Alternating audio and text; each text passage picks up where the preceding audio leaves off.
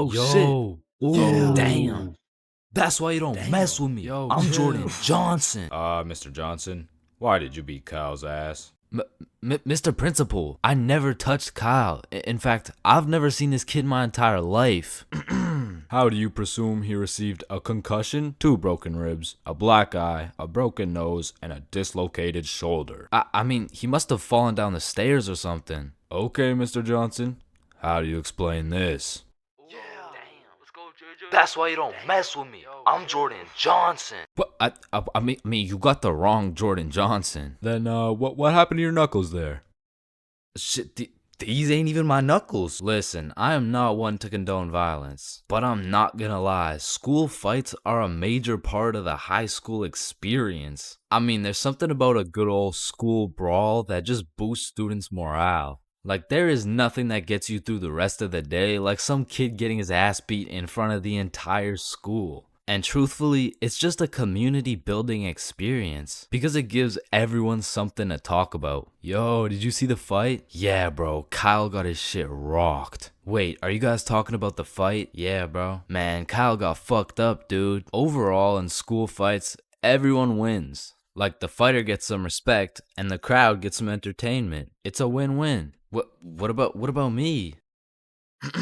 But tell me why when a fight breaks out, the entire school will be recording, but not one person can get a good video. It's like when a fight breaks out, every motherfucker recording starts having severe hand spasms. I mean, as the person recording the fight, you literally have one job: to record the fight. Damn, I just missed it. What happened? Oh, well, lucky for you, I recorded the entire thing from start to finish on my brand new Samsung. Check it out.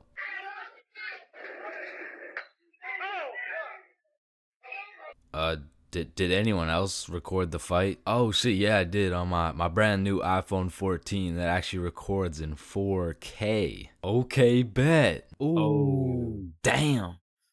Let's go, JJ.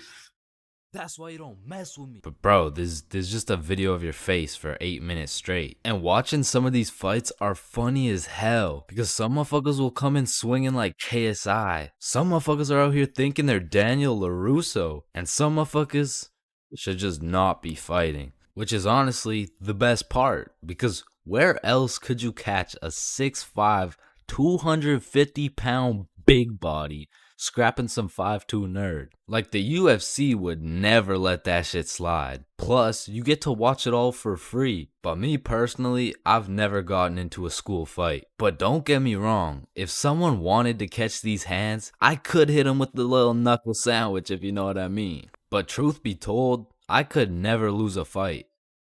Not because I know how to fight, but because for Bob, shit was on sight. And trust me, you don't fuck with Bob. Bob's got a better record than Floyd Mayweather. And I even heard one time he got into a little altercation with Mike Tyson. All I'ma say is, he dealt with him. But with that being said, we all know that one kid in school who was born to simply beat people's ass. Like, this dude's life purpose was to run people's fade. And of course, I had someone like this at my school. He was the type of dude who had nothing to lose, so he would instigate a fight wherever he could. We'll just call him Jordan. And honestly, he was holding a solid record. I mean, he was probably 12-0. But one day, Jordan picked on the wrong kid. Hey nerd, take off those stupid glasses. And Bob was a man of little words, so Jordan's buffoonery did not faze him. Hey nerd, I said take off those stupid glasses. Hey, stop ignoring me.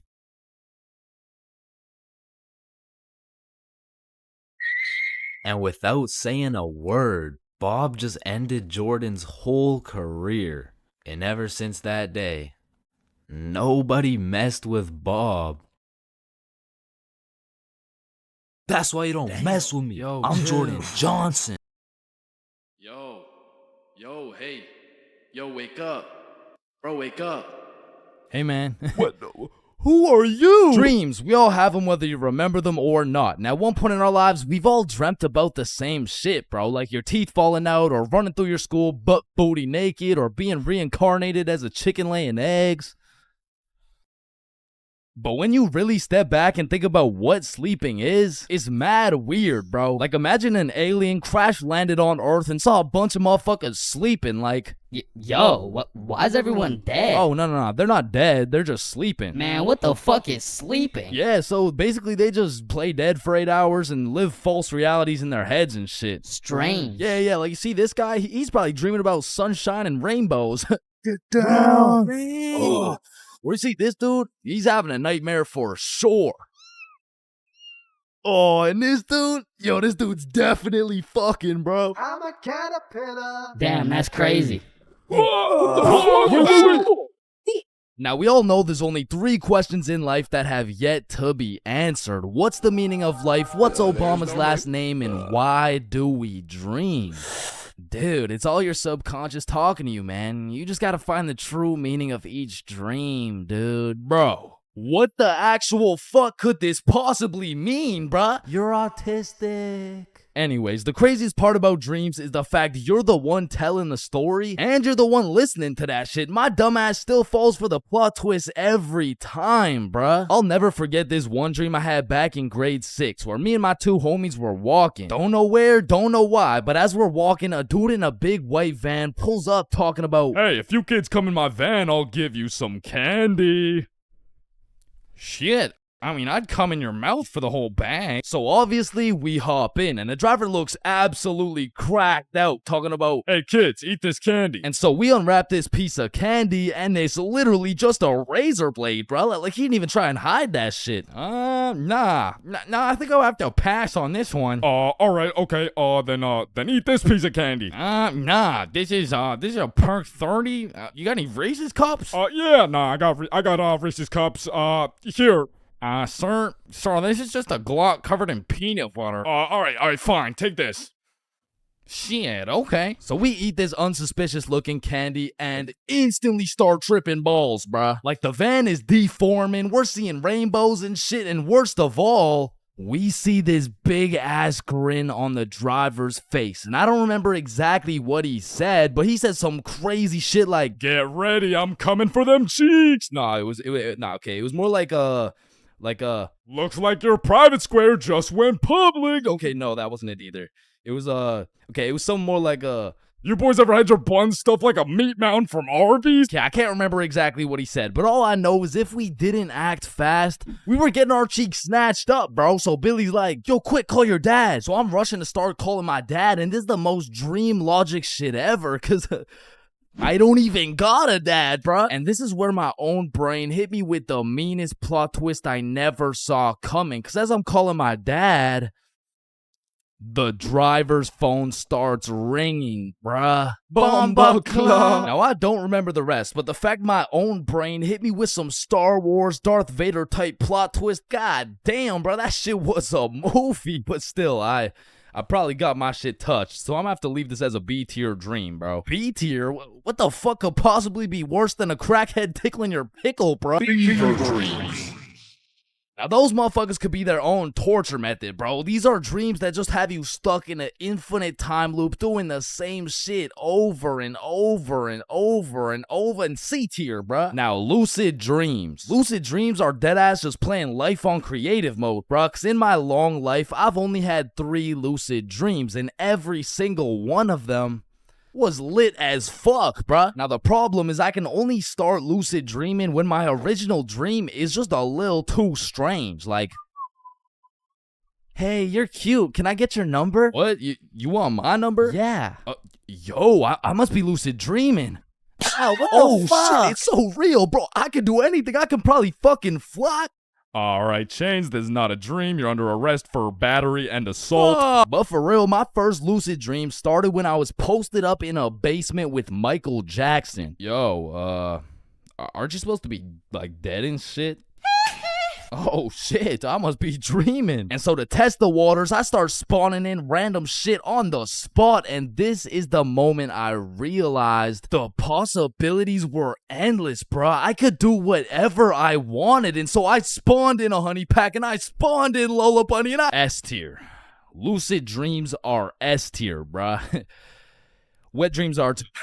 Now, we got a few popular reoccurring dreams on our hands, like running through your school butt booty naked. Now, back in the day, this dream used to have me scared shitless, bro. I was like, oh shit, where's my pants? Yo, what's my crush gonna think? What are the boys gonna say? But ever since graduating high school, that dream has me scared even more shitless, bro, because now it's like, oh shit, yo, what's the police gonna think? Hands behind your back. Bro, what's the judge gonna say, bro? Shut the fuck up. Fucking C tier. Teeth falling out, B tier. Random adventures with your homies, A tier, bro. Me, Bob, and Billy have fought bears together. We've been to the nether. We've even fucked around and ran a 3-man on the Totally Spies cast. Like, these dreams are so lit that when I wake up in my raggedy old lonely ass bed, I be trying to go back to sleep to continue the plot, bruh. Look who came back for that meat mountain, boy. Oh, hell no. You better run. Bruh, I'm trying. Now, trying to run in your dreams, man, this shit really pisses me off, bro. Because I never told anybody this, but I was the fastest kid in my elementary school. So when I'm dreaming and I got 2 hordes of zombies, Michael Myers, and fucking Diddy himself chasing after me, tell me why my ass starts running like the fastest kid in the special needs class, bruh. So trying to run in your dreams has got to be C tier, right next to all the common shit like falling, drowning, losing your phone, explosive diarrhea all over your bed. Damn, bruh, shitting your pants, fever dreams, and being butt booty naked around a bunch of minors is C tier.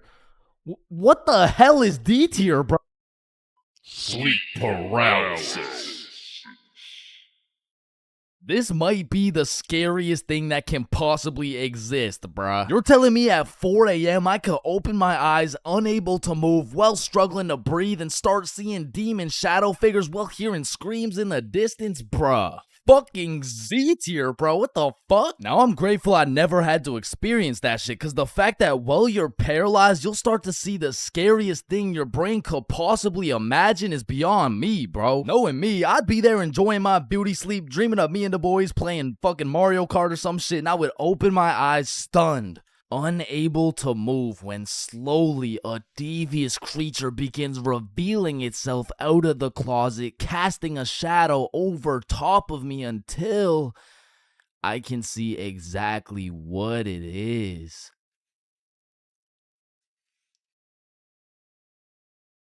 Looks All like these someone ordered a we meat have mountain.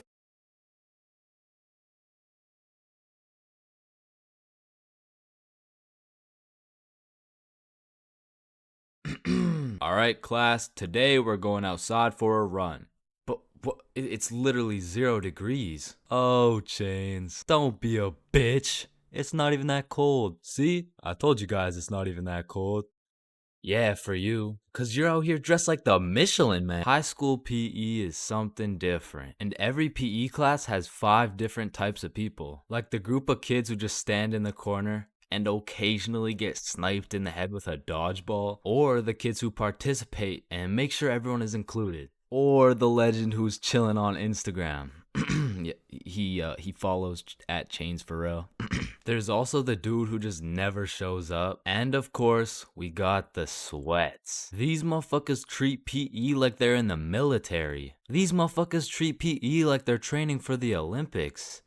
These motherfuckers treat PE like they're gonna get scouted to the league, which is honestly just funny as hell because, let's be honest, 85.7% of the class doesn't even want to be there. So you'll have some innocent souls zoning out during a basketball game, and all of a sudden they'll be getting posterized like they're playing against Ja Morant. Yeah, bitch. I mean, these kids will come out of PE drenched in sweat, breathing heavy, and with a smile on their face, knowing they dropped 104 points on some kids who have never touched a basketball in their life. And listen, don't hate me, but I do understand the appeal of sweating your balls off in PE, because I too once participated in the sweaty activities. Ow. I know, but there's just something so exhilarating about hearing the snapping of an unsuspecting freshman's ankles. But as I matured, I realized there was only one thing better than shitting on random students, and that was shitting on sweats. I became the anti-sweat. I would act like an innocent soul waiting to get posterized, but when the sweat would come in trying to end my career with a windmill dunk, I stuffed that boy like a Thanksgiving turkey. Pause. And don't get me started on the The Fitness Gram Pacer. Whoever created this legal form of torture will catch these hands. Oh, Chains, no, I heard he sadly passed away a little while ago. You could be having a good day and you pull up to PE like, hey bro, you know what we're doing today? I'm not sure, but I think we're playing soccer. No, it can't be. Alright, class, today we will be doing the beep test. Fuck.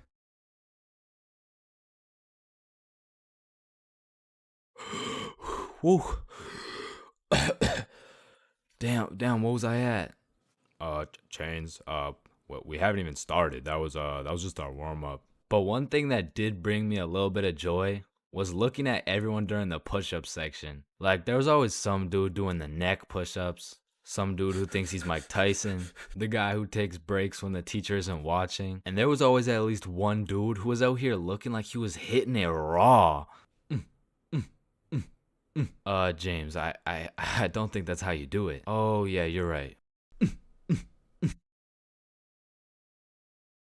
Yeah, bitch! Bad haircuts. There is nothing worse than when your barber just randomly decides to destroy your self-confidence with some goofy ass haircut. And as someone who has never found a barber who consistently does me nicely, I have gotten my shit all the way fucked up on many occasions.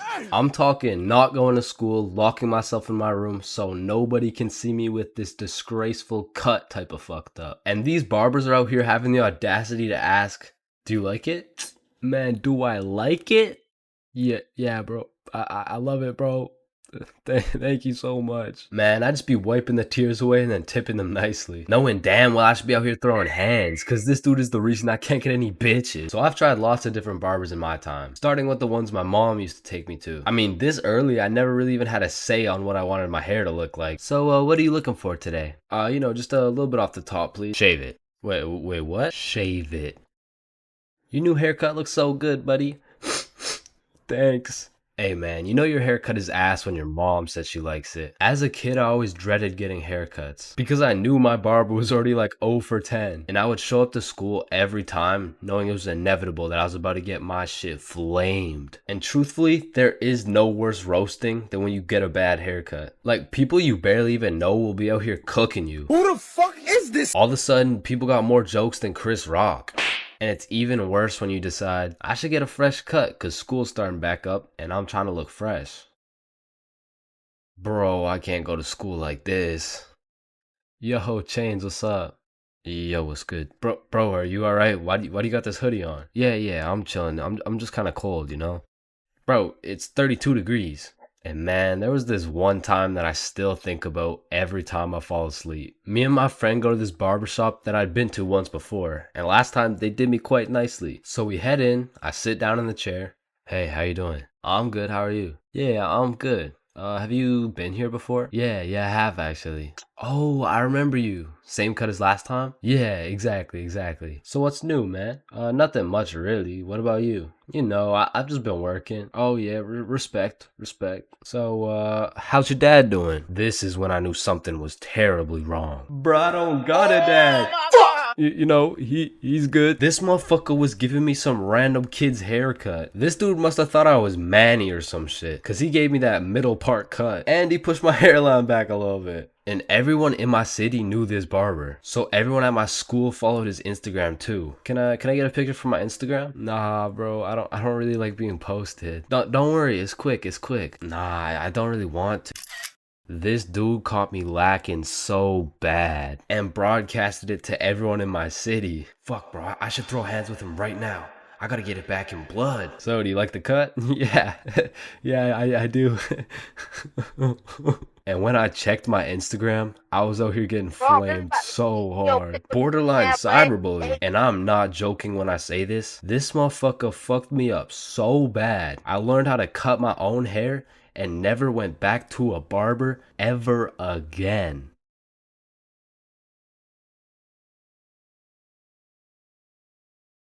Hello, can I get a green apple and bubblegum, please? Of course, that'll be 25 cents. Oh, gee, what a deal. Life sure is good, huh? Oh, it sure is. Hey, yo, Unc, pass me that green apple and bubblegum, gang. Oh, wow. I remember when I was your age, I used Didn't to... ask plus ratio, all right? Just give me the vape juice, bro. Vape juice? I thought we were talking about real green apple and bubblegum. Of fucking course, dude. These fucking old heads nowadays, right, guys? Just give me the vape juice, please. All right, well, in that case, I need to see some ID. Yeah, I got you, Unc. Your ID says you just turned 11 years old. Type shit. No, you gotta be at least 21 to buy vape juice. Oh, shit. Yeah, no. I guess it's a robbery then. Oh, wait, what?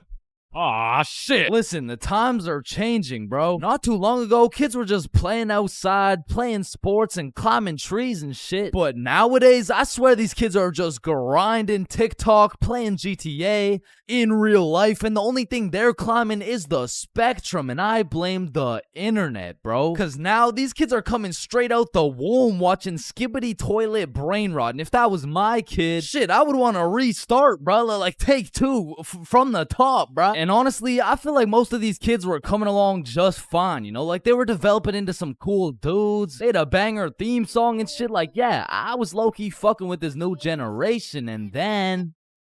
the birth of brain rot. Millions of people scrolling TikTok, Instagram Reels, YouTube Shorts, and even... It was great. I mean, we had all the free time in the world to fill up our brains with dog shit, and it didn't even matter until we had to talk to each other again. Like, Oh, shit. hey, oh, hi, oh, what's up? What? Hi. Oh, what's poppin'? Brand new whip just hopped. Oh, in. yeah, I know Yo, that song. I got options. What I about- could what pass about that bitch like Roxanne? stock. Roxanne. Like shit, even now in 2024, I feel like half the motherfuckers my age still haven't mentally recovered. Like ever since the great brain rotting, I've unfortunately witnessed some of my closest homies get NPC-ified, and there's really no bringing them back. Yo, bro, you've been watching a lot of TikTok recently, huh? Oh, yeah, no. I mean, this shit's fire, bro. Just look at this We one. can go gut for gut. Fuck that, we can go wrist for wrist.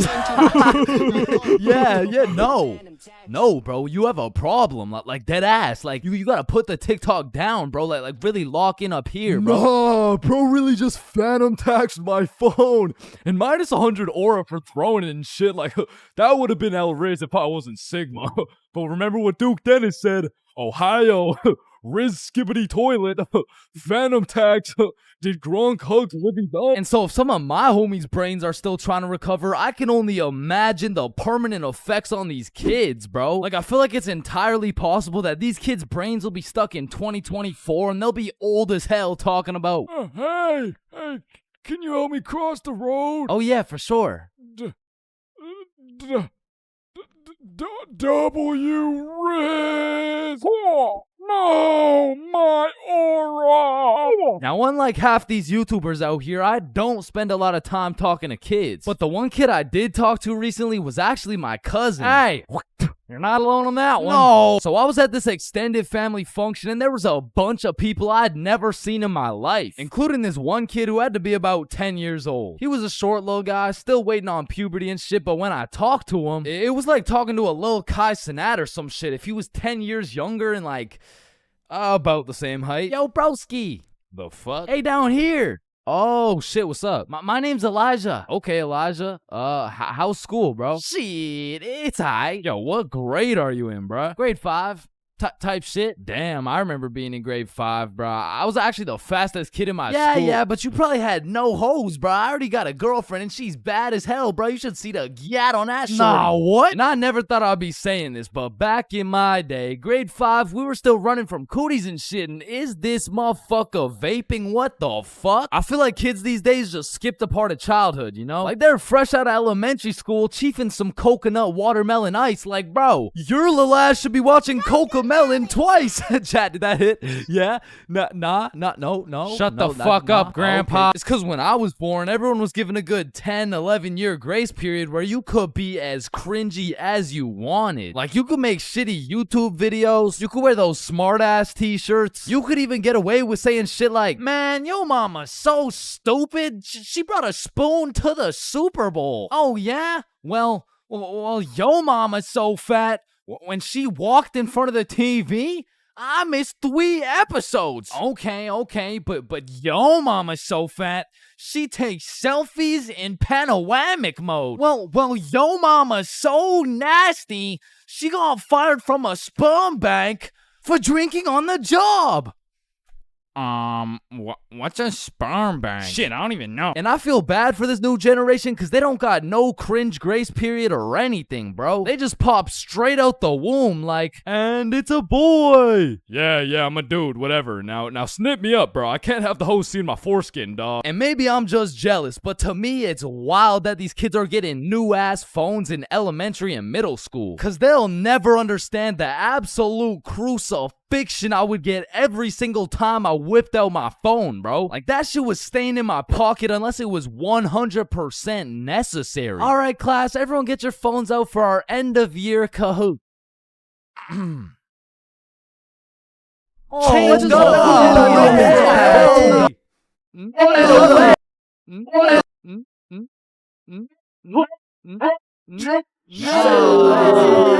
I honestly feel like the world would be a better place if we implemented a new law where if you saw a kid who had an iPhone number higher than their age, you had every right to respectfully and lawfully slap the shit out of them and give them a devious wedgie, bro. Like, you're 10 years old. What the fuck do you need 6 gigabytes of RAM for? I need it because I like to play Fortnite on my phone. Man, how about you eat 6 gigabytes of this shut up sandwich before I ram this fist up your ass? Alright, chat, I know that one hit, bro. What do we think? Stickman Police Department donated $1. Wait, what? Look behind you, Chains.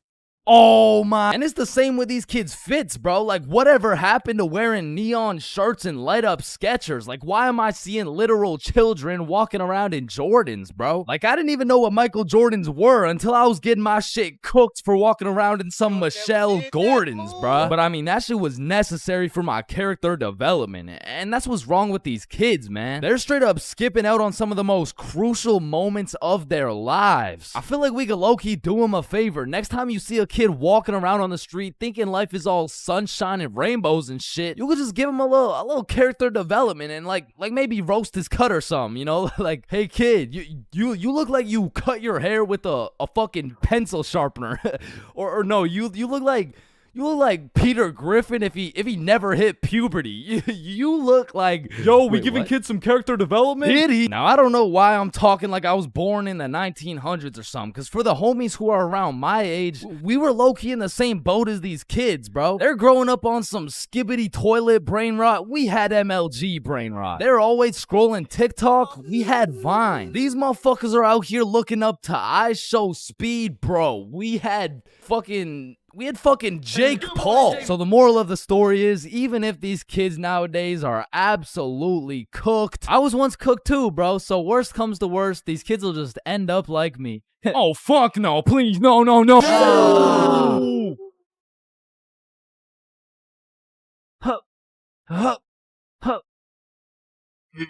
Pain. I've felt pain. He's felt pain. That dude's felt pain. What? No, I haven't felt any pain. We've all felt pain, because you know what they say, the only things truly guaranteed in life is death and pain. Wait, what about taxes? Wait, what? Is this Chains for real? No. And I hate to be all controversial here, but pain? That shit hurts, bro. Specifically, the little shit that just does 1 damage has no business hurting so bad. Like stubbing your toe or biting your tongue or fucking paper cuts. Like, that shit shouldn't even hurt, bro. It's paper. It's not scary. Oh, shit. And I still remember the first time in my life I ever took some real damage and felt some real pain. And it was back when I was 4 years old. Which, man, I was still learning the controls of life and shit. Like, yeah, I could run, but it was low-key like watching a dude play Fall Guys. If he was drunk and fried and asleep, But regardless, one day I was bored doing 4-year-old shit, and then I seen my arch nemesis, a fucking chair. And I instantly knew what had to be done. I had to assert my athletic dominance by running and jumping over this chair. So I take a deep breath, I run up, jump, and clear this chair clean as hell. Now keep in mind, I was 4 years old, so that was probably the coolest shit I'd ever done in my entire life. So you know I had to show my mom to make her proud of the man I've become. Hey mom, watch this. What the hell are you doing, Chains? Hey man, just watch and learn.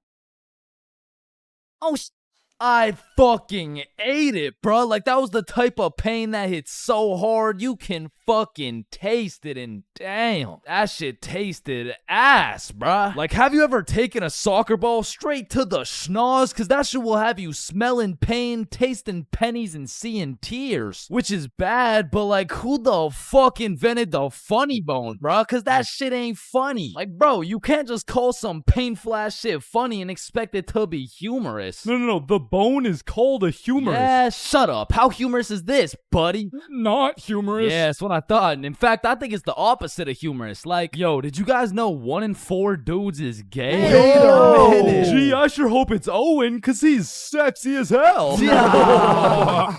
Y'all hit the funny bone too? Yeah, I did. If I had a pain tier list that went from shit ain't nothing to... I'd probably rate hitting your funny bone a solid. It's the same as stubbing your toe real hard. Like, you just need a moment to take a few deep breaths and say a few slurs, and that shit just heals itself. But if we're looking at some top tier, brutal, agonizing, excruciating pain, getting kicked in the balls. Now, for you 19.8% female audience, I know you might not be able to understand what this feels like. So let me just give you a quick overview. Imagine having balls, right? Now imagine getting kicked in them. That shit hurts like a bitch. I remember one time in grade 6, me and my homies were playing a good old game of soccer. And we were playing with the big homie. I mean the really big homie. Like, the dude had more chins than a Chinese phone book. Like, last time we went to a restaurant, bro looked at the menu and said okay. And I couldn't even tell you how big he really is, cause last time he stepped on the scale, it said 1 at a time, please. So what I'm trying to say is he was a big dude, and big dudes got big legs, and big legs produce hard kicks. And during this grade 6 soccer game, I unfortunately found myself legs spread wide open, freshly dropped testes exposed to this absolute unit, wound up to kick the ball, and well, pain. Just pain, bruh. Followed by a moment of silence from everyone on the field. And I don't know if the moment of silence was for me or for my next generation of kids the big homie just wiped out, but I felt that shit. And I felt it in my stomach. And there was really only one sound I was able to make in that moment. Now, I know what a lot of you guys are thinking. Getting kicked in the balls is nothing compared to childbirth. Childbirth is so much worse. This guy's a misogynist. And no, I don't give people massages. And I might be the first to tell you this, but I've experienced both getting kicked in the balls and childbirth. And honestly, childbirth wasn't even that painful at all for real. But to be fair, it was probably a little worse for my mom, so like...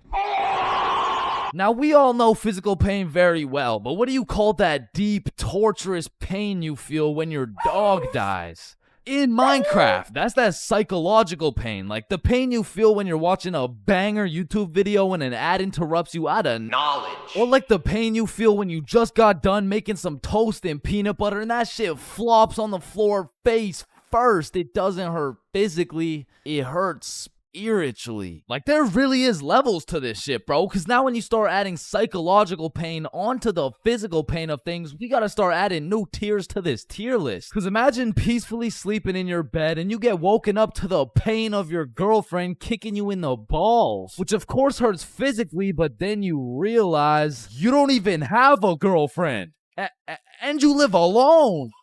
So just to knock a few more off this tier list, a razor scooter to the shin, stepping on Lego is a solid. Now, getting socked in the face is an interesting one, because that shit can range anywhere from all the way to getting the sonic rings knocked out of you. And if that shit's a good enough punch, you might not even feel anything. Now for the tier, I would say that's the shit where you just take one damage, like eating some food that's too hot, or getting a brain freeze, or when you're laying in bed with your phone and that shit slaps you across the face. Like, it's just minus 1 HP. And minus 5 IQ. And if anyone's seen that shit, it's probably a lifetime debt of aura. Now I'm gonna keep it a stack. For something to be in the shit ain't nothing tier, it's just gotta be a good ass day, bro. Like, some days I'll just be feeling invincible, bro. Like, wake up, roll out of bed. Shit ain't nothing. Eat a nice hot breakfast. Shit ain't nothing. Stub my toe while simultaneously getting socked in the face. Shit ain't nothing. Get a bad phone call. Yeah, Chains. This is Dr. D's. I'm sorry to break the news to you, but you tested positive for chlamydia. Hey man, shit ain't nothing. Oh shit, who's this? Yeah, I wasn't finished. You also tested positive for herpes, syphilis, gonorrhea, hepatitis. You got a whole ecosystem on your shit. Honestly, at this point, our best bet is just to chop that thing clean off. What? Shit ain't nothing. No, it's definitely something. We're chopping your meat off. Yeah, but on some days, bruh, it's just like, yeah, no, that's it. I quit. I'm done. I'm going to sleep. Good night. And I know this might sound like some freaky ass shit, but I feel like some pain low-key feels good, bro. Like in school, I used to always put the front chair legs on my feet just to feel the pain. Or even like eating some spicy ass food, or like, oh yeah, or like getting spanked. No? No? Fuck? Nah. I was thinking something more like taking a really hot shower, or like Getting whipped. No? Yo, George, shut the fuck up, bro. I'm trying to make a video and Sorry, shit. my fault, pimp. My Yeah, fault. alright. Or what about when you like Getting slapped in the face. bro, shut the fuck. Hey, yo.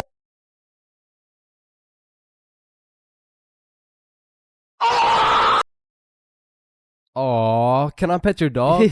Yeah, for sure. Aw, what's your name, little guy? His name's Ben. Ben. Aw, he's so cute. I just wanna punt that motherfucker.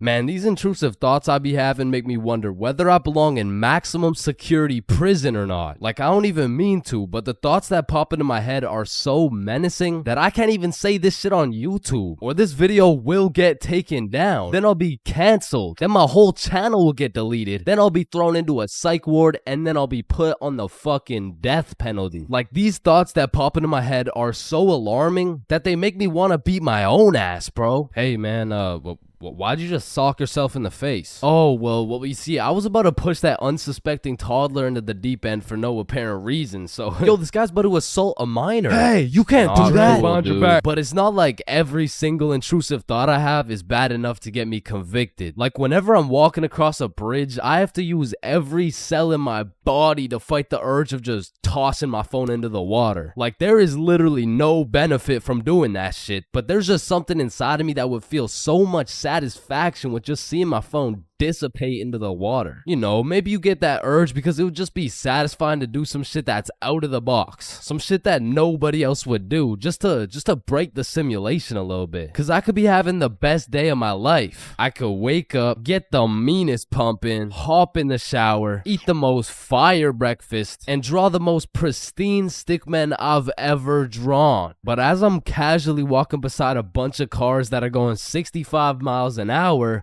I'm still gonna have the urge to just throw myself in front of a car, bro. And it's not even on some emo shit. Like, I want to live, but I also want to dive into some oncoming traffic. But at least I'm not the only one who does this. Like, other people do this.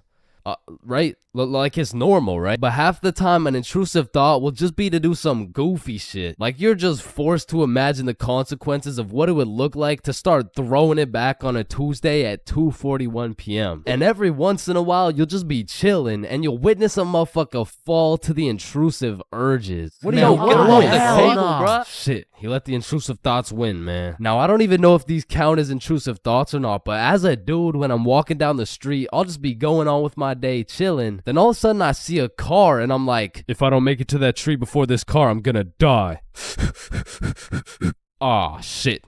Honestly, these kinds of intrusive thoughts are kind of motivating. Like, it's the same thing as having a hype man at the gym, except instead of that positive reinforcement, if you don't get those 3 extra reps, you're gonna die. It's like whenever I'm at the gym hitting those Bulgarian split squats, I be having mental wars with myself. Ooh, that was a good set, man. I think we're done. 5 more reps or you're a bitch. Damn, good shit. All right, I think we could wrap it up. 10 more, pussy. Who the fuck's gonna carry the boats? I told you we should have stopped, bro. 15 more or you like dick. Now that I think about it, there's a good amount of people in prison right now who just succumb to their intrusive thoughts. Cause intrusive thoughts are just like that demon on your shoulder telling you to do the most devious shit possible. And I know there's a bunch of motherfuckers out there who just listen to that little guy. Hey man, you see that lovely old lady right there? Yeah, you're gonna hit her with a mean right hook. Well, what's in it for me? Nothing. Shit, alright. But to be honest, there is a handful of times where I've let the intrusive thoughts take over. One of the most memorable was way back when I was 5 years old. Me and my older brother were just dicking around, doing some 5-year-old shit. Keep in mind, this story takes place before your boy had even developed consciousness. So I was just a little munchkin doing munchkin shit. Then suddenly, this urge came over me. It was unlike anything I'd ever felt before. It was dark, irresistible.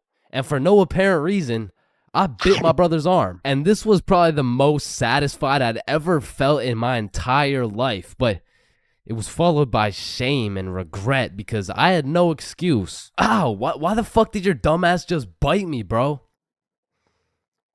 I felt like it. And one of my lowest IQ moments of all time took place when I was in grade 8. It was goddamn sewing class, bro. And I remember I was having a particularly miserable day, so I was just going through the motions. We were all gathered around this big table with our sewing machines, some fabric, and some scissors. I remember I was working on some shitty little big chungus stuffy. But on this particular day, the sewing machine cable was looking mad thick and juicy. And like I said, I was having a bad day, which is exactly why the intrusive thoughts decided to catch me at my worst. Psst, psst, do it. What? To do what? Oh, you know what to do. You're the one with the scissors in your hand, buddy.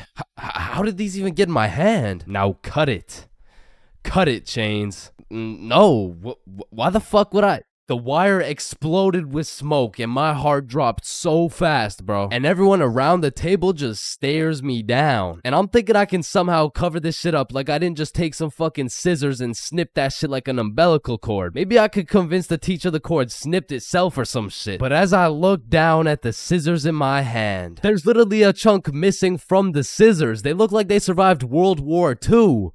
But barely. The scissors are all charred up and shit, and just like that, my plan of convincing her I didn't cut it went out the fucking window. You take one look at the cord, one look at the scissors, and one look at my dumbass face, and you could piece together exactly what happened. So my sewing teacher walks over looking pissed as hell, and she tells me to go sit in the corner. So I take my charred scissors and sit in the corner like I'm a 5-year-old, but to be fair, I made a 5-year-old decision like I was in grade 8. I was 14, bruh. What kind of 14-year-old cuts the cord to a sewing machine cause he felt like it? Like if my 14-year-old son did some shit like that, I would tell the kid I'm going to get some milk and I'm calling it quits. I would have to have another kid and try it all over again cause that kid is going nowhere in life, man. So as I'm sitting in the corner realizing I'm a disappointment, it was one of those moments where you fucked up so bad you don't even feel any emotions. I was just sitting there straight faced like, well, fuck me. It was really one of those moments where you just want to stop existing. So after the class ended, the teacher came over to me and she said, Chains, why the fuck did you cut the cord of the sewing machine? No, Miss Sewingson, you gotta hear me out. Okay, this better be good, Chains. What was looking mad juicy and the scissors just teleported into my hands. I don't even know. You did what? Mom, it was the intrusive thoughts that they told me to do it. Oh, I'm about to intrude that ass. The fuck?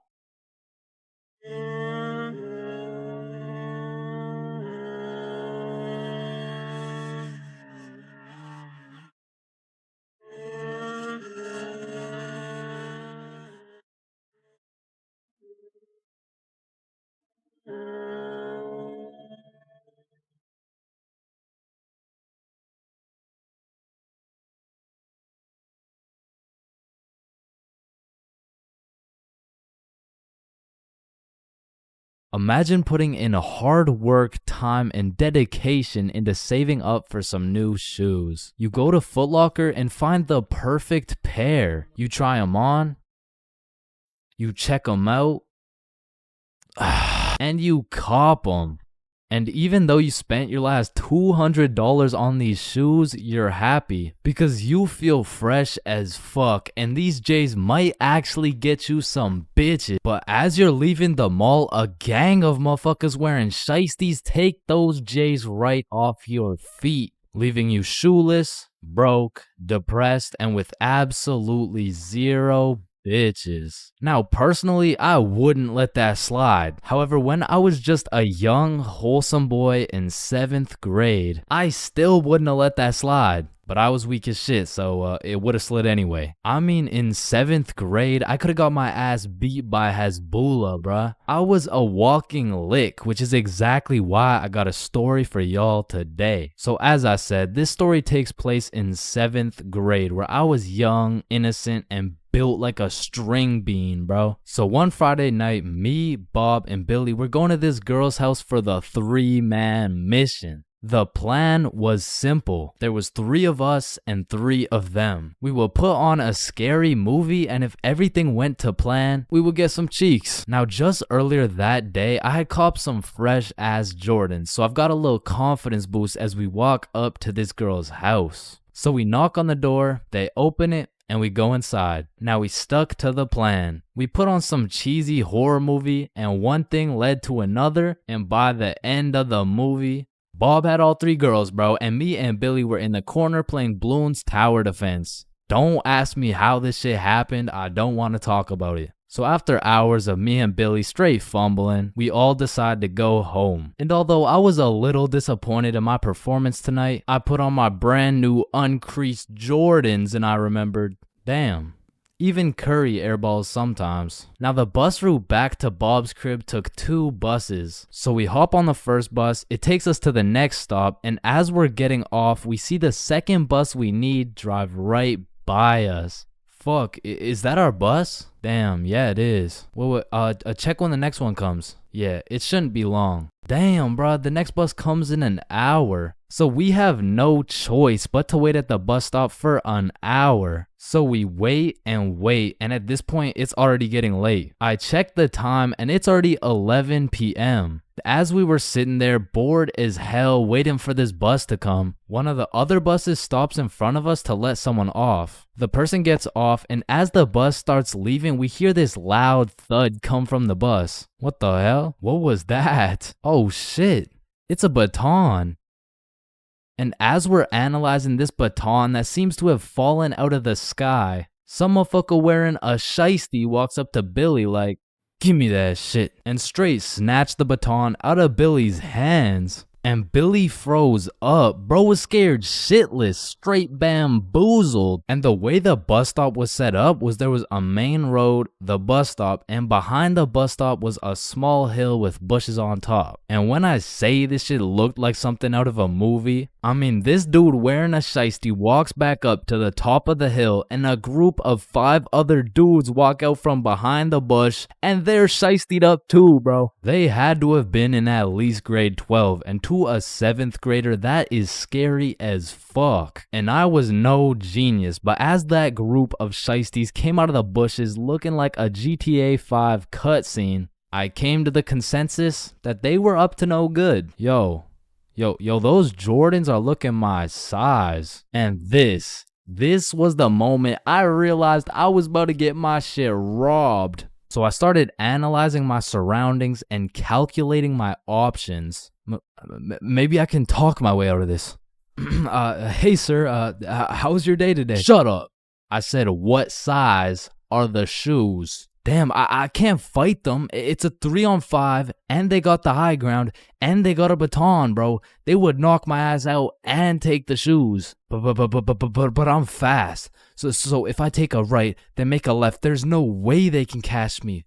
Wait, fuck, I can't run. I'd crease my Jordans. And just as I had ran out of options, Billy says the last words I would expect to come out of this man's mouth.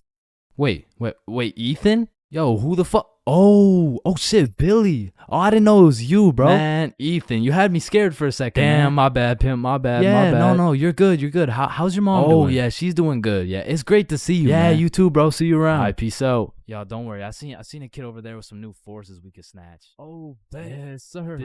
I bet. Man, he's a good dude. Nah, bro. He just tried to rob me. Who the fuck was that? Oh, that's my longtime homie Ethan.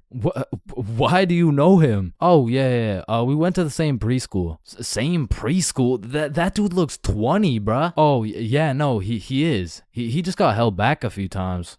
Held back in preschool? How the fuck do you get held back in preschool? Oh, he used to beat up the other kids and then take their toys. Oh shit. Makes sense. So we bust back to Bob's crib, and as we're walking to Bob's front door, I stepped in mud.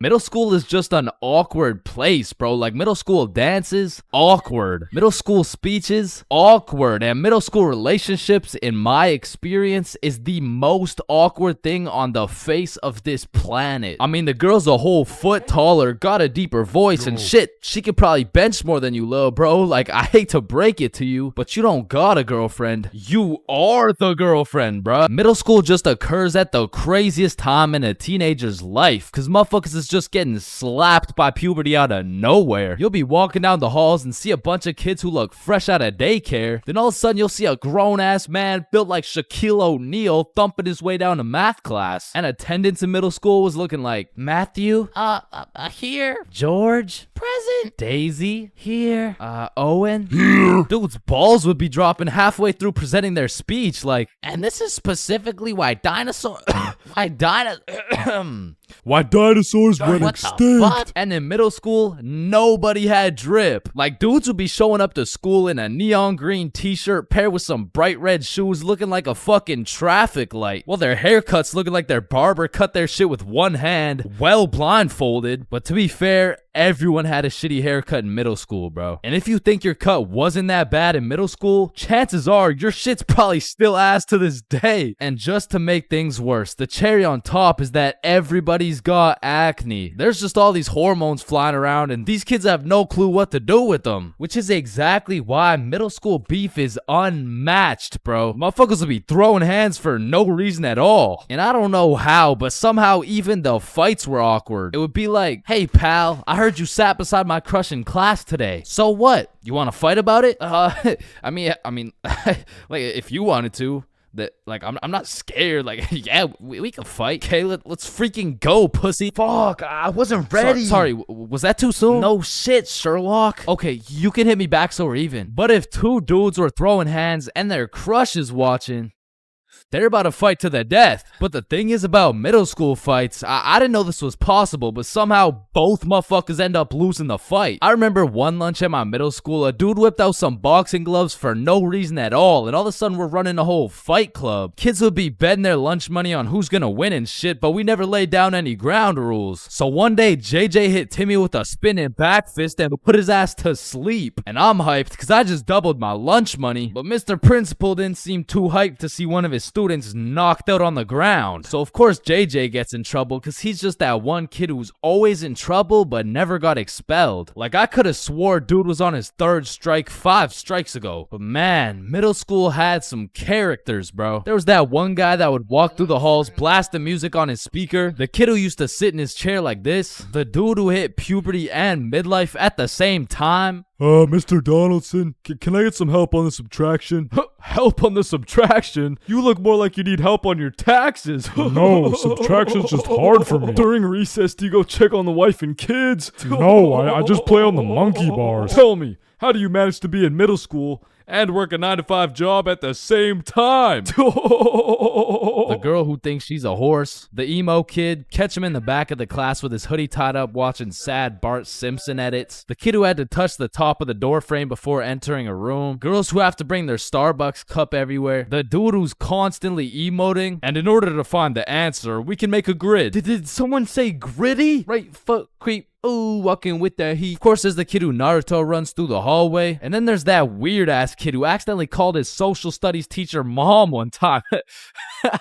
It was probably an accident though.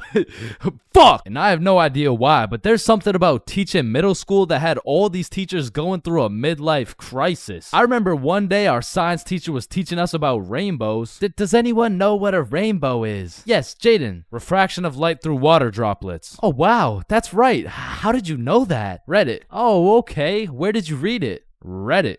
Yeah, but where did you read it? Reddit. Jaden, I can't do this right now. Just tell me where you found this information.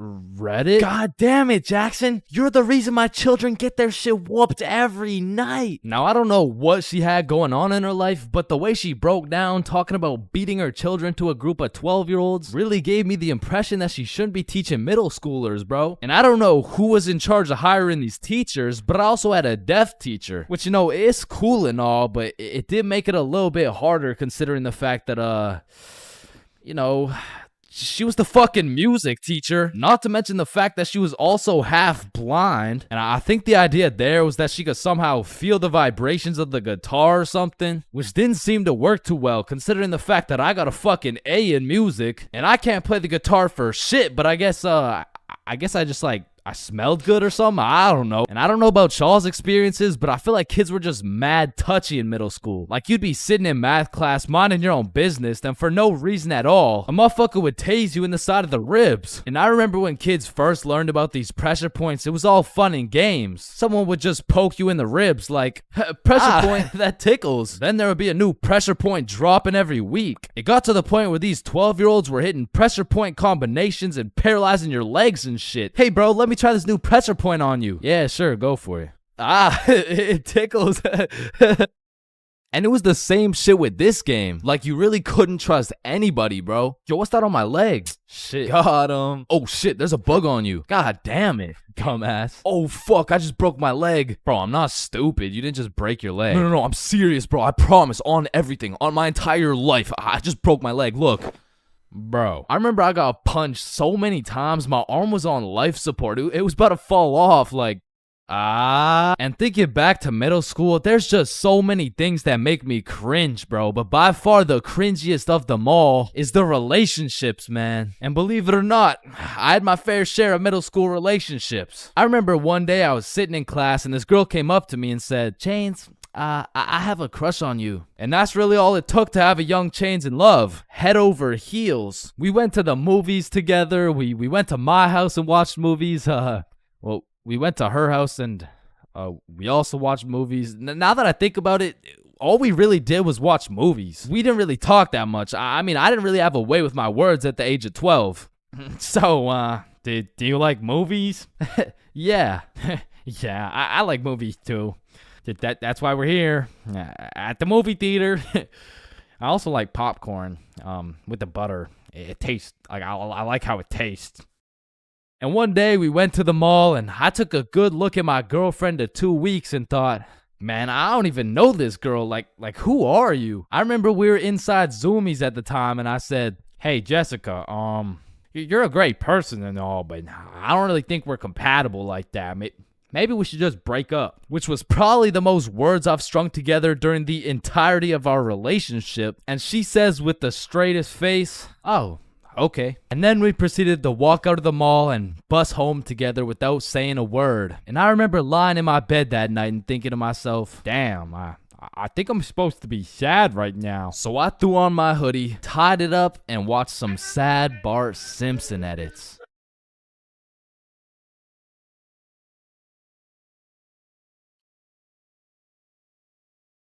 Yo, I just got robbed by a gay homeless dude in Japan. Who's with me? You know, like anyone. Anyone.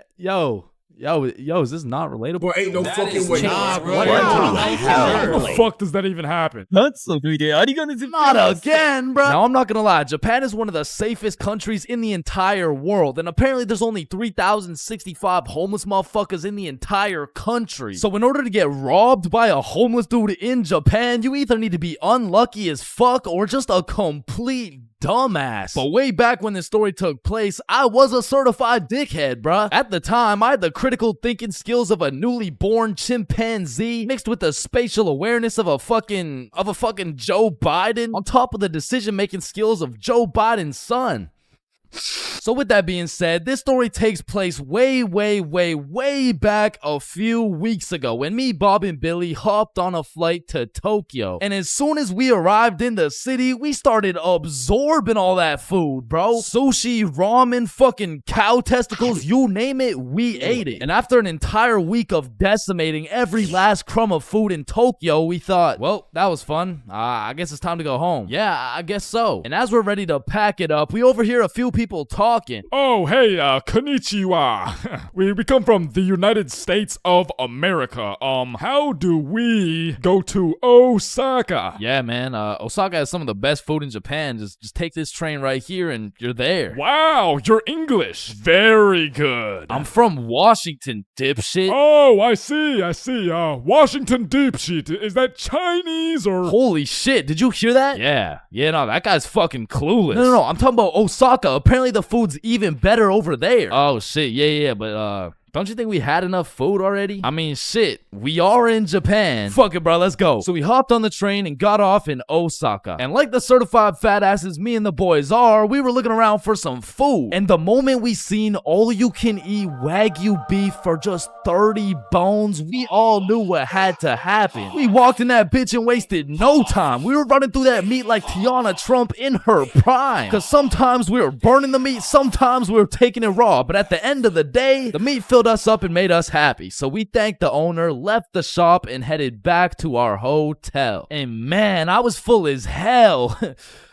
For like an hour, and then I was like, yo, who's trying to get some more food? The fuck? Bro, we just ate a whole goddamn cow. Yeah, we did. Like, we probably just canceled out the life work of 5 vegans in one sitting. Tight shit. And it's already like 8 p.m., bro. It's dark as hell. Well, I'm gonna go out anyways. You know why? Why? Cause we in Japan. Man, get your fat ass out this goddamn hotel. So I got my fat ass out the goddamn hotel and started walking around. And all I took with me was my phone, the key to the hotel, about $100 worth of yen, and a smile on my face, knowing I had never in my life been robbed by a gay homeless dude in Japan. But little did I know, all that was about to change on this wild ass Friday night. Now, if there's one thing I learned about Japan, it's that everyone there is very kind, extremely polite, and a raging alcoholic. I'm talking they clock out of work at 6 p.m. and they clock into the bar at 6:02, and they don't leave until... they don't leave until it's time to go back to work, bruh. Because the Japanese people work hard, but their liver works harder. But regardless, I'm casually walking through the city when I hear someone yell from across the street. Yo. So naturally, I'm like, yo. And they're like, come here. And I'm like, shit, okay. So I walk across the street and see 3 individuals posted outside this little bar shop thing like, yo, I'm Yuto. This is Emi. This is twin sister Shigo. Hey, it's my first day working here. Come inside, come inside. Shit, I don't know. I'm just trying to get some food somewhere tonight in Osaka. I don't know if it's like... You want Osaka fucking night food? Yeah, I mean, I guess I want Osaka fucking night food. Read the sign. Osaka fucking night food. Oh, okay, yeah, fair enough. Shit, I mean... know what? Come get shots. I pay. Shit, we in Japan. So they take me inside and everyone there is just happy as fuck. They got Rihanna playing on the speakers, dudes bringing out shots, and the chef was turning up so hard, dude started twerking, and damn, that boy was cooking. Bro, what? Shit, I mean, like, he was cooking with the food, like... Man, fuck. But the vibes were just so good and inviting that I felt like I just got welcomed into this Japanese family. And so we all cheers and take the shots. And now I'm drinking. And I'm drinking with only one goal in mind. And that's to keep up with my newly found Japanese family. And so to prepare my stomach, I get me some Osaka fucking night food. And it was scrumptious. But as I'm slurping up this kebab, I see Emmy come back with 3 more shots. And she's like, you want one? Shit. We in Japan. So we take the shots and I'm talking to Emmy, and one way or another, we start talking about our alcohol tolerance. Yeah, I'm not gonna lie, it takes a lot for me to get drunk. Not as much as me. Whoa, is that a bet? Yeah, it is. Bitch. So we're drinking everything in sight. Vodka, soju, sake, tequila. It's a competition. Now, I made the bet in the first place because I'm twice her size. But one thing I forgot to account for was the fact her entire lineage had been training generations for this very moment. So she's taking these shots to the face like Well, shit, like Tiana Trump in her prime, and I'm going shot for shot with her. And after taking about 8 shots, I was feeling it, bruh. Yo, let's go play darts. I mean, I never really played darts in my life, but shit. We in Japan. So we pull up to a darts bar, just me, Emmy, and Yuto. And I had never played darts a day in my life. But you ever just try some shit and you're just inherently good at it? Yeah, right? Yeah, that shit was not me, bro. I was dog shit. I was out there looking like I was drunk as hell. I was drunk as hell. Because in order to play, each person had to buy a soju. So now I'm about 12 shots deep, throwing darts, trying to hit a circle the size of a pea, while this little Japanese girl's pushing me and shit. Because to her, this was a game. To me, this was survival. Because every time you lose, you gotta take a shot. And if I keep taking shots like this, these shots about to start taking me, bruh. And sure as hell, I lost the first game. I took my shot and Emmy's like, how drunk are you right now? And I can't let her know I'm losing this bet. So I'm in that bitch like, drunk? Nah. Shit, where I'm from, we brush our teeth with a bottle of Jack. Okay, then loser takes 2 shots. Yeah, let's do it. So one thing leads to another. Now I'm 16 shots deep, and Emmy's like, I'm gonna go to the washroom. I'll be right back. And then Yuto's like, Yo, Chains, we must talk. oh shit, yeah, what's up? Now Yuto had a strong accent and very limited English, so it really went some like, Emi, bomburu. huh? Emi, have bomburu. Yo, Yuto, no, I don't speak Japanese, dog. No, Emi, use bomburu. Swipe left, swipe right. Bamburu. Oh shit, Emmy uses Bumble. Okay. Yes, and she texts the Bumble guy. Come here. Oh hell nah, bruh. I'ma have to abort mission. Me too. You too? Hi, Emi to you daddy. Fuck, Emi. Oh shit, facts, let's do. So we sneak away to the elevator and we're spamming the up button trying to leave, and this shit is just not coming, bruh. So we both peek around the corner to see if she's coming, and she notices us. Oh shit, guys, we're leaving? Yeah, we are leaving. Fuck. So we all get in the elevator and Yuto whispers in my ear like, When the elevator open, we run. and I'm drunk as shit, but I was the fastest kid in my elementary school, so as soon as the doors open, we hauled ass, bro. And I just kept running till Yuto was like, Stop. We go to bar. and I'm just having a great time existing at this point. So I walk into this bar all drunk, like, where the hoes at? Oh shit. Oh shit. Where the bros at? Yuto took me to a gay bar, bruh. Now, of course, there's nothing wrong with a gay bar, but it was the fact that after drinking 16 shots, I just sprinted full speed away from a cute Japanese girl to run straight into a room filled with a bunch of sweaty gay dudes. And these motherfuckers were looking at me like I'm some fresh meat or some shit. And it really just had me questioning my entire life. I was in that bitch confused, frustrated, drunk as hell, ready to crash out. I was gonna leave that bar looking like I would like a fruit explosion. No, Sebastian, what the wrong video? What the fuck? Oh, hey, Is that Diddy? so you're trying to see a fruit explosion, huh? No. So I left the gay bar, called up Emmy, we link back up, and the first thing she says to me is, "Fuck you." Fuck me? What? Nah, fuck you. Why'd you run from me? Bruh, you were inviting Bumble dudes and shit. What? No, what are you even talking about? I mean, Yuto said, like, you know what? Don't even worry about it. Okay. Well, let's go to the club. And I'm like, shit, we in Japan. So we're at the club doing club shit, and after an hour or so, she's like, let's take some shots. And I'm like, shit, we in Japan. I am blackout drunk, bruh.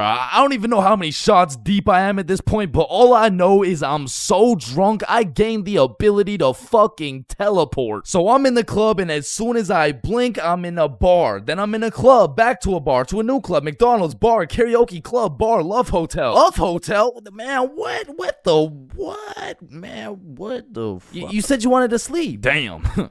Yeah.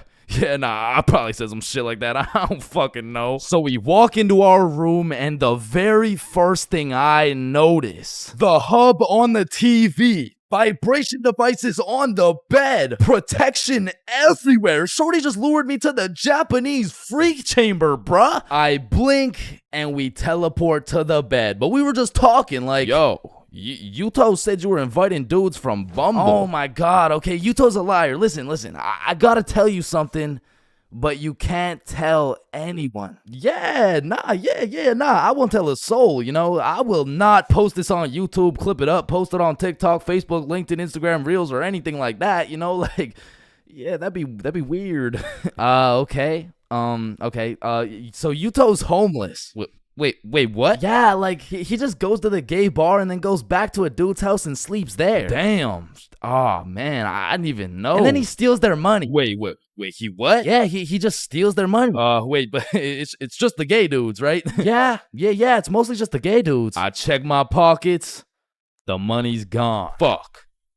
You said it's only the gay dudes. Yeah, nah, he just steals from the gay dudes. Fuck, I want to go home, bruh. So I leave the Love Hotel, and at this point, the sun is coming up, and I'm still drunk as hell, walking like a zombie. I pull out my phone to go use Google Maps, and that shit dies, bro. So now it's just me and my last few brain cells trying to make it to my hotel before I pass out. And I'm stepping over Japanese motherfuckers blackout drunk sleeping on the sidewalks thinking I can't end up like them, but honestly, I have no clue where I am, no clue where the hotel is, and no clue what time it is. And after what felt like hours of aimlessly walking around, I blinked and I fell asleep, bruh. And when I woke up, I was in my bed. I genuinely don't know how, who, what, when, or why, but shit, I wasn't complaining. But by the time I got out of bed, it was 6 p.m. and I didn't remember shit. I had to go through my camera roll and piece everything together like The Hangover. But at least that Friday night, I learned a very valuable lesson. Don't try to outdrink the Japanese motherfuckers, bro. You'll lose every time.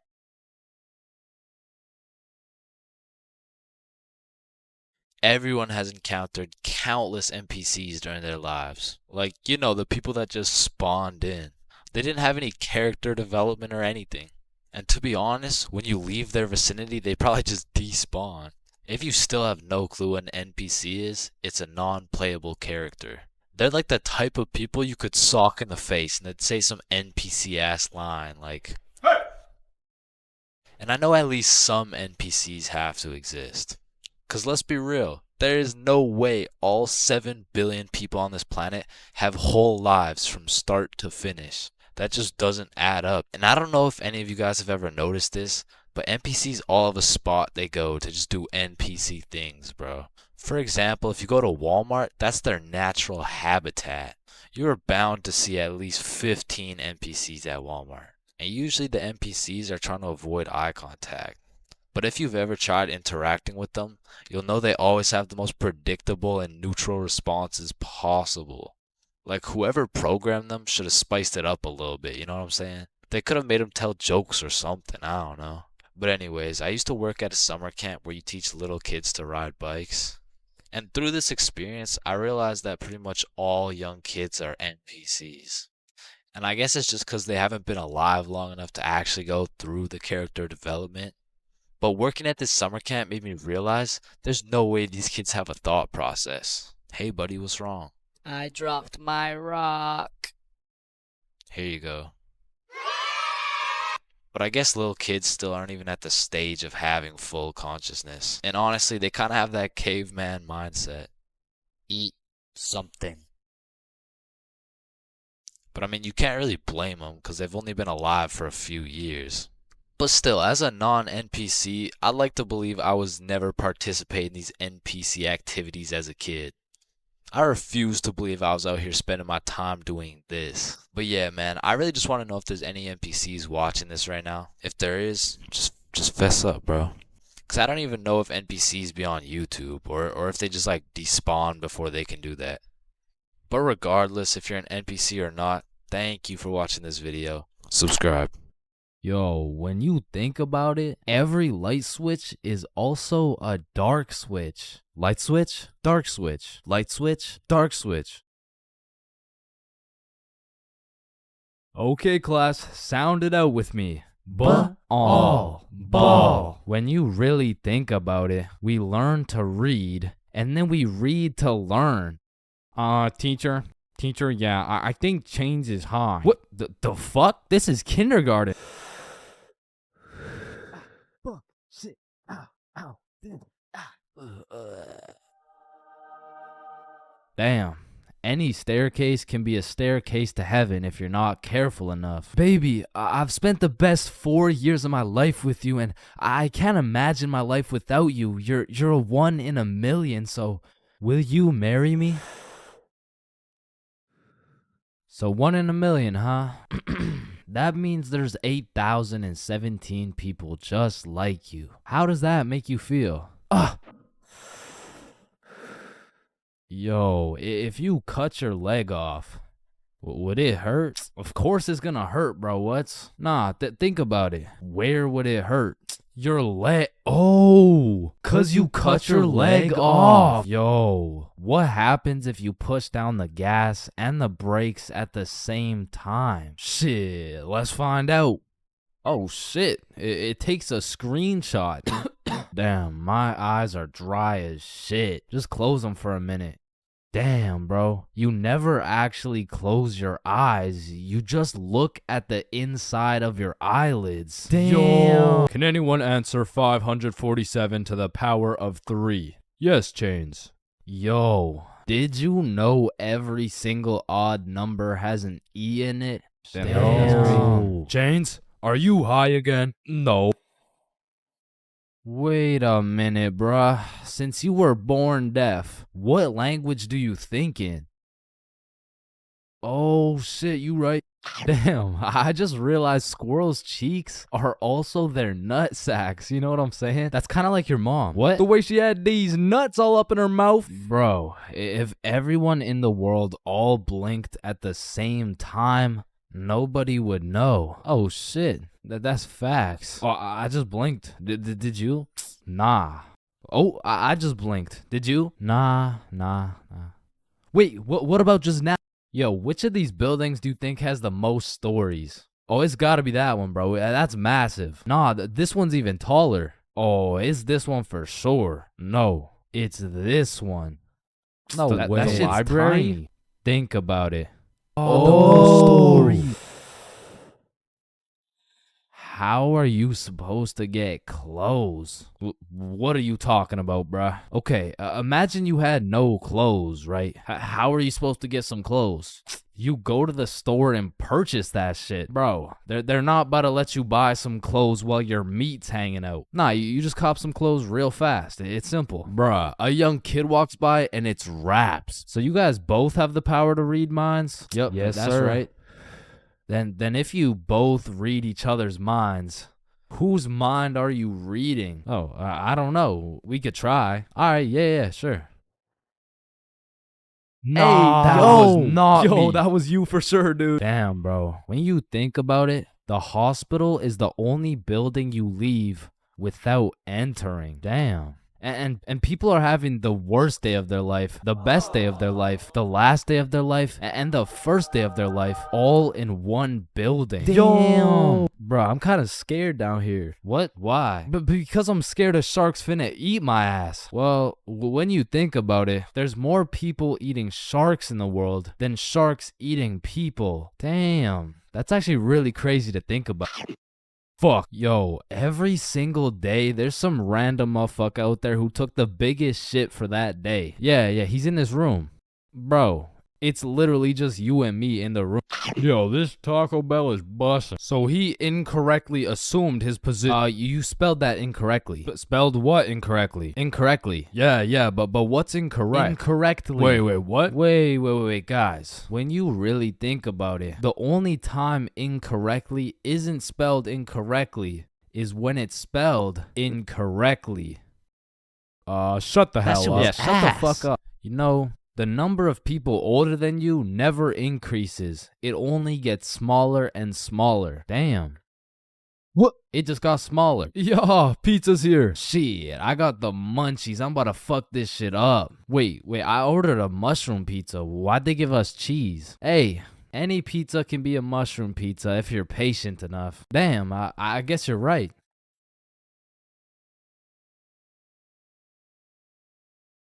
At last. Damn, you know what I just realized? What? A pregnant woman swimming is pretty much a submarine. Are you just always this high, bruh? Yo, did you boys know your last name comes from what your ancestor used to do back in the day? Oh shit, mine's Baker. Yo, mine's Carpenter. Oh, mine's Smith for blacksmith. Well, what's yours, Johnny? It's Donald. Well, wait a minute. Your last name isn't Donald. It's Dickinson. Guys, chill. I can explain. Get the fuck Your alarm is really your theme song because it plays at the start of every episode. Well, why the fuck are you in my house? Yo, is Chains still mad over that chair? Yeah, well, what does this dude have against chairs? Why is it a chair? Yo, why is there sidewalks in the movie Cars if there's no humans? This dude won't shut up. Like, just watch the fucking movie, bruh. Damn, think about this. When a child is an asshole, the child gets a whooping. But when the parents are an asshole, the child gets another whooping. Shit, tell me about it, bruh. Fuck. Bro, you've checked the fridge 15 times already. No good food's finna magically appear. Damn, now that I think about it, we don't keep checking the fridge for new food, but rather we keep checking to see if our standards have dropped low enough to eat the shit that's already in the fridge. So we got Mercury, Venus, and then here's Earth. Yeah, Chains, what do you want? If Earth is the third planet from the sun, does that make every country a third world country? You're high again. Just get the fuck out of my class. And look at these sheep. Sheep. You know how one of your teeth is called a tooth? Yeah? And one geese is called a goose. Okay? Then why isn't one sheep called a shoop? Alright, Chains, I can't keep doing this. We have to break up. Shoop. You know what I've been thinking? Yeah, what's up? Teenagers be whipping that shit like they're always running out of time. But old motherfuckers be driving like they got all the time in the world. Like, look at this geezer. Poor guy's practically decaying behind the wheel. But he's taking his time like he's got any time to spare. If I stab this cereal box, does that make me a serial killer? That one was straight ass. You gotta work on that shit. I'm gonna work on that one. Yo. If you weigh 99 pounds and you eat a 1 pound burrito, does that make you 1% burrito? Yo, that's crazy, because I literally just did that last night. You guys wouldn't believe this, but your blood work came back and it says you're 1% burrito. Yo, picture this. Imagine if Ed Sheeran was working at a bread place, right? Would that make him the gingerbread man? You're high as shit. Alright, bro, I'm a dip. Nah, don't leave me alone in this forest, bro. Hey, when you really think about it, you're not scared to be alone in this forest. You're scared you're not alone in the forest. You feel me? Yo, that's actually so true. Bro, you know what? Low key, if you're dead broke, robbing a bank isn't even a bad idea. Bro, there's no way some hobo's about to pull off a bank heist. Nah, but just think about it. Whether you successfully rob the bank or not, either way, you get over 10 years of bills you don't gotta worry about. Alright, fuck it. You got the strap? Yup. Yo, throw on your seatbelt really quick. Nah. What? Why not? Well, you see, it increases my risk of dying from cancer. What are you talking about, bro? That shit makes no sense. Just let that sink in. Oh, yeah, I got you. Yo, what's up? But still, that shit makes no sense. No, but actually think about it. Oh. Hey, bro, you want a hit? Nah, I don't smoke. I'm scared that I'll get all paranoid and shit. Hey, man, if you're paranoid that you're gonna get paranoid, you're having the side effect without even smoking. It's true, though.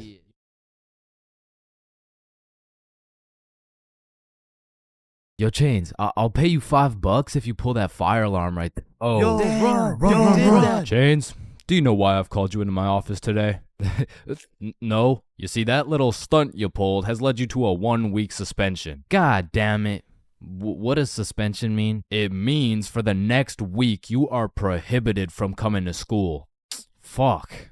What does prohibited mean? Chains, you can't come to school for the next week. Hold up, so you're telling me because I pulled the fire alarm I don't have to go to school for a week? Yes, it's a suspension. You are...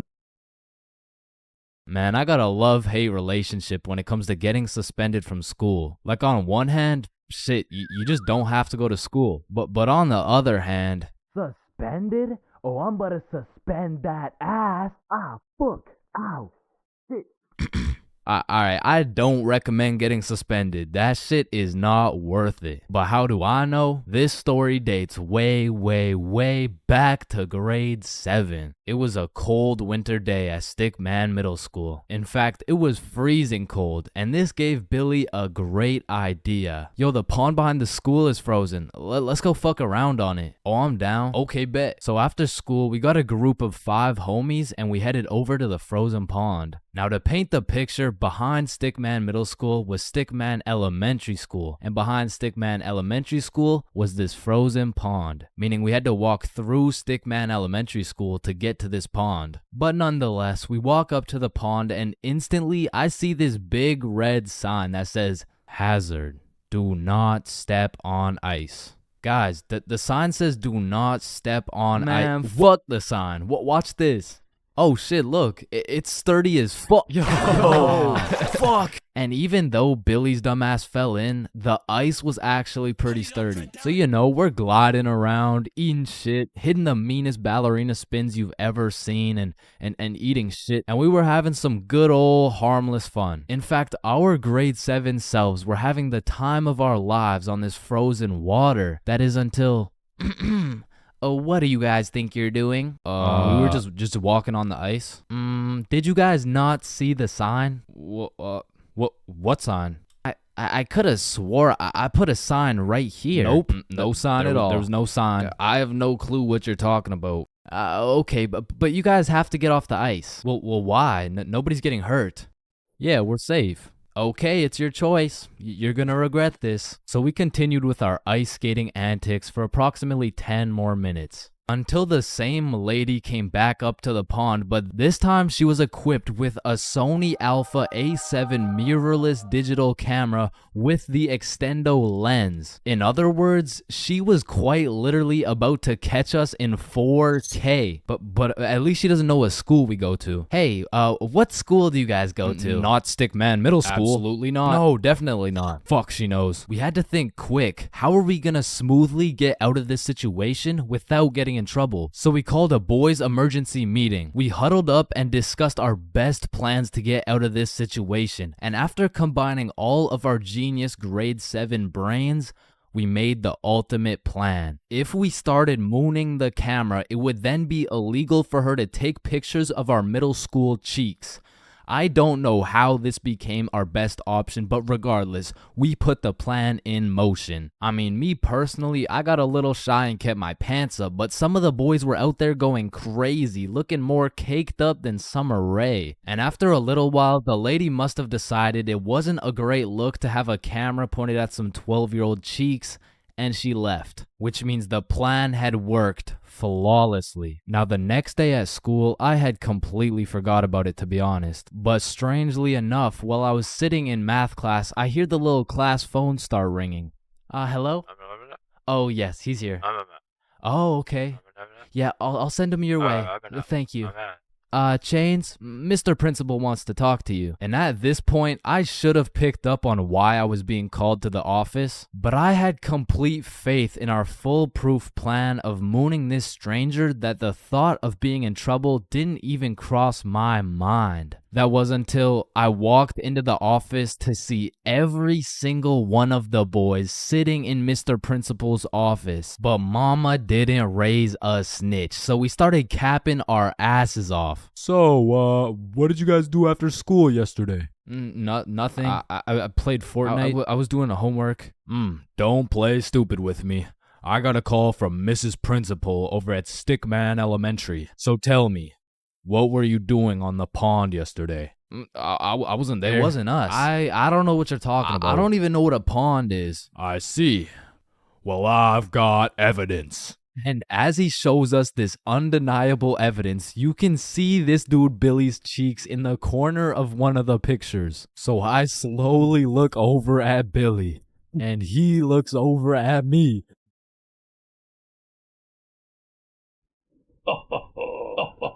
If you don't stop laughing right now, you're all suspended.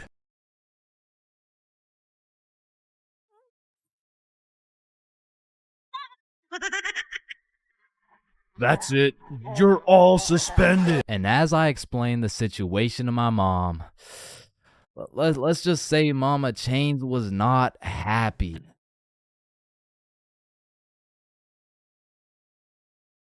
All right, next up we got Billy presenting his baking soda volcano experiment.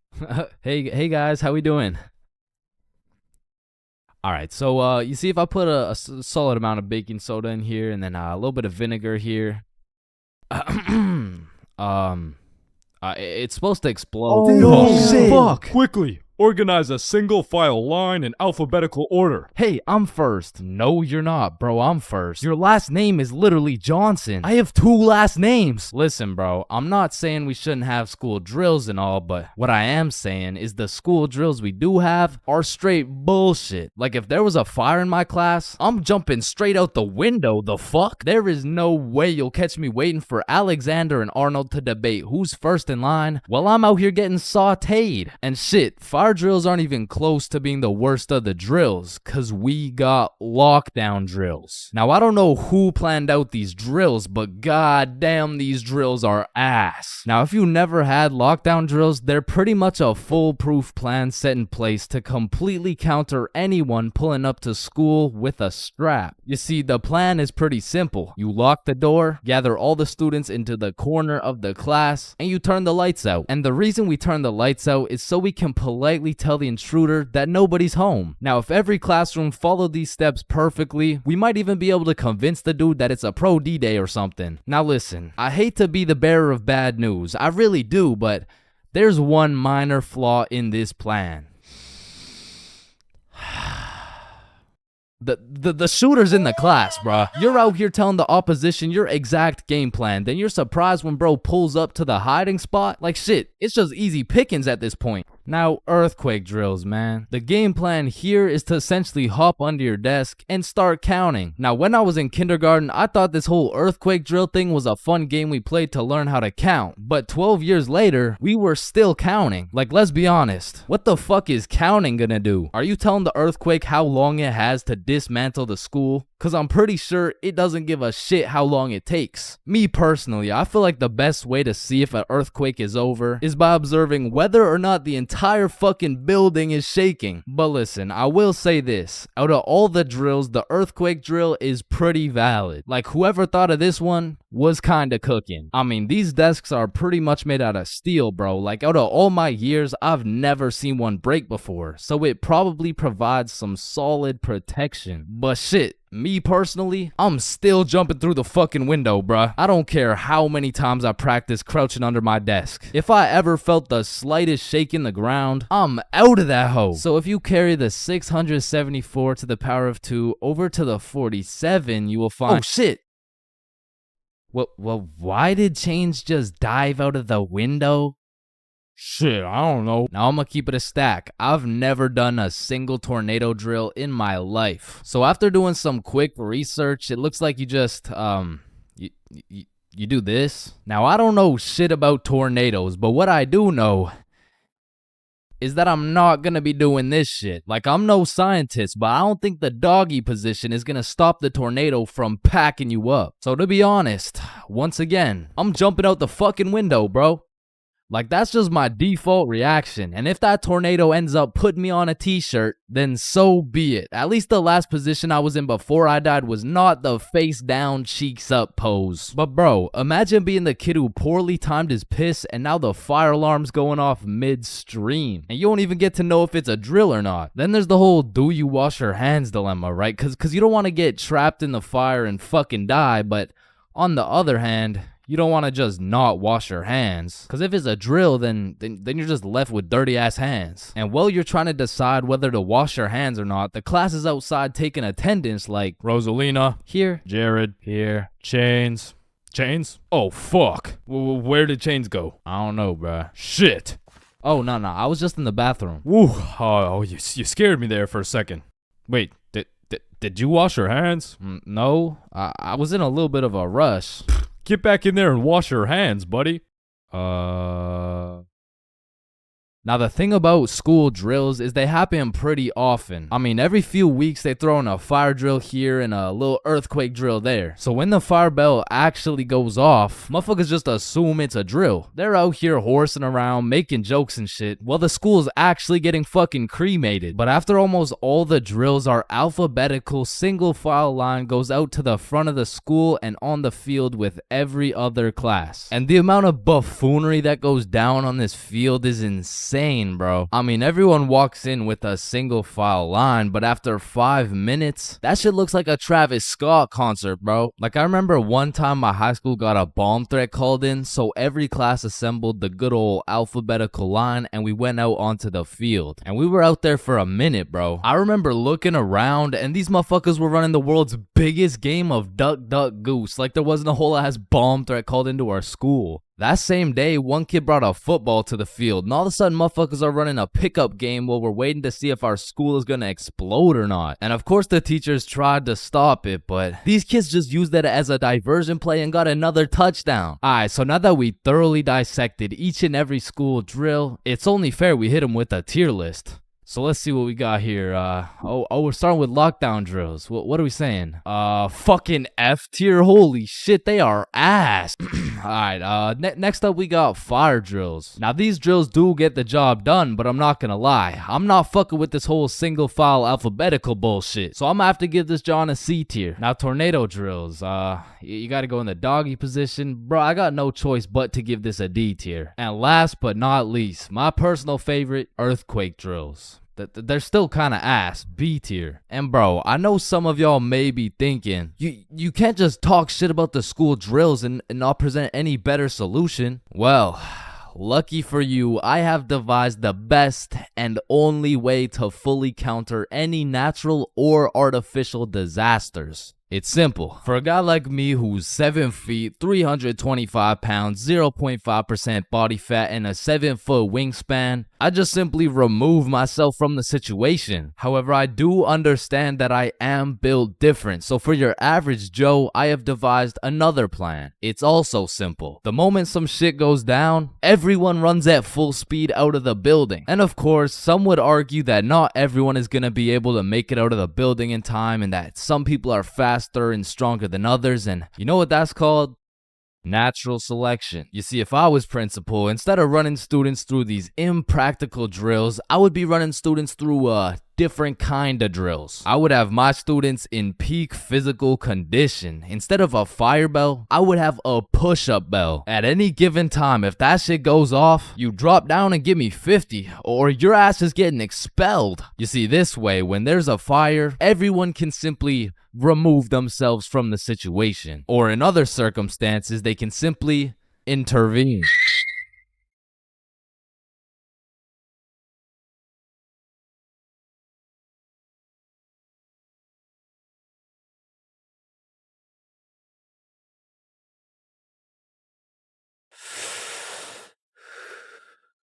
Yo, you can live the rest of your life without breathing. What? No, you need to breathe. Hey, watch and learn, my friend. Oh, shit. Would you look at that? Okay, class, today we're gonna be studying atoms. Yes, Chains. If we're made out of atoms, and we're studying atoms, does that mean atoms are studying themselves? Chains, are you high? No. No. Damn. You know how everyone says, oh, I took a shit. No, you never take a shit. You leave it. Yo, guys, I just took the meanest shit I've ever seen. Hell no. Bro, isn't it crazy that you can imagine what it would feel like to lick any object you look at? Bro, why are you looking at my balls like that? Oh, hell no. You know what I just realized? Yeah, what? Walking around with 1 crowbar is much more suspicious than walking around with 3 crowbars. Bro, is that your car? Oh, shit. Yo, this burger is busting in my mouth right now, bro. I know, this shit is scrumptious. The ham, it's just exquisite. But wait, ham? There's no ham in the burger. It's a hamburger, dumbass. Of course there's ham in the burger. No, the patty, it's made out of beef. Bruh, that's like saying a hot dog isn't made out of a dog, for Pete's sake. Damn, you're high as shit. Okay, when I say sun, do you think of day or night? Obviously the day, that's when the sun's out. Okay, makes sense. But what if I were to tell you that you see more suns in the sky at night than you do in the day? Whoa. You are hereby sentenced to 35 years in jail for repeatedly kicking a pregnant woman. Objection, Your Honor. When you really think about it, everyone in this room has repeatedly kicked a pregnant woman before. Even you, Your Honor. Fuck. Holy shit. Horses are naysayers. Sir, I am very sorry to inform you the STD results came back and you are positive for chlamydia, gonorrhea, trichomoniasis, syphilis, chlamydia, herpes, HPV, HIV, and chlamydia again. Somehow you got 3 cases of chlamydia. Damn, you know what that made me realize? That you should wear a condom? Nah, life is a sexually transmitted disease that will 100% lead to death. Damn right. Sir, you got 3 days to live. You ever think about how old cars are looked at like, look at this dude's old ass car. He's broke as shit. Damn, at least my car isn't as old as this dude's. Holy shit, this guy's car is a shitbox. Damn. But look at that vintage car. Wow, that guy's car is insanely old. He's gotta be a millionaire. What the fuck? Is that Fred Flintstone? Whether we like it or not, we were all once inside some balls. Facts. I'm talking in the testes. Damn. I'm talking in the family jewels. real. I'm talking in the nut storage. I'm talking crazy, in the though. semen spheres. God damn, Todd's really laying down some mean pipe over there. You know, Todd beating down those doonies really got me thinking. Most people are made in a bed, born in a bed, and die in a bed. Damn. Bro, stairs were made to make a really big fall into a bunch of small falls. Oh, shit, are you good? You know, someone probably still gotcha knows from years and years ago. Gotcha knows, give it back. It's me. What? What do you mean? It's me. I am the one who gotcha knows. Wait, are you serious? Yes. Dude, give it back. Or what? Give it back. No, it's my nose now. You gotta eat the frog. No, just eat the frog. Nope, one bite. Not doing it. You just gotta try it. I'm not eating the frog. It tastes like chicken. Yo, mama tastes like chicken. Come on, it's tradition. You I don't have give to a fuck. eat the frog. Damn, traditions are really just dead people peer pressuring us.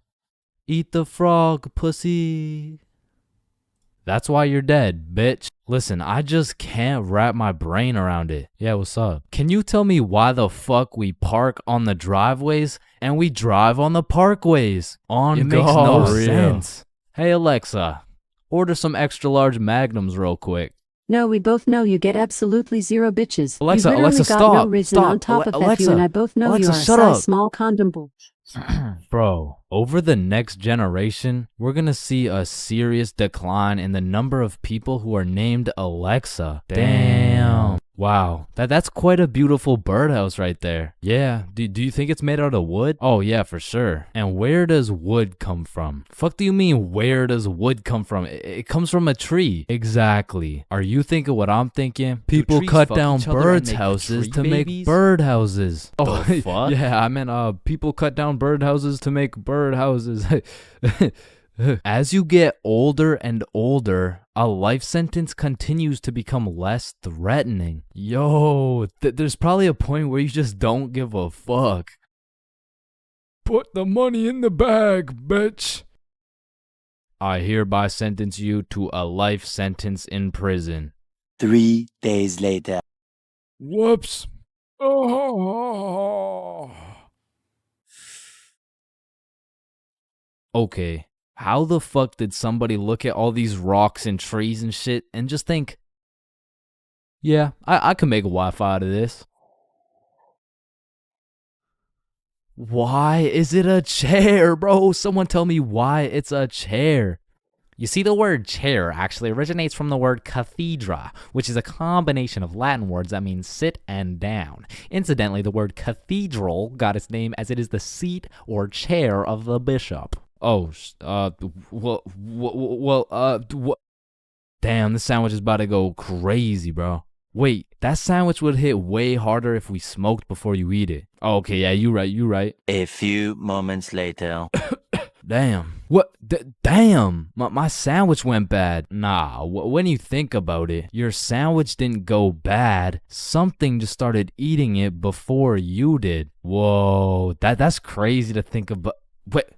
Are you eating my sandwich right now? You gotta be faster than that, bro. I'm talking inside the cum factories. For real. I'm talking Damn. inside the sperm bank. For real. I'm talking inside. These nuts. I'm That's talking in the crazy. Dwayne The Rock Johnsons. Damn. Nah, fuck you. Hey, fuck you then. That's why you eat meat. I don't eat meat. I'm vegan. Oh shit, same. But you're still a bitch. Okay, and I still laid pipe on your mom. Yo, what's going on here? He called me a bitch, and he said he had sexual intercourse with my mom. Yo, calm down. I thought you guys were both vegan. Yeah, we what are. about it? If you guys are both vegan, are you guys really beefing? Damn, that was unfunny as fuck. Should we just beat his ass? Yeah, we should. Shit, damn. I see here. Looks like your toothpaste hasn't been doing the job. Try this one. 9 out of 10 dentists recommend this toothpaste. Wait a minute. If dentists make their money off people having bad teeth, and 9 out of 10 dentists recommend this toothpaste, why would I choose to use this one? Go. Shit, he knows. Man, you ever think about how the ocean is just some really big soup? Damn, I guess you're right. Or have you ever thought about how there's more airplanes in the ocean than submarines in the sky? Oh shit, apparently not. Damn, we're high as fuck. Man, you know what I just realized? What's up? Your balls are kind of like a body bag of sorts. You know what I'm saying? You gotta stop looking at my balls, bro. Okay, but who named it a chair? Like, who just looked at this thing and was like, oh, yup. This is gonna be called a goddamn fucking chair. Boo. Oh, you scared me half to death. What happens if you get scared half to death twice? Oh, I don't know. It's just a saying. Boo. Oh, Oh shit, is he dying? I think. Damn. When you really think about it, most guys will get their first set of flowers at their funeral. That's some real shit. Wait, Chains, are you high at a funeral? No. So, 50,000 word essay, 3 worksheets, pages 5, 6, 9, 273, 655 in your workbook, and you'll need to make a TED Talk you'll present in front of the whole school. What do you want, Chains? Well, how much time do we have? Everything needs to be handed in at 12 p.m. on Thursday or you'll get a 0. Wait, Mr. Cumminson, that's in 2 minutes. Actually, it's 1 minute now. Any other questions? Yeah, can I go to the bathroom? Fuck no. Sit down, Jeremy. Oh, okay. Man, imagine being a high school teacher, bro. Like, as soon as you hit the ripe age of 5 years old, they throw your ass into school, and you just don't make it out until you're like fucking 65. And when I was younger, I always used to wonder, like, Why is Mr. Cumminson so angry all the time? But as I got older, I realized I would be pretty fucking pissed if I was in the exact same spot I was 40 goddamn years ago. Which brings me to the first type of high school teacher, Mr. Angerson. This is the type of motherfucker whose wife divorced him 7 years ago and he takes his heartbreak out on the students. What was that? Oh, nothing. I just had to sneeze. Oh, so you think it's okay to just sneeze in my classroom now, huh? Well, no, I just needed to sneeze. What if I just broke into your house and started sneezing on shit, huh? Well, no, that's just matter of fact. Get your ass up here. Yo, this isn't the 1950s. You can't just... Linda, come back, please. Now, I don't know how Mr. Angerson continues to keep his job, but it feels like this dude's mission is to ruin the day of every student that walks into his class. Like, he'll be putting in extra effort into his tests to make them as confusing as possible. The type of motherfucker to make a multiple choice test with the first 4 letters all as A. Bro will have me changing the correct answers into the ABCD strategy. Next up, we got Mrs. Talkinson. Some teachers really just don't give a fuck about teaching, bro. I mean, Miss Talkinson over here, she really just wants someone to talk to for real. And that's when Franklin D. Roosevelt became president. You know, actually in high school, I had a friend named Franklin. He was a really nice guy. We used to go to the movies together and stuff, and then he went to jail for multiple hate crimes. Like, by the end of the class, you'll know her home life, her family, how she takes her anger out on her children. So me and my classmates would recognize the fact that if we could just keep Miss Talkinson talking, we wouldn't have to do shit all class. So in 1938, Germany invaded Austria. Yes, Chains. Miss Talkinson, have you ever been to Germany? Oh my goodness, you would not believe what we did in Germany. And for my personal favorite teacher, we got Miss Cakinson. You know, the teacher that is caked up for absolutely no reason. Like, she's got that dump truck for what? I mean, I'll be failing all my classes, rocking with a 1.5 GPA. But I walk into her class, fuck, all of a sudden I turn into a... Miss Cakinson, actually, you forgot the homework for today. Oh my god. Shut up. Oh, I thank you, Chains. I almost forgot. You're welcome, Miss Cakinson. All my homework is done, all my tests are aced, and at any given chance... shoot, my computer isn't working. Does anyone know? What do you need, Miss Cakinson? And I'm there. Miss Cakinson, if you're watching this, just give me a chance, please. And next, you know we got Mr. Questionable. Ensign. Now I know what you're thinking. Bro's name is a little bit of a mouthful, and that's because he may or may not have a mouthful of little boys. Okay, listen, I'm not here to point fingers at anyone, but if I was to point fingers at someone, it would be fucking him. Like, I'm really not trying to accuse anyone of anything, but there does come a point when some things this man does gets a little questionable. Maya, let me help you. So you put your hand like this and you... OMG, Chains, you will not believe who just followed me on Instagram. Oh shit, was it at ChainsFR? No, it was Mr. Questionable Ensign. Damn, brother, this test was hard as fuck. Yeah, bro, literally everyone failed that shit. Facts, bro. What did you get? Yo, I got 22%. What about you? Oh, I got 103%.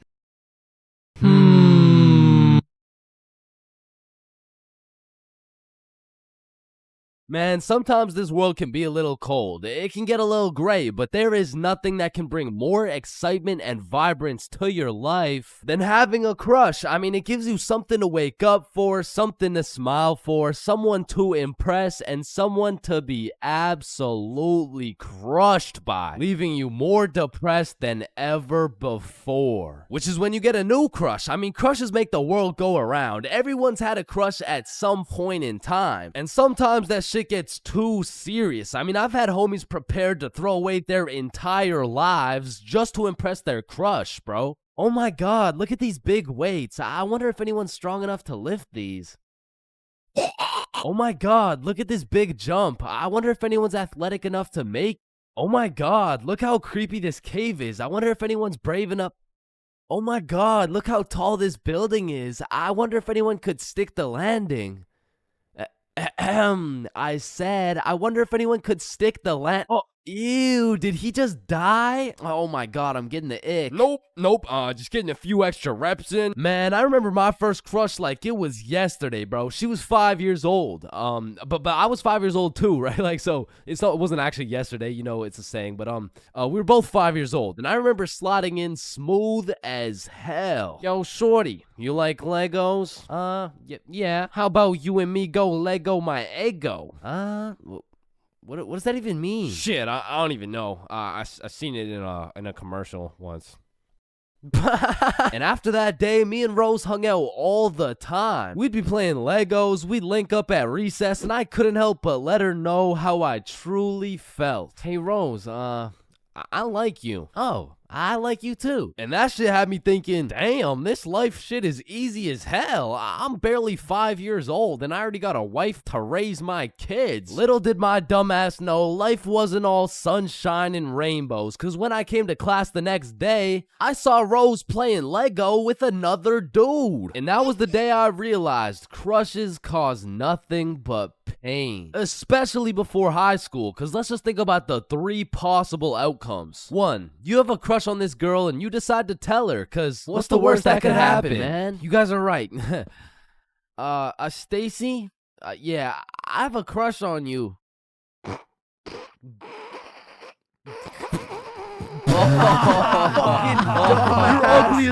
Or 2, you never build up the courage to tell her and end up watching your crush sit in a tree with the faster kid who had the light up Skechers and the Charizard EX. And we all know what happens when Stacy and Jimmy are sitting in a tree. Or outcome 3, you confess to your crush and it's the perfect scenario. I like you too. Now you've officially started your first middle school relationship, which is probably the worst outcome of all, bro. Cause now you've been sentenced to 14 days of relentless cringe and countless awkward scenarios. And I say 14 days because that shit's lasting 14 days max, bro. Hey, Stacy, do you want to be my girlfriend?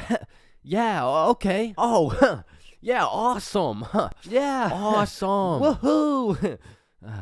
So do you want to hold hands or something? Yeah, sure. So, Stacy, I've been thinking. I don't think this whole thing's gonna work out. Oh, okay. It's not me, it's you. Oh. Wait, what? Yo, fuck my ass, bro. Or what's even more tough than having a crush in middle school is having a crush on a fictional character, bruh. Cause it's like you'll just be chilling, watching some Teen Titans eating cereal or whatever. All of a sudden your crush is kissing other dudes right in front of you and you can't even do shit about it. I remember back in my day, I was down horrendous for Lola Bunny, bruh. And I really don't know how I feel about admitting my attraction towards a 2D cartoon bunny, but you gotta remember, this was in the past. Like, this was at least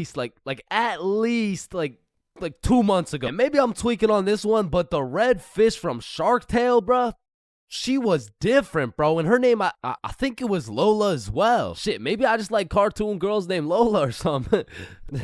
That's exactly what I want to hear. No. And I don't know about you, but for some reason, whenever I would talk to my crush, it was like I got an instant nerf, bro. I'm talking minus 10 charisma, plus 15 stutter, minus 5 strength, and plus 350% chance of getting put in a random ass headlock. Like I could be in the worst scenario of all time with a girl who has 5 kids and is married to a member of the cartel. And just cause she's not my type, I'll get an instant stat boost that'll have me pulling like Mr. Duke Dennis himself. But put me in a room with my crush and all of a sudden I got the same charisma as fucking McLovin.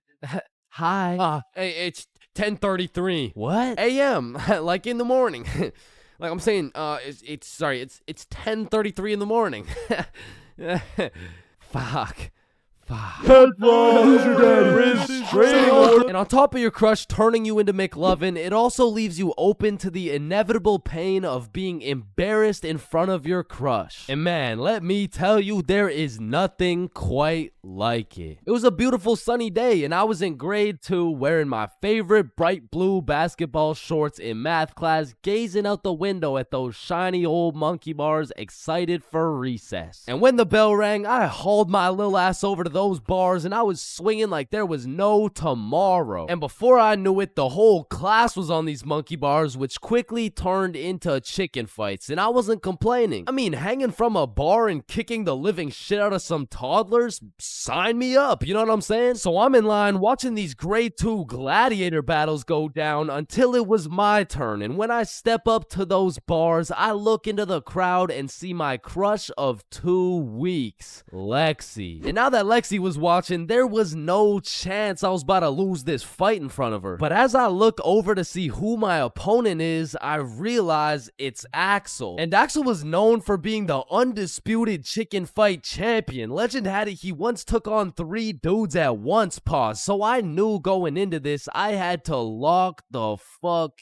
in, bro. So we climb over to each other and he's kicking my shit in off rip until I hit his ass with my specialty move, the Python squeeze. And in 10 seconds flat, let's just say I folded that motherfucker's clothes with him still in him, and everyone was hyping me up because I just did the exact equivalent of dunking on Michael Jordan in his prime with Beyonce watching. So of course Axel's pissed. Hey Chains, you, me, rematch now. And I look over at Lexi and she looks over at me, and now I can't back down. So we get back in position, climb over to each other, and I go for the Python squeeze again, and this motherfucker Axel just winds up and kicks me in the balls. And I'm not gonna lie, that hefty kick to the dick accessories was the worst pain I had ever felt in my 7-year-old life. But I couldn't just drop and lose to Axel in front of Lexi, so with all the pain and anger I feel radiating from my nuts, I hit Axel with the meanest 20-piece combo in chicken fight history, and he drops. And then he pantsed my shit, bro. And embarrassed, I drop and try to run away, but the shorts around my ankles trip me and I face plant. Face down, tighty whities up, balls in shambles in front of everyone, including Lexi. And some people like to say, oh, it could always be worse, but this time, I don't know. I don't know, man. I don't know. So the moral of the story is, man, fuck Axel, bro. 3 a.m. Once the clock strikes 3 a.m., I feel like you've given up on trying to sleep. At this point, you're going to commit to whatever you decide to do until the sun comes up. Whether you're studying for tomorrow's math test, chilling on Discord with the boys, choking the chicken, or simply sulking in those 3 a.m. thoughts, you'll pretty much find yourself doing anything but sleeping. And I don't know if it's just me, but those 3 a.m. thoughts hit different. And honestly, it's just the perfect time to go for a walk, find a nice little view, maybe light up a joint, and just think. The youngest picture of you is the oldest picture of you. Does Lightning McQueen cop car insurance or life insurance? Wait. Did the brain name itself? Hold up. What if soy milk is just regular milk introducing itself in Spanish? I have no clue if this is just me, but every once in a while when I'm laying in my bed at 3 a.m., I suddenly get the motivation to become the best person on the planet. Like, I set an alarm for 5 a.m., I tell myself I'm gonna go work out, then go for a run, then meditate, then drink kale smoothies, then become a millionaire, then donate it all to a family in need. But as soon as my alarm goes off, I'm just like, shit, I'm too tired for all that. Then I just end up sleeping until 1 p.m.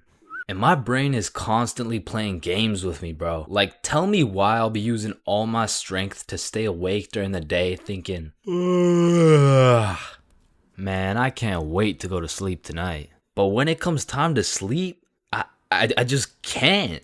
I'll be left lying there at 5 a.m. awake as hell, watching these random motherfuckers build a 2-story house with a hot tub in the jungle. And you know what? Being awake at 3 a.m. is kind of like being high a little bit. Because you start to think about things you don't usually think about. And because you get hit with the fucking munchies, bro. I'll be whipping up a 3-course meal with appetizers and a complimentary dessert to watch a YouTube video. And listen, I can't explain why, but there is no better water than water at 3 a.m.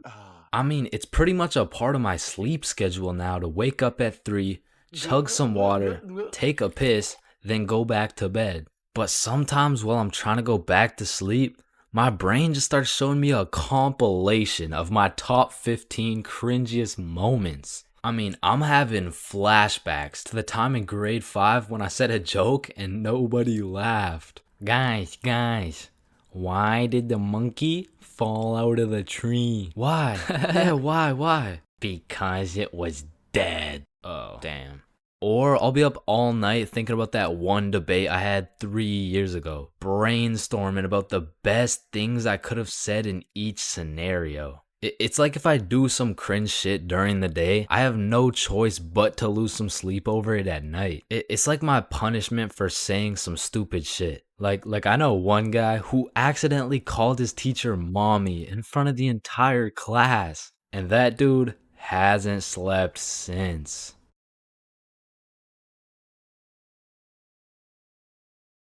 Alright, listen, I'm creating something I like to call the internet. Yo, what does it do? On the internet, people are going to be able to search up literally any question they have.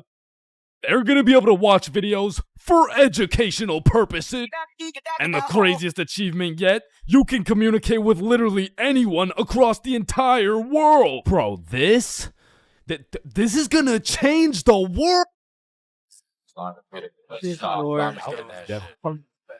Bro, I'm not gonna lie, the internet is 100% one of the greatest inventions of all time. Like, that shit's up there with the light bulb, the airplane, the Testacuzzi. Like, they're all groundbreaking inventions, but the internet just has to be number one, bro. Like, imagine telling a caveman you had a magical box where you could make anything pop up in 2 seconds. Yo, Caveman Dave, I got a magical box where you can make anything pop up in 2 seconds. Oh, shit, cool. Do you know her or something?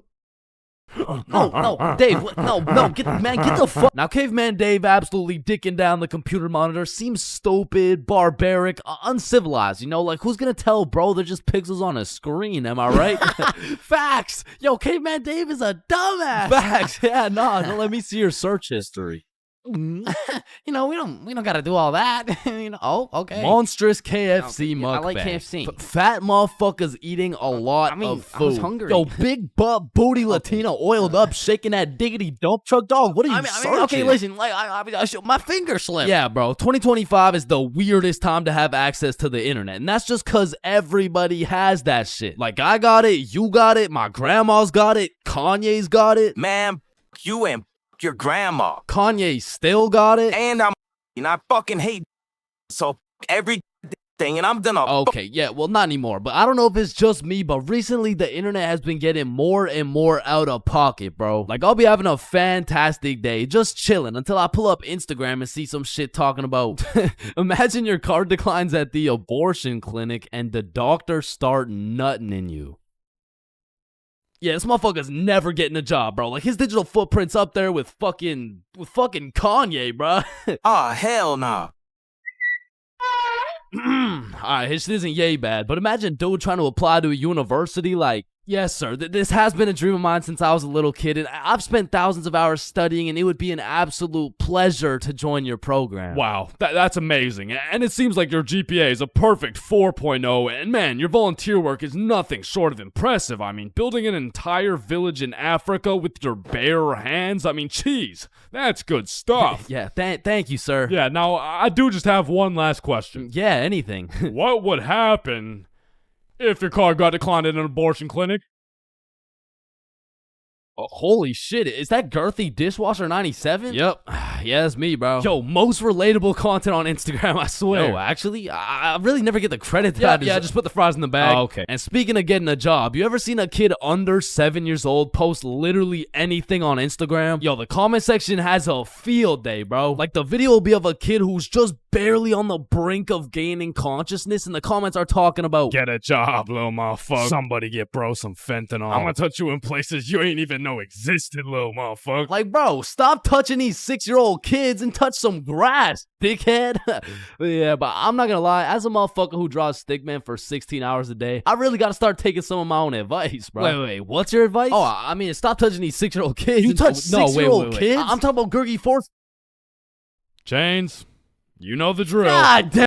Bro, Even these motherfuckers have the internet, bro. Like, what could you even possibly be posting? Oh, shit.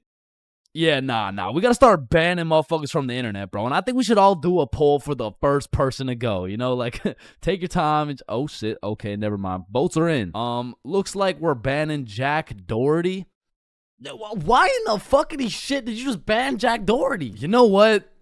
Ban his the last two, bro. Actually, ban every single kid on the internet. Like, put down the Instagram reels, go outside and eat rocks like a normal kid before Gurgi Foreskin 445 fucks around and finds your IP address, bro. Because there's a lot of weird motherfuckers online, especially considering the impending gooner epidemic of 2025.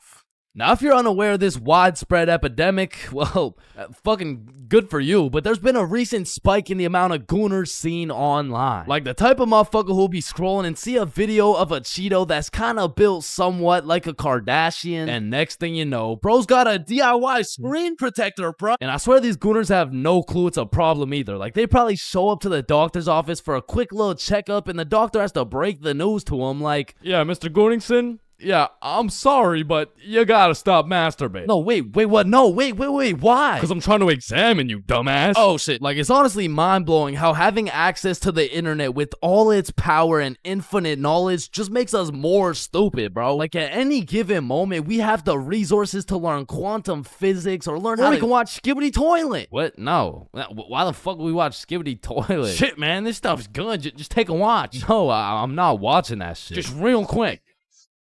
Yo, why are you recording me, bro? We're filming a YouTube video, dumbass. Oh shit, yeah, you're right. So I was saying there's a lot of people nowadays addicted to the internet and shit, like that guy over there. Where?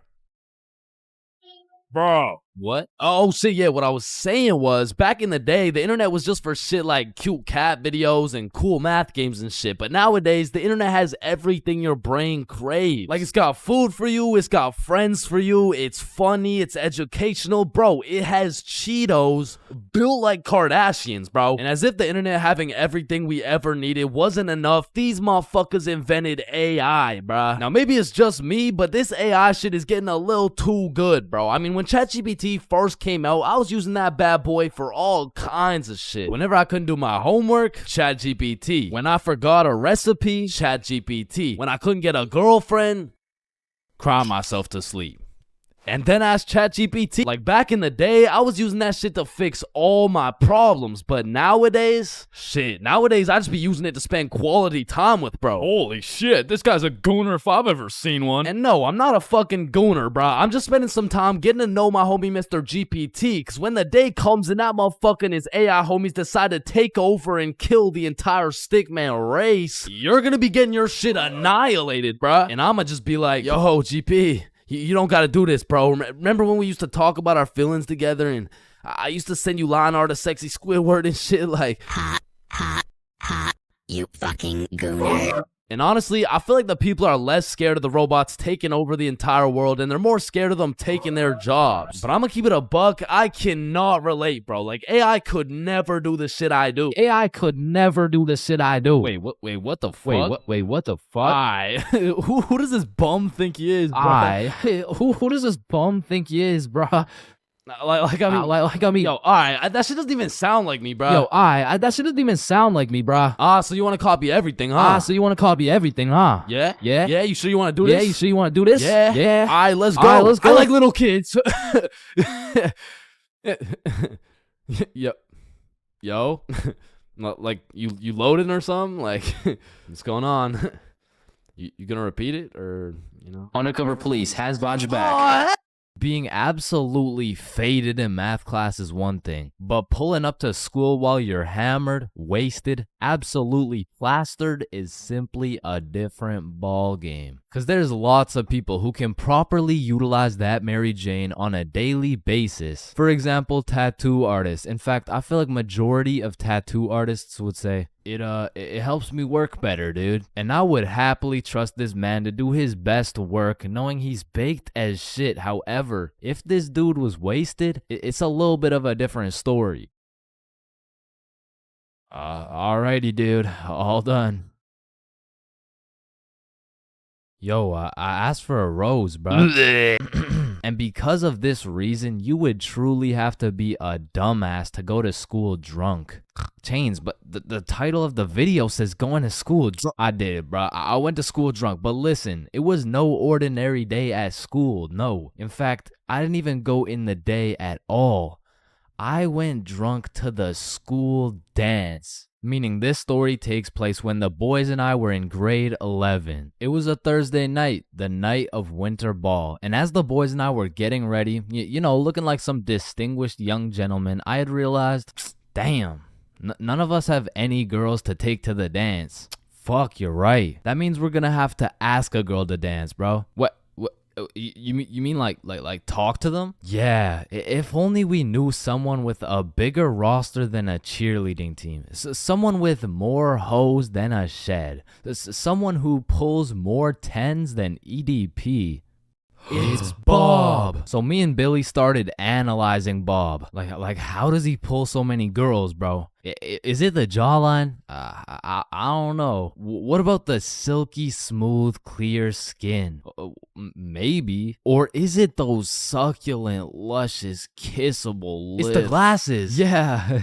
the glasses. Yeah. So we stole Bob's entire flow in the hopes this would put an end to my drought of bitches. So we check ourselves out in the mirror and then we hop into Billy's whip. We throw on some Rihanna to get us hyped, and before we knew it, we had arrived at school. Now to really paint the picture, it was a Thursday at 8 p.m. And on this Thursday at 8 p.m., Billy pops his trunk to pull out 2 bottles of vodka. Now, if you were unaware, it was currently a Thursday at 8 p.m. on a school night, and we were headed into our school. Now, logically, I should have simply denied the alcohol, but I'ma keep it a buck. The whole idea of walking up to a girl and asking her to dance was really giving me the heebie-jeebies. I mean, my palms were sweaty, my knees were weak, and arms were heavy, so I took a big old chug of that liquid courage in order to ease the nerves a little bit. And shit, Billy must have been feeling the same way because Billy was down in that shit like it was water. And right after we consumed enough alcohol to kill a baby elephant, I got a notification on my phone.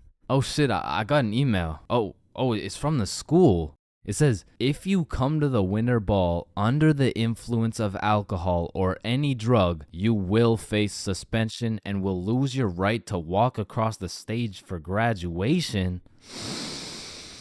Fuck. Okay, listen, if we can get into the dance before this shit hits, we're chilling. All right, we got this. So we walk into the school looking fresh as hell, but then I notice a fat line of students, and this line led to a security check to get into the dance. Fuck, that's not good. Nah, we're chilling. I still don't even feel anything. What about you? Yeah, same. We're good. And just as we came to the consensus that we were good, the principal starts walking down the line in our direction. Fuck, act cool. We're good. Act cool. Whew. That was close. You 3, over here. Shit, fuck, shit. Do you guys know why I called you over here? Nah. Nope. I smelled alcohol the moment I walked past you 3. Now, I don't know if it was one of you or all of you, but you know the consequences of showing up under the influence, right? Yeah, we do. And tell me, is it or is it not suspicious that all 3 of you guys showed up with glasses on? Nah, we just thought it looked suspicious. Take them off. Damn. Yes, right. sir. And although I downed a sizable amount of vodka, it still hadn't kicked in yet. Now, I didn't want to do this to you guys, but look at my finger. This motherfucker starts waving around his magic finger in Billy's face with a flashlight to somehow see if he's drunk. Now, I don't know what the plan was, but I was fucking scared. Okay. He's not bad. Oh, okay, he's good. Now let's see here. And just as this motherfucker puts his finger in my face, that vodka hits, bro. I'm using all the strength I got to keep my balance while I'm getting blinded by this flashlight. Let me try that again. Huh. I got a little feeling you guys drank, but it hasn't fully kicked in yet. I'll check up on you in a little bit. Yeah, that's good. Yeah. So we get to security and they make sure to pat us down. A little bit too good, but before we knew it, we were at the dance. And just like that, I saw my opportunity and I put that liquid courage to use. And you know, I'm very articulate when it comes to words, so I ask, "Hi, how are you?" "Oh, hey, I'm good." So I wanted to ask you, like, you know, we're at the dance and I saw you, so I walked over here. Here we are, you know what I mean? So like, do you want to dance? Yeah, sure. It had worked. My plan had finally worked. And just as I was about to feel the female touch I'd been deprived of for all these years, I see Mr. Principal walking in my direction with his finger ready and his flashlight in hand. So I just haul ass, and I don't stop hauling ass until I'm off school grounds. So the moral of the story is, don't go to school drunk, bro. I'm not gonna lie, I think everybody wants to be cool. Like, being cool is just like it's just cool, bro. Like, there's nothing like it. And I know some of y'all are thinking, Chains, with all due respect, bro, how do you know what it's like to be cool? And my answer to that is just look at me, bro. I fucking don't, okay? But I do know someone who is cool. He's a certified cool guy, and his name is Bob. Now, what makes Bob so cool? Is it the sunglasses? Is it the sexy ass face? No. Tell him the answer, Bob. He doesn't talk. The answer is Bob doesn't talk. And a crucial role in being cool is the element of mystery. Now, it's interesting because if we take a look at Jake over here, Jake doesn't talk either. And,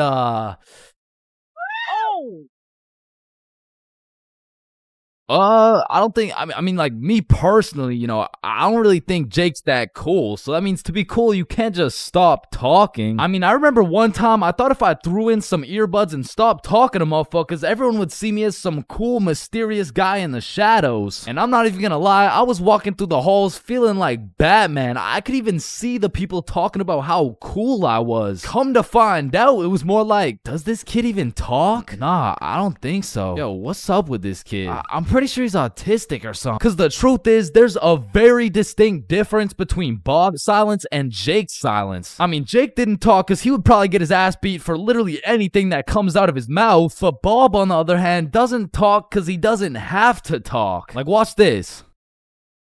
Oh my god, Bob. I love you, Bob. Now, just for science reasons, let's just see what happens when I do the same thing, you know? Why not? What's the worst that could happen? Hello? Can I help you? Oh my god, help. There's this creepy guy. At least she didn't. Get on the ground. Hands behind your back, buddy. Now, it's important to note that being cool is subjective. Like, for example, some people think I'm cool, you know? Like, in this big-ass world, surely there's someone out there. No, there isn't. Nobody thinks you're cool. Shut up, loser. Okay, well, what I was trying to say is you're gonna find someone cool who I don't find cool, and I'm gonna find someone cool who you don't find cool, and that just leaves us with the question, what is cool? So to answer this question, I need you to think of the coolest dude on the earth, and I'm about to guess, okay? You got it?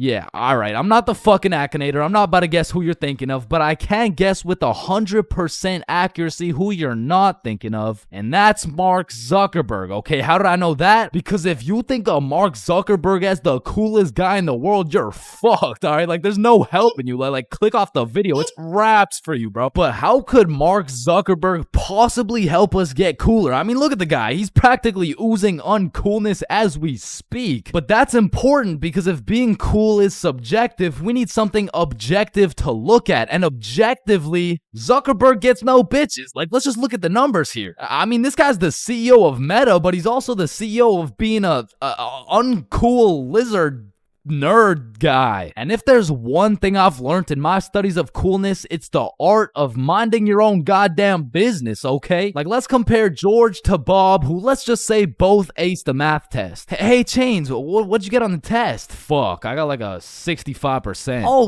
that's really good for you. That's good for you, yeah. I actually got 100% plus the bonus question. Oh, wow, nice, bro. Billy, what'd you get on the math test? Math test? The dog. I could have swore that shit was chemistry. Nope, it was math, and I got 103%. Bob, what'd you get? God damn. Whoa, 110? There was only one bonus question. That's impossible. Oh, kissy face. Bob, did you pipe the teacher? And that's probably why Zuck over here is so uncool. He's minding a million people's businesses, probably looking through their cameras and shit like, yeah, fuck you, Mark. And the most important trait for being cool is having confidence. You just can't be cool while shivering your timbers, bro. And I know some of you are thinking, oh, well, I guess it's over for me then. And no, it's not over for you, bro, because confidence is the most fake it till you make it shit ever. Like, you're not gonna say the perfect thing every time. Lord knows I don't. I'm pretty sure I say the wrong thing every time, but if you say that shit with your chest, people let it slide, bro. And I said, no, I wouldn't suck your dick for $20. Oh, well, that makes one of us.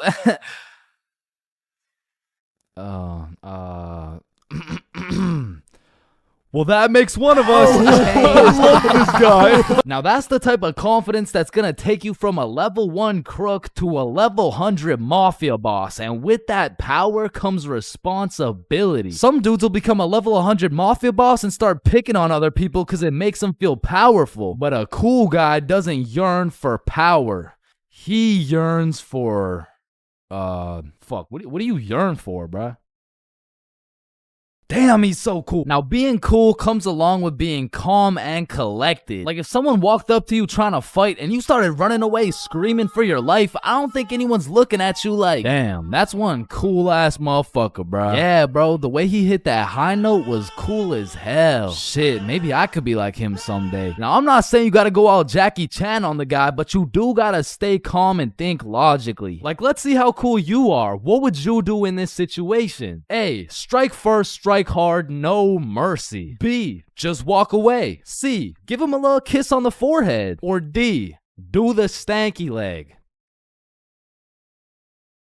And the correct answer is any of the above, bro, because it's not about what you do, it's about how cool you do it. Except maybe the stanky leg one. I don't think anybody can look cool doing the stanky leg. But doing any of the other options, you could look cool as hell. Like, A, strike first, strike hard. Boom, one punch knockout. That's cold. But if you throw first, miss, eat shit, not cool. B, walking away. You're cool as hell. Unfazed. Unless you get jumped from behind and get your ass beat. Not cool. C, give him a little kiss on the forehead. Assert your dominance. You pretty much just made him your son. But if you miss, well, now you're just kissing a dude, so, yeah. Now, even though being cool is all about how you do things, there's a few things that nobody can look cool doing, like riding a scooter, chasing a bus, taking pictures with an iPad, chasing paper in the wind, using VR, washing a cucumber, waving. You look nerdy as fuck, eating a cupcake, tripping, getting out of a restaurant booth, pickleball, and literally anything to do with Starbucks. Hi, can I get a caramel ribbon crunch frappuccino with 2 extra pumps of vanilla and the You're soy? not cool, bro.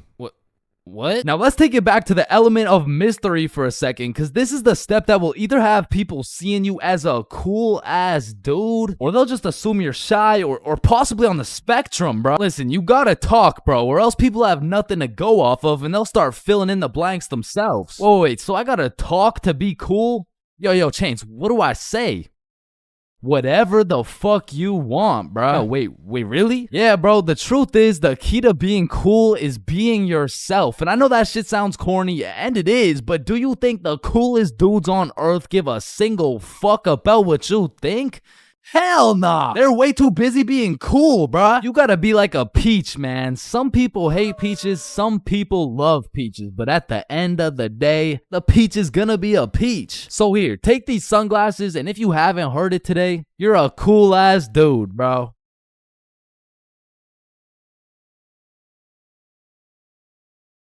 Now, I really don't have many fears, but there are 4 things that I would say I'm truly scared of, which are sleep paralysis, being flipped over while I'm in a porta potty, this thing, and public speaking. And honestly, I can't even really explain why I'm scared of public speaking. I mean, sleep paralysis, you'll have demons chilling in your room while you can't move. The whole porta potty thing, that's just some traumatic shit. And this thing is fucking terrifying. But there's just something about talking in front of more than 5 people that has me shitting bricks. Like, my brain will start showing me the absolute worst case scenarios possible. Hi guys. My name is Chain. Get off the stage, loser. No one likes you. Ow. Hi guys. My name is.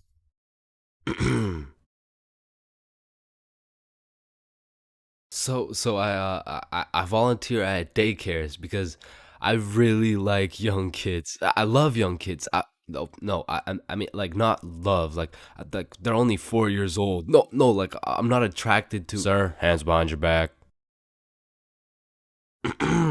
That's why I'm scared of public speaking. And even worse than normal public speaking was school speeches. And if you saw my going to school high video, you would know I have a pretty bad record when it comes to speeches. Sorry, Tyrannosaurus Rex has short arms. Yeah, Chains, don't worry about it. You can sit down. You could just go tomorrow. It's all right. In fact, after I failed miserably while trying to present my speech well zooted, some motherfuckers was flaming me for it. So you know me, I had to get my get back. So when speeches came around next year, I put my heart and soul into that shit. And it wasn't just a speech, it was a spoken word, so it all had to rhyme. I mean, I was whipping up some heat. I was writing bar after bar like Kendrick. Shit, I had to have a fire extinguisher on standby while I was writing that shit. And I was never the dude to actually study. Like, I would start learning while I was taking the tests. If y equals mx plus b, then who invented the Eiffel Tower?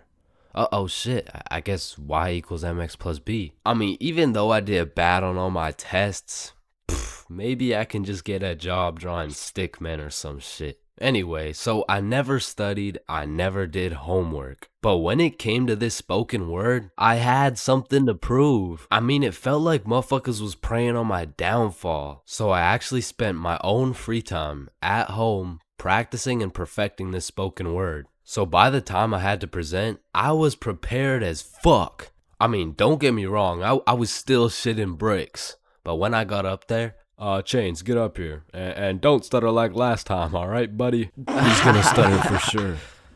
Don't get on here rapping, I'm stacking, making it happen. Okay?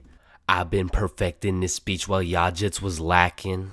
You don't want beef with me, I put you on a tee, I call that shit fashion. Okay. I'll put you in a box like some cereal. You'll get crunched, I'm the captain. Captain Crunch. Now let me stir it up like some mac and cheese. I want 100% like curry from the 3. I'm talking all A's, no B's. Bitch, I'm blessed like a sneeze. Blue 100's like the seas. I'm too icy, I might freeze cause I'm him.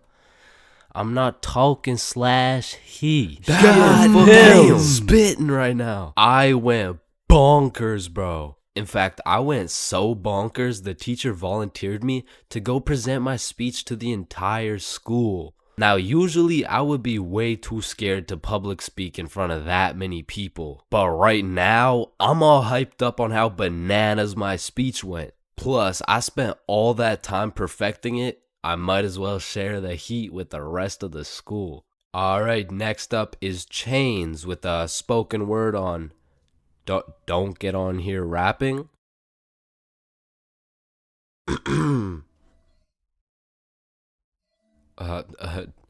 Don't get on here stacking. I mean rapping. Stacking. I'm happing. You don't want beef with me because, quite frankly, I will put you on a t-shirt. I mean, you could call that fashion. Thank you guys for having me. I fucking fumbled. I folded under the pressure, bro. With the entire school watching my fear of public speaking absolutely crush me. And that is the reason why I have a fear of public speaking.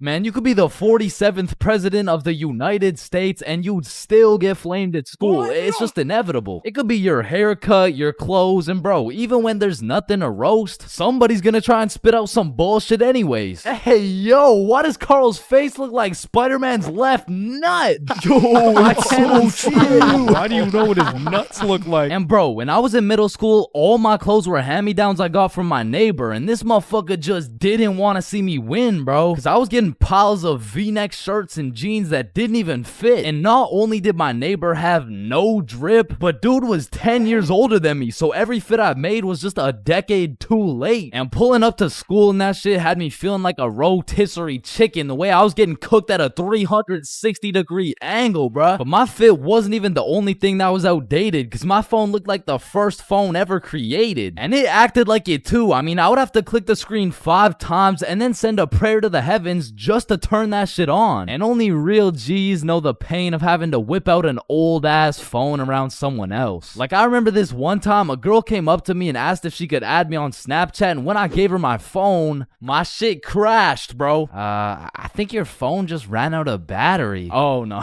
don't worry, sometimes you just gotta. Yeah, here you go. Actually, I have a boyfriend, so... Wait, what the fuck? And ever since that day, that phone was my #1 op, bro. So much so that the next time a girl came up and asked for my Snapchat, I started fucking malfunctioning, bro. Hey, can I get your Snapchat? No. Oh.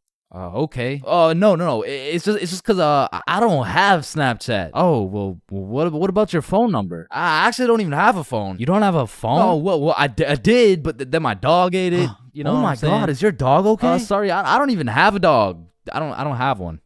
Then who ate your phone? Fucking I did. Wait, was that? Nope. Like, I do appreciate all the hand-me-downs, because without them, I would be walking through the school butt-booty naked. But to be honest with you, if it was a choice, I would have rather been butt-booty naked, because these V-necks were straight girl-repellent. Like, there's birth control, there's condoms, and then there's V-necks, bruh. Well, shit, I mean, you could still pull a lot while wearing a V-neck, but it's just like... It's just gonna be dudes. And just when you think I couldn't have been more roastable, my mom will be like, oh, sweetie, you need a haircut. No, please, mom, no. My mom used to take me to this shop that gave out $1 haircuts, bro, and these motherfuckers were straight speed running these cuts. They'd be asking what kind of cut you want while cutting your hair. And by the time you get to show them the cut you want, your shit is already done, bro. And my mom must have not been tipping them either, considering the fact that every time I went back, the cuts kept getting worse and worse. Until one time, I walked out there with my head bleeding, like I asked for a 2 on the sides, and she hit me with a -2. Now, don't get me wrong, when I pulled up to school wearing the most abominable fit known to man with the atrocious haircut and shitter phone combo, I got my shit roasted, flamed, grilled, sauteed, deep fried, and then thrown into the goddamn microwave. Like the type of flaming that has you going home and just taking an extensive look in the mirror, questioning if you should legally change your name to Albert and flee the country. But somehow, this motherfucker Carl got flamed even harder than me just for being Carl. Like, whenever a friend group is created, there's just one dude selected to be the punching bag for the entire group. And you know, I feel bad and shit, but like... it's better Carl than me, bro, so I'ma slip a few jabs in if I have to. Yo, what the fuck is Carl eating, bro? Oh, hell nah. Wait, whoa, Chains is eating the exact same thing. Nah, what? Your shit looks like it tastes like cardboard with honey mustard. Wow, how did you know? Like, Carl can't even get a little chuckle out without getting crucified, bruh. Damn, he's fucking that shit up. Looks like he hasn't eaten in weeks, bro.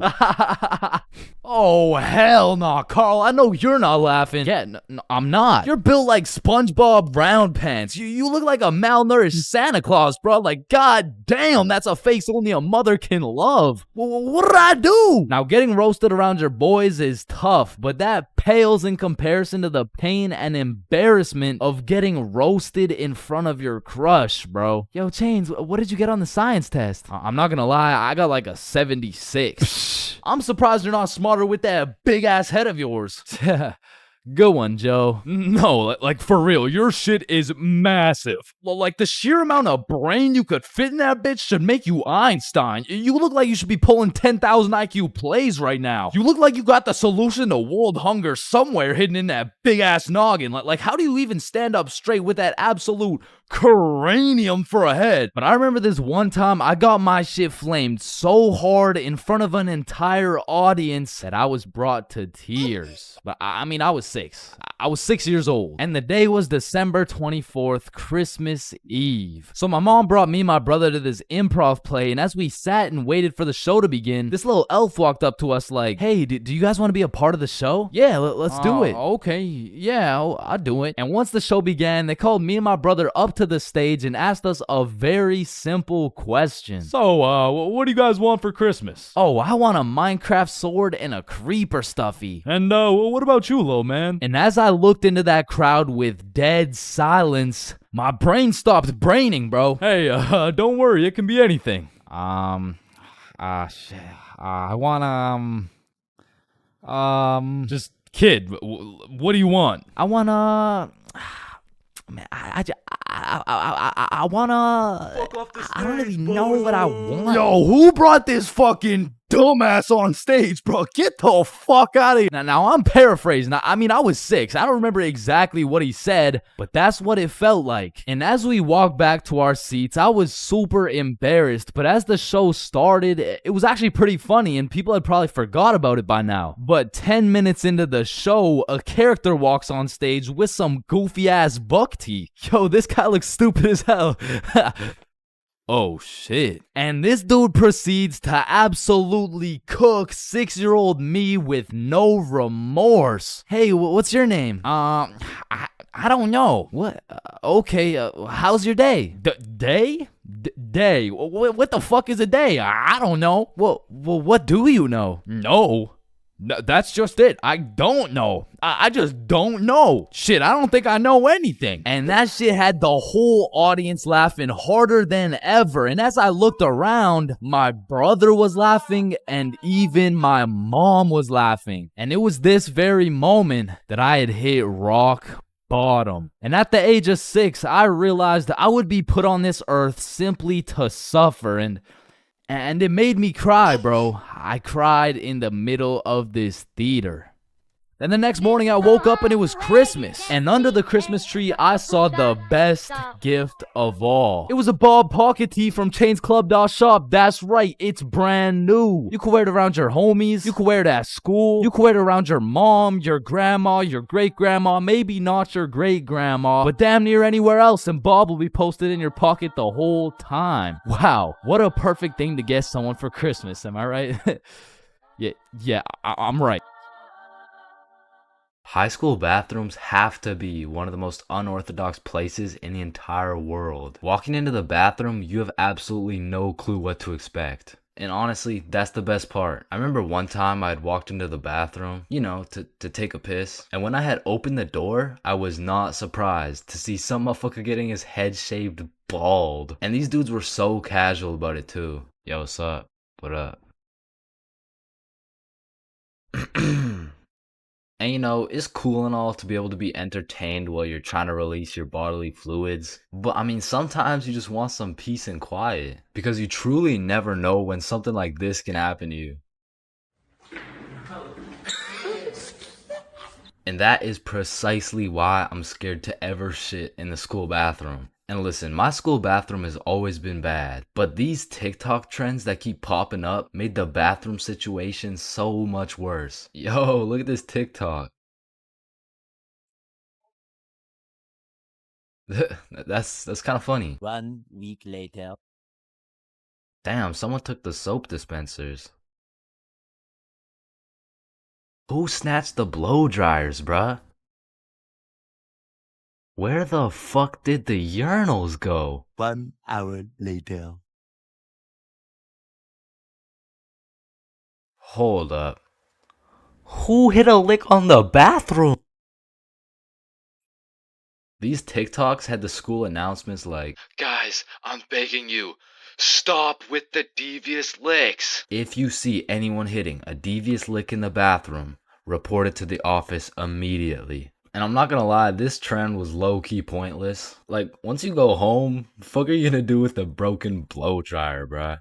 But there was one TikTok bathroom trend that was fire. So, what is the square root of pi? Chains. Oh yeah, can I go to the bathroom? Be quick. Am I tripping or did I just hear? Yeah, bro. Bathroom functions are a 10 out of 10 TikTok trend. Hey, man, if you're still in high school, I recommend trying it. Anyways, I've obviously never been in the girls' washroom before, but I be seeing way too many TikToks filmed in there. Like, is it just a normal thing for girls to go to the washroom while other girls are just in there hitting the renegade? Like, I wouldn't know, but that whole situation seems a little bit awkward to me. Boom. Boom. Wait, renegade, renegade, renegade.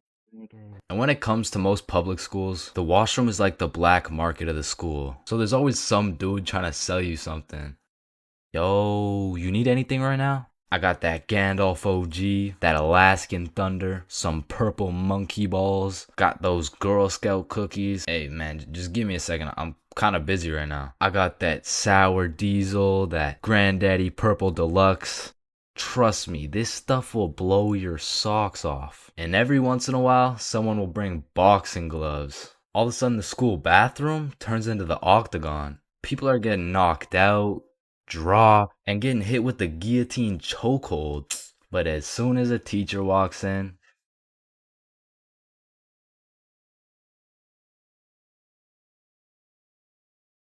Everyone experiences being drunk differently, and it can change from time to time as well.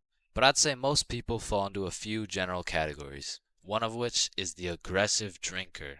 These people have to have pent up and saved anger for years. They just decide to let it all loose when they take a sip of alcohol. I feel like they might even just be using drinking as an excuse to sock someone in the face. And the main problem with aggressive drinkers is there's always at least one of them at every function. Sometimes they can be tamed, but if you just let them do their thing, then the function just turns into the Battle of Vimy Ridge, bro. You don't want your friends to be aggressive drinkers, because when they do something stupid, you just have no choice but to back them up, because that's your homie. Coming up next, we have the depressed drinker. I know lots of people who are usually happy and energetic, but when they start drinking, all of a sudden they think I'm their therapist or something. Like, of course I want to help my boy if he's in his feels, but I'm hammered too, bro. I can't help you get your ex back. Now listen, I'm no scientist, but alcohol is a depressant, which means like it means it makes you depressed. Bro, I don't pretty much what I'm trying to say is if alcohol makes you sad sometimes, don't worry, it's normal. Next up, we have the flirty drinker. Now these types of people are a common appearance at parties. They just kind of go stumble over to someone and just start spitting game. One thing I do respect about flirty drinkers is that they're perseverant, bro. When they get rejected by someone, they just take it like a champ and keep pushing to the next one. Usually flirty drinkers go rotate around the party and try for their first few contenders, but eventually at the end of the night, flirty drinkers will end up attracting other flirty drinkers, then boom, everyone's happy. And come on, everyone knows the I love you guy. Man, I love you, man. Nah, like, I don't think you understand. Like, I really love you, man. And whatever you need, I got you, bro. And I just really love you, man. Bro, who the fuck are you? And of course, we got the designated driver. Next, we got the loud one. Hey, bro, sometimes the alcohol just makes people talk way too loud. In some settings, it'll slide. But in other settings, at parties, these are usually the type of people to be in the mosh pits because they're always super high energy, and sometimes they can be kind of annoying. Man, who would be this type of drunk, am I right? Alright, it's me. And if anyone else is this type of drinker, I know you can relate. When you wake up the next morning, not only do you get hit with the hangover, but your voice is just completely gone. And I'm not even usually a loud person. But man, alcohol just works its magic and has me yelling like Kai Cenat. Hangovers being this type of drinker has to be one of the worst. I guess next to aggressive drinkers, you know what I'm saying? Anyways, we're moving on. You also might have encountered the philosopher. I couldn't tell you why, but for whatever reason, after taking 5 shots, some motherfuckers just become a philosopher, bro. They just have philosophical questions coming out of nowhere. And they low-key be spitting too. Hey man, love doesn't even exist, bro. It's all just an illusion. Love is just a chemical reaction that occurs in your brain that was programmed to make us inclined to reproduce. Next up, we have the OD, overdrunk. This is the 7th and final stage of being drunk. If you've seen the 7 stages of drunk video, you'll know exactly what I'm talking about. But some people are just prone to drinking way too much. And somehow, they always find themselves blackout drunk. But yeah, there's not much to say. They're pretty much just unconscious. And of course, we have the chill drinker. These people are just pretty neutral.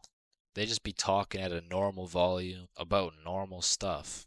And honestly, these people are just overall enjoyable to be around, especially when you're drunk.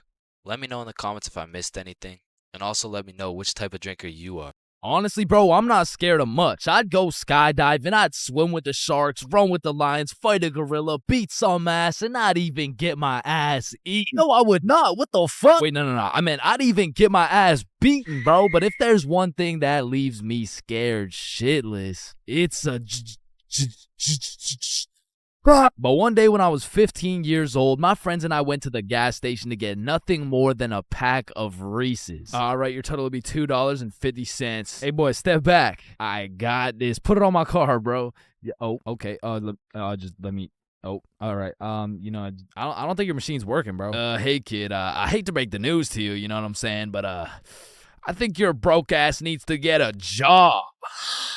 No! So I got my first job at Jim Jordan's and I was grinding, bro. I made every coffee fresh, every customer happy, every toilet squeaky clean. I was putting the potato wedges in a goddamn bag until I'd stacked up my first few bands and I'd never seen this much money in my life. I thought I was rich, bro. So I quit my job. And then the government took some bands. I bought a few Fortnite skins, one ugly-ass t-shirt, and before I knew it, I ended up exactly where I started.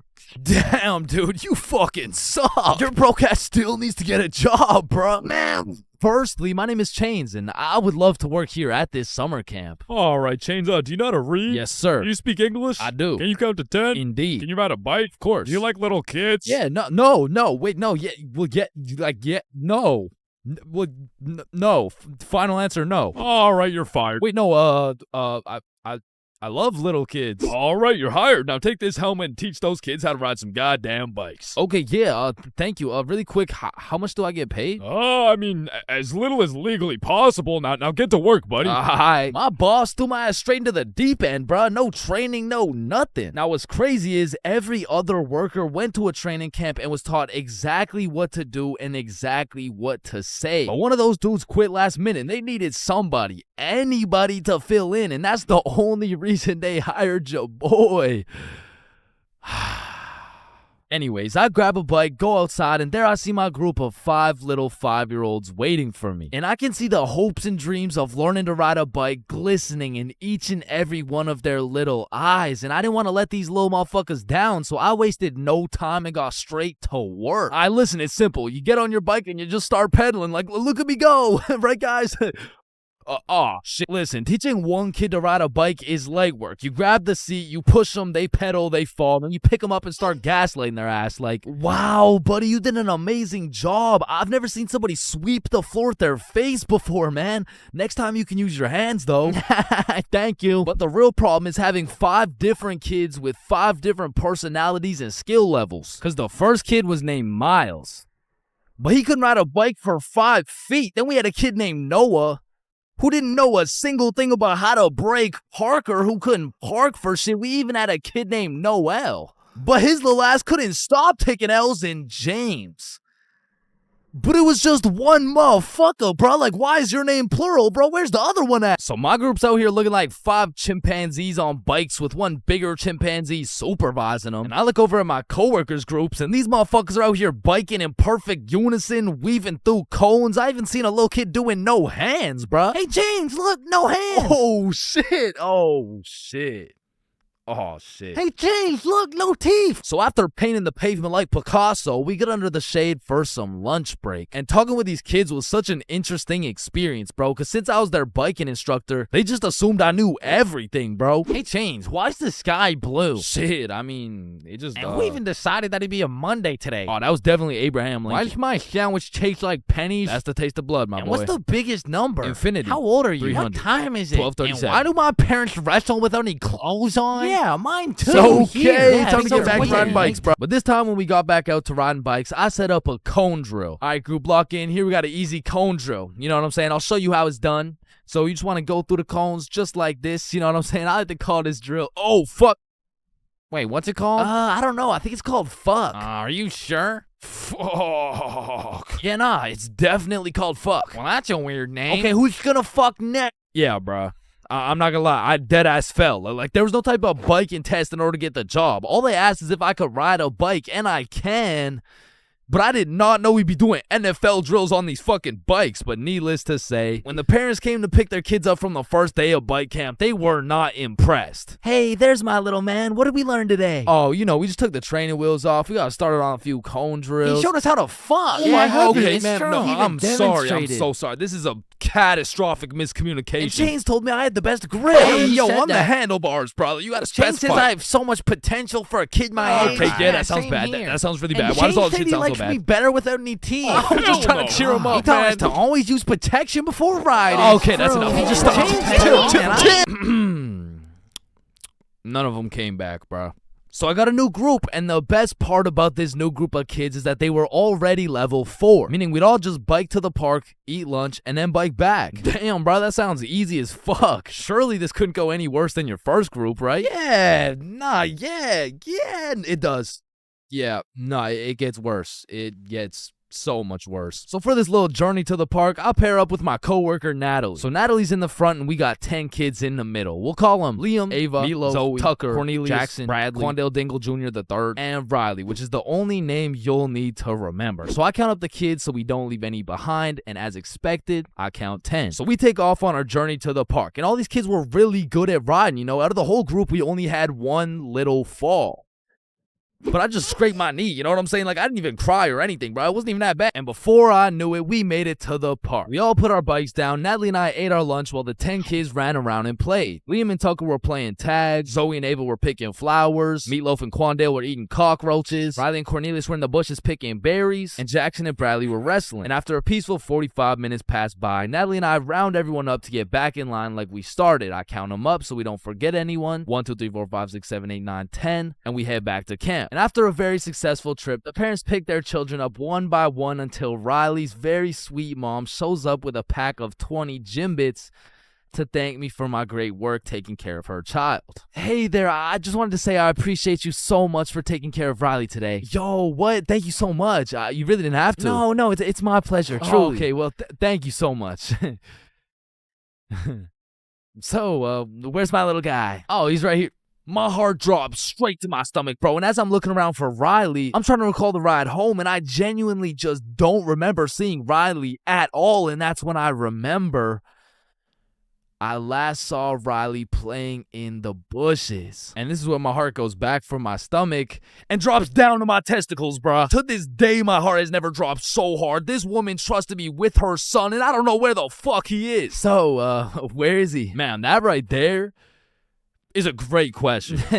What do you mean that's a great question? You know, all the greatest questions in the world make you think, don't they? Yes. Right, and as you ask me this question, I really get to thinking, you know, like I really get to rack in my brain, and well, to be quite frank, well, I'm stumped. Okay, what do you mean you're stumped? I don't know where Riley is. What do you mean you don't know where Riley is? Okay, yeah, nah. Let's just put it like this. Do you know where Riley is? No. Yeah, nah, me either. Yeah, ice cream. Holy Oh, fuck, he's right there. Oh Holy my god, fuck, he I gave me knew a it. I knew heart it. He's like, attack. fuck, I oh thought my this god, he's right dumbass there. lost you. I knew it the whole time. He's right there. It's April Fool's. Give me Yeah, these. take him, Aj. Oh my god, Jesus, God bless America. And that was genuinely the day I realized I can't work a fucking job. I'm not built for that shit, bro. I gotta start a Stickman YouTube channel or some shit.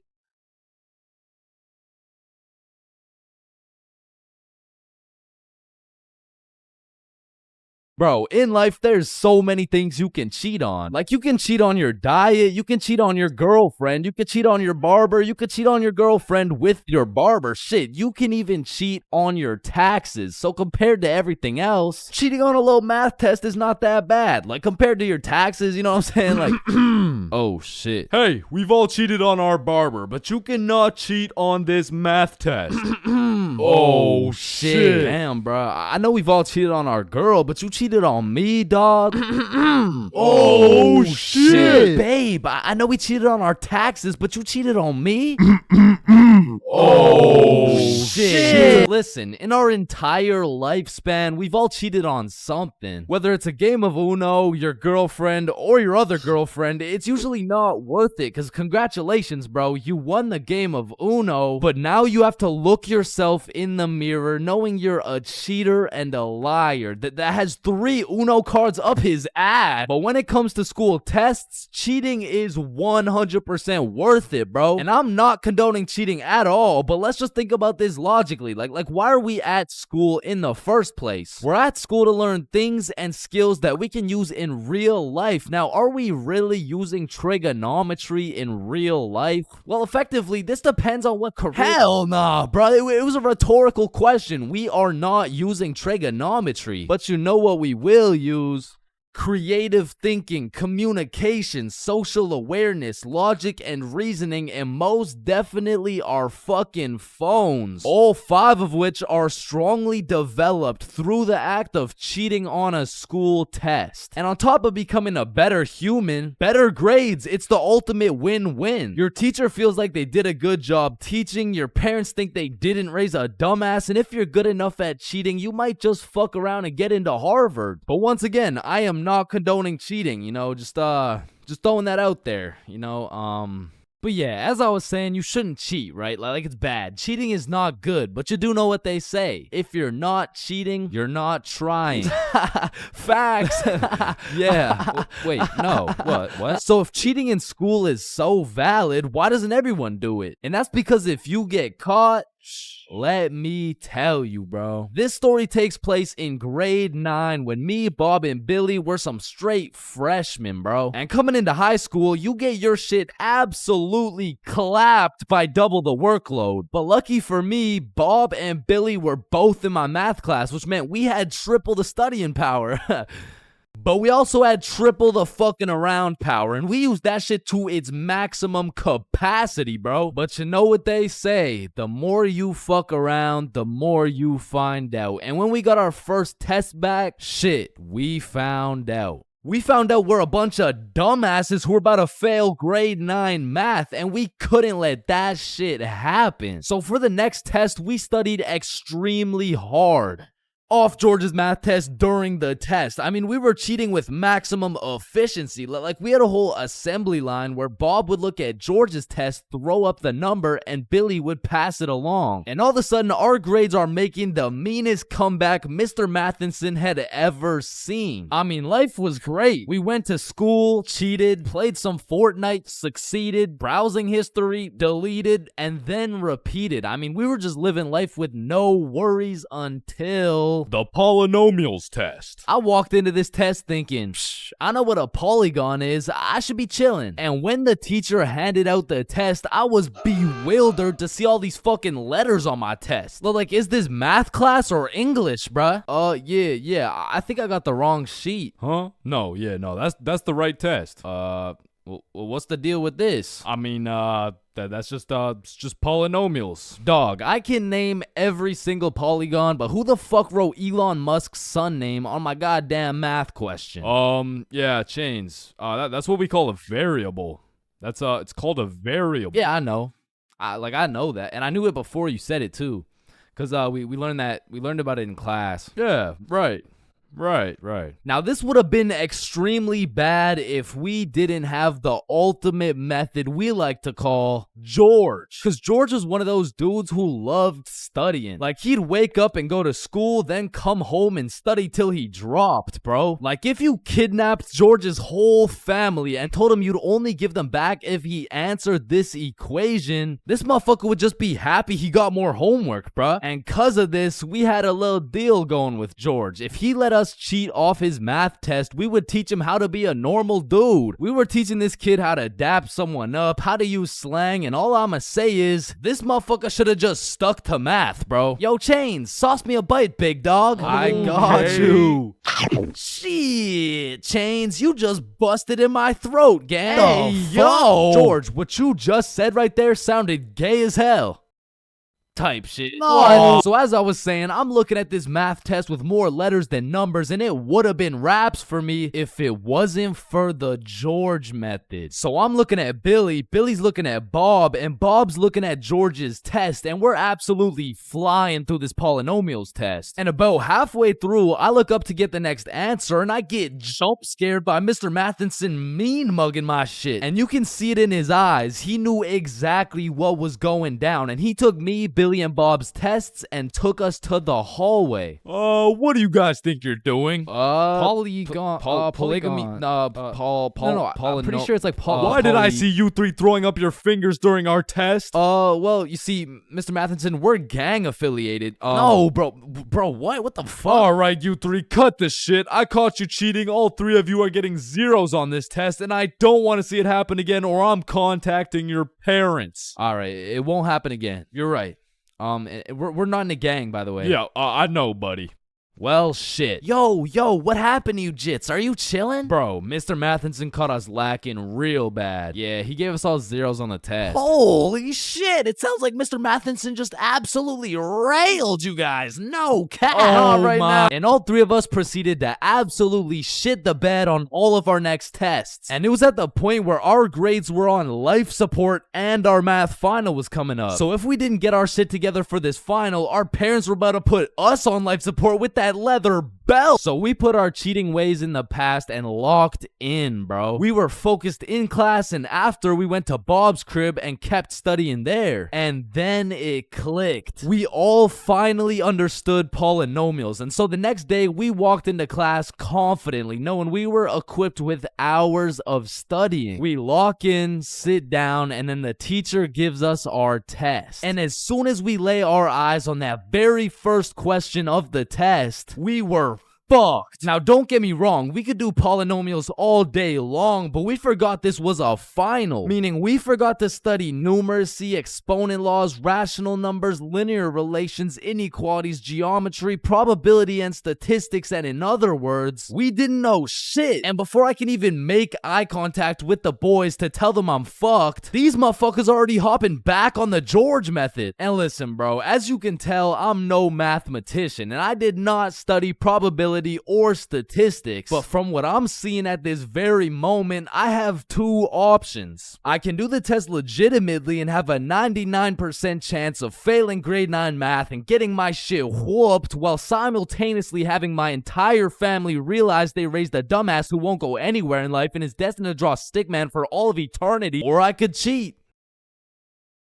So we're out here hitting the George method, and I'm being extra careful because if we get caught lacking twice, it's complete and utter raps for us, bro. So we're grinding out the method, then the teacher looks up, boom, we're locked in on our own tests. He puts his head down, back to the method. And there was a few times in there I thought we were cooked, but we just kept it pushing. But still, we were low-key running out of time, and I had a whole page to complete. And God bless this random ass dude's soul, because he raises his hand to ask a question, and as soon as the teacher turns his back on us, it's crunch time, bro. It's like double XP right now. Bob was out here throwing up these numbers so goddamn fast, I thought he turned Crip for a second. And then the bell went off, and we were all done, bro. We hand in our test, and then it was time to wait. A few classes go by, and then the teacher hands out our math finals alongside our report cards. And nervous as hell, we all check our report cards, and we all pass. passed, bro. So we all go home happy as hell to show our parents our report cards and the fact that we passed. Chains, you got a 54 in math? Yup, Mom, I sure did. You raised one hell of a smarty pet. Oh, fuck. But at the end of the day, even if we all got our shit whooped, maybe the real treasure is the friends we made along the way.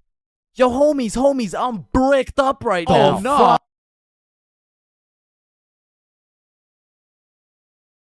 Man, growing up, I was a great kid. No, I was a good kid.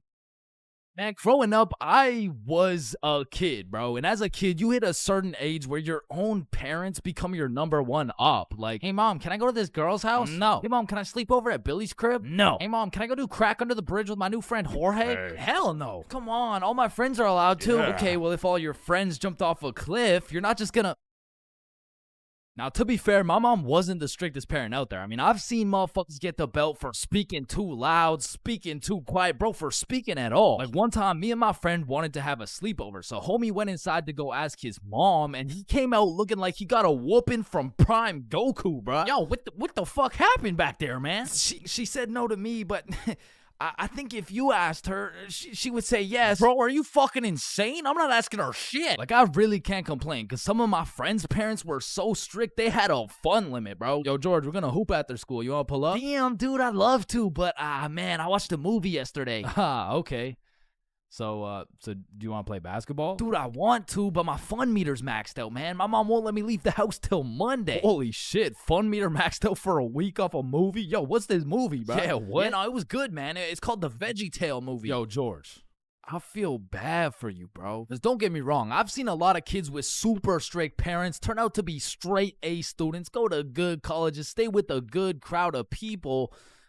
But with that being said, a lot of these kids whose parents were too strict to let them watch fucking SpongeBob, they end up going to college and catching Krusty Krabs after letting a dude named Patrick explore their bikini bottom, bro. Nah, but for real, my mom was far from one of those parents. I mean, she was reasonable, but the thing was, all my friends were a year older than me. Now, mentally, we were all dumb as shit. But when you hit that 12, 13, 14-year-old age, that 1 year is the biggest difference, bro. Like, us doing shit together just didn't look right. Yo, Bob, can you pass the Zot? Yo, Billy, let me hit that. Yo, pass me that shit, cuz. And cuz of this, I wasn't allowed to do a lot of the shit that my friends were allowed to do. Like, these boys could stay out past 10:30 p.m. on a weekend.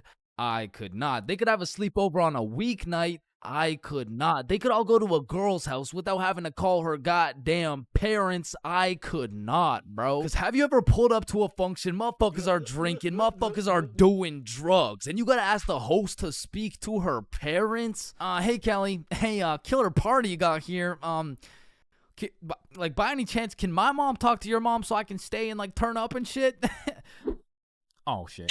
And when you're 12 and all your friends can do shit that you can't do, you're left with just two options. You can either be a good kid, follow the rules, do your homework, eat your broccoli, or you could be a bad kid, break the rules, fuck your homework, and smoke that broccoli. And boy, did I make the wrong decision. I remember the first time my mom caught me lying was back when I was in grade 7. It was just an average Saturday posted up at Billy's crib. Yo, y'all boys know Rosa? Yeah, I know Rosa. What's up? Bro, she's throwing a birthday party at her crib tonight. Oh, shit, man. We about to get freaky deaky on these. I'm about to get so drunk I forget how to speak. Yo, on God, bro. Dead ass. That's facts. For real. Hey, Mom, I'm just calling to remind you how much I love you. Oh, I love you too, Chains.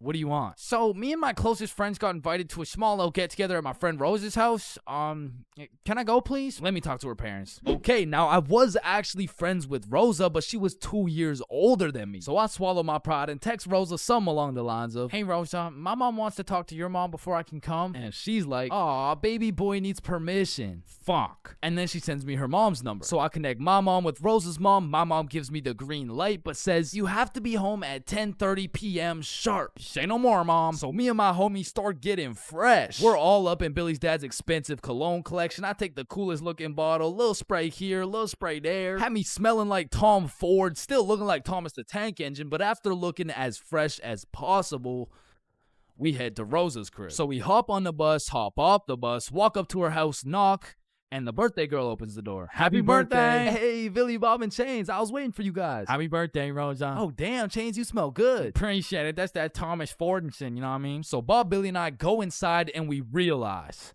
the gravity of this situation. Oh, shit. God damn. Rosa invited like 10 of her girlfriends and like 2 of her cousins, bro. We were completely outnumbered in the greatest way possible, bruh. As I'm just doing some quick math on the ratio, there's a knock on the door. Rosa opens it, and it's Dennis holding a bottle of vodka. Now, we're friends with Dennis, Rosa's friends with Dennis, but to put it simply, Dennis was a bad kid, bro. This motherfucker was living life with no precaution, no regrets, no morals, but to be fair, he was fun as fuck, bro, because when Dennis pulled up, the party got lit, bro. We were taking shots, dancing, playing beer pong, taking more shots. We were having a marvelous time, and I was drunk, okay? Not too drunk, but not just tipsy. I had hit the perfect sweet spot of drunk. I got all the stat boosts of being funnier, more confident, more smiley, but I still had full control of my body, so I started applying that pressure, bruh. Hey, don't y'all both have ugly boyfriends? No, what the fuck? No. Shit. Y'all want one? What? Damn, you smell good though. Appreciate it. I showered this week. Now, I don't remember what I actually said, but all I know is that in grade 7, cologne was overpowered, bro, because nobody was smelling good, and if they tried, it would just smell like Axe, dog. So I'm over here combining the powers of Tom Ford with the confidence of Smirnoff, had me feeling like I'm him, bruh. So how y'all feeling? I'm honestly amazing. How you feel? Shit, I'm feeling good. Just a little, just a little bit tired.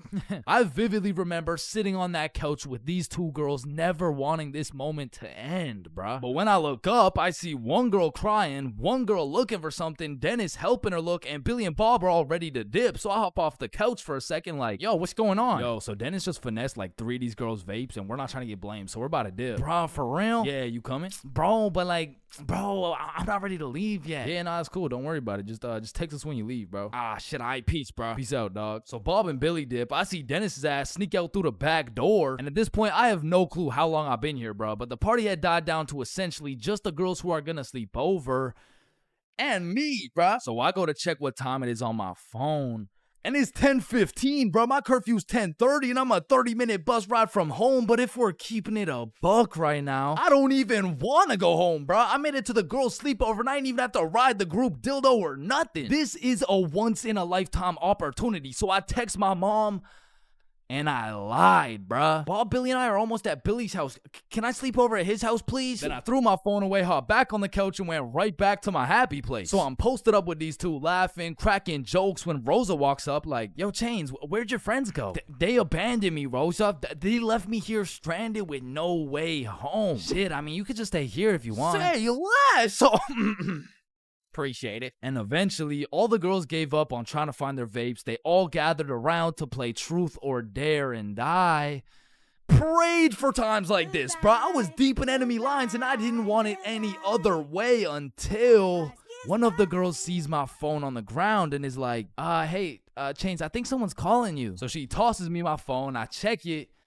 And I got 20 missed calls from fucking everyone in my contacts, bro. So I'm trying to be strategic with it to find out what's going on. I called Billy first. Yo, what's happening? Bro, so your mom called my mom and asked if you were here yet at my house. And my mom told your mom that you're not even here, bro. Aw, shit, what do I do? Bro, I don't know. And everyone knows when you get caught in a lie, you should just fess up, tell the truth, and apologize. But I doubled down, bro. So I called my mom and I'm like, hey, mom, we're almost at Billy's house. We just missed our second bus. Where are you? I'm at Stickman Middle School bus stop. You know, like, we're super close. We're just waiting for the bus to come. I'm picking you up right now. Fuck me, bruh. Now, not only is she expecting all 3 of us to be together at this bus stop, shit, not a single one of us is there, bro. To put this in perspective, my house is right here, Billy's crib is right here, and Rosa's crib is all the way over here, bro. And Stickman Middle's somewhere near the middle. And so I pull up the bus app on my phone and see the next bus is coming in 2 minutes. And with all that adrenaline pumping through my veins, I jump up out the couch, steal a piece of gum, and haul absolute ass to the bus stop. bruh. I get there right on time, hop on the bus, and I call Billy. Yo, dog, I think I'm cooked. I told her I'm at Stickman Middle with you guys. Dude, why the fuck would you do that? Shit, bro, I don't know. I'm busting there right now. Bro, if she sees you there without us, you're cooked beyond belief. I know, bro. Yo, we're on our way. So Bob and Billy hop on scooters and start hill bombing their way down to the bus stop to save my ass. And this shit was a race to get to the bus stop before my mom does, because if she catches me there alone, I'm cooked. If she catches Bob and Billy there before me, I'm cooked. If she gets there before anyone, I'm fucking done, bruh. I'm on the bus just praying, and when I finally get to the bus stop at Stickman Middle, I get out and take a deep breath because my mom's not here. But I'm shitting my pants because neither is Bob or Billy. And so I'm calling them, no answer. And I look down the road, I see some headlights. And this was not a busy street, bruh. And as the car is getting closer and closer, I can feel the anger radiating from the whip. I can almost hear the belt making contact with my cheeks. And the car pulls up, and it's just some random dude driving by. Yo! These motherfuckers, Bob and Billy, come flying down the hill. They get to the bus stop, throw their scooters in the bush, and pretend like we've been waiting here for an hour. Oh, gee wilkers, man. I can't believe we missed this bus, dude. Billy, pray for me, bro. Get in the car. I get in my mom's car. I'm stone fucking sober. My heart is pounding. Why did you lie to me? Well, I honestly wanted to spend more time at my friend's house because we were just having fun. I'm not mad. I'm just disappointed, Chains. That shit hurt way more than any punishment ever would have, bro. So even though Bob and Billy clutched up for me, I still got grounded, bro. But I did learn a valuable lesson. Just tell the truth, bro. It makes everything easier.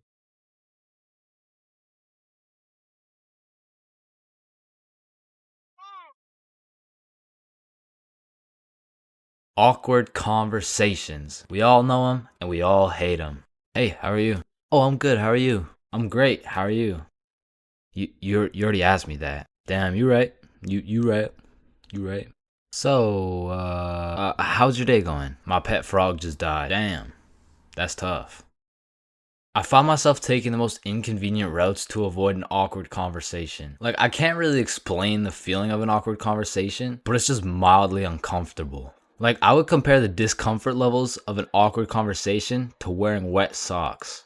Like, it's not the end of the world, but let's keep it real, no one wants to wear wet socks. And honestly, I would take a slightly inconvenient path if it meant I would not have to wear wet socks. Also, I feel like there's some other situations that are in the awkward conversation family that I also hate. For example, the handshake fist bump dilemma. Yeah, it was nice seeing you. Yeah. Oh, fist bump. Oh, no, sorry. No, I don't. Yeah. God damn it. After you experience one of these bad boys, you'll be thinking about it cringing for the next hour. And if you're anything like me, you might even lose some sleep over it. Man, why the fuck didn't I go in for the handshake, bruh? Obviously it was a handshake. And what about the good old you said goodbye to the person you're talking to, but you guys both walk the same way situation? I mean, this situation is the perfect way to ruin a smooth conversation. Yeah, man, it was really nice to see you. Yeah, for sure. See you later, bro. Alright, peace out. Alright, bye. Yeah, bye. Shit, we're still walking the same way? I'll just turn this way so it's not awkward. Man, what the fuck? And even if I say goodbye to someone and we're still in the same general location, I will avoid them at all costs. Like once me and my brother were chilling at Walmart and we saw one of our neighbors, so we talked for a little bit, said our farewells and went separate ways. But when it came time for me and my brother to check out, we saw the same neighbors checking out. And we were up in the Walmart looking like we were playing Assassin's Creed in real life. It's clear. And of course, I can't forget about awkward silence. Yeah, that's funny.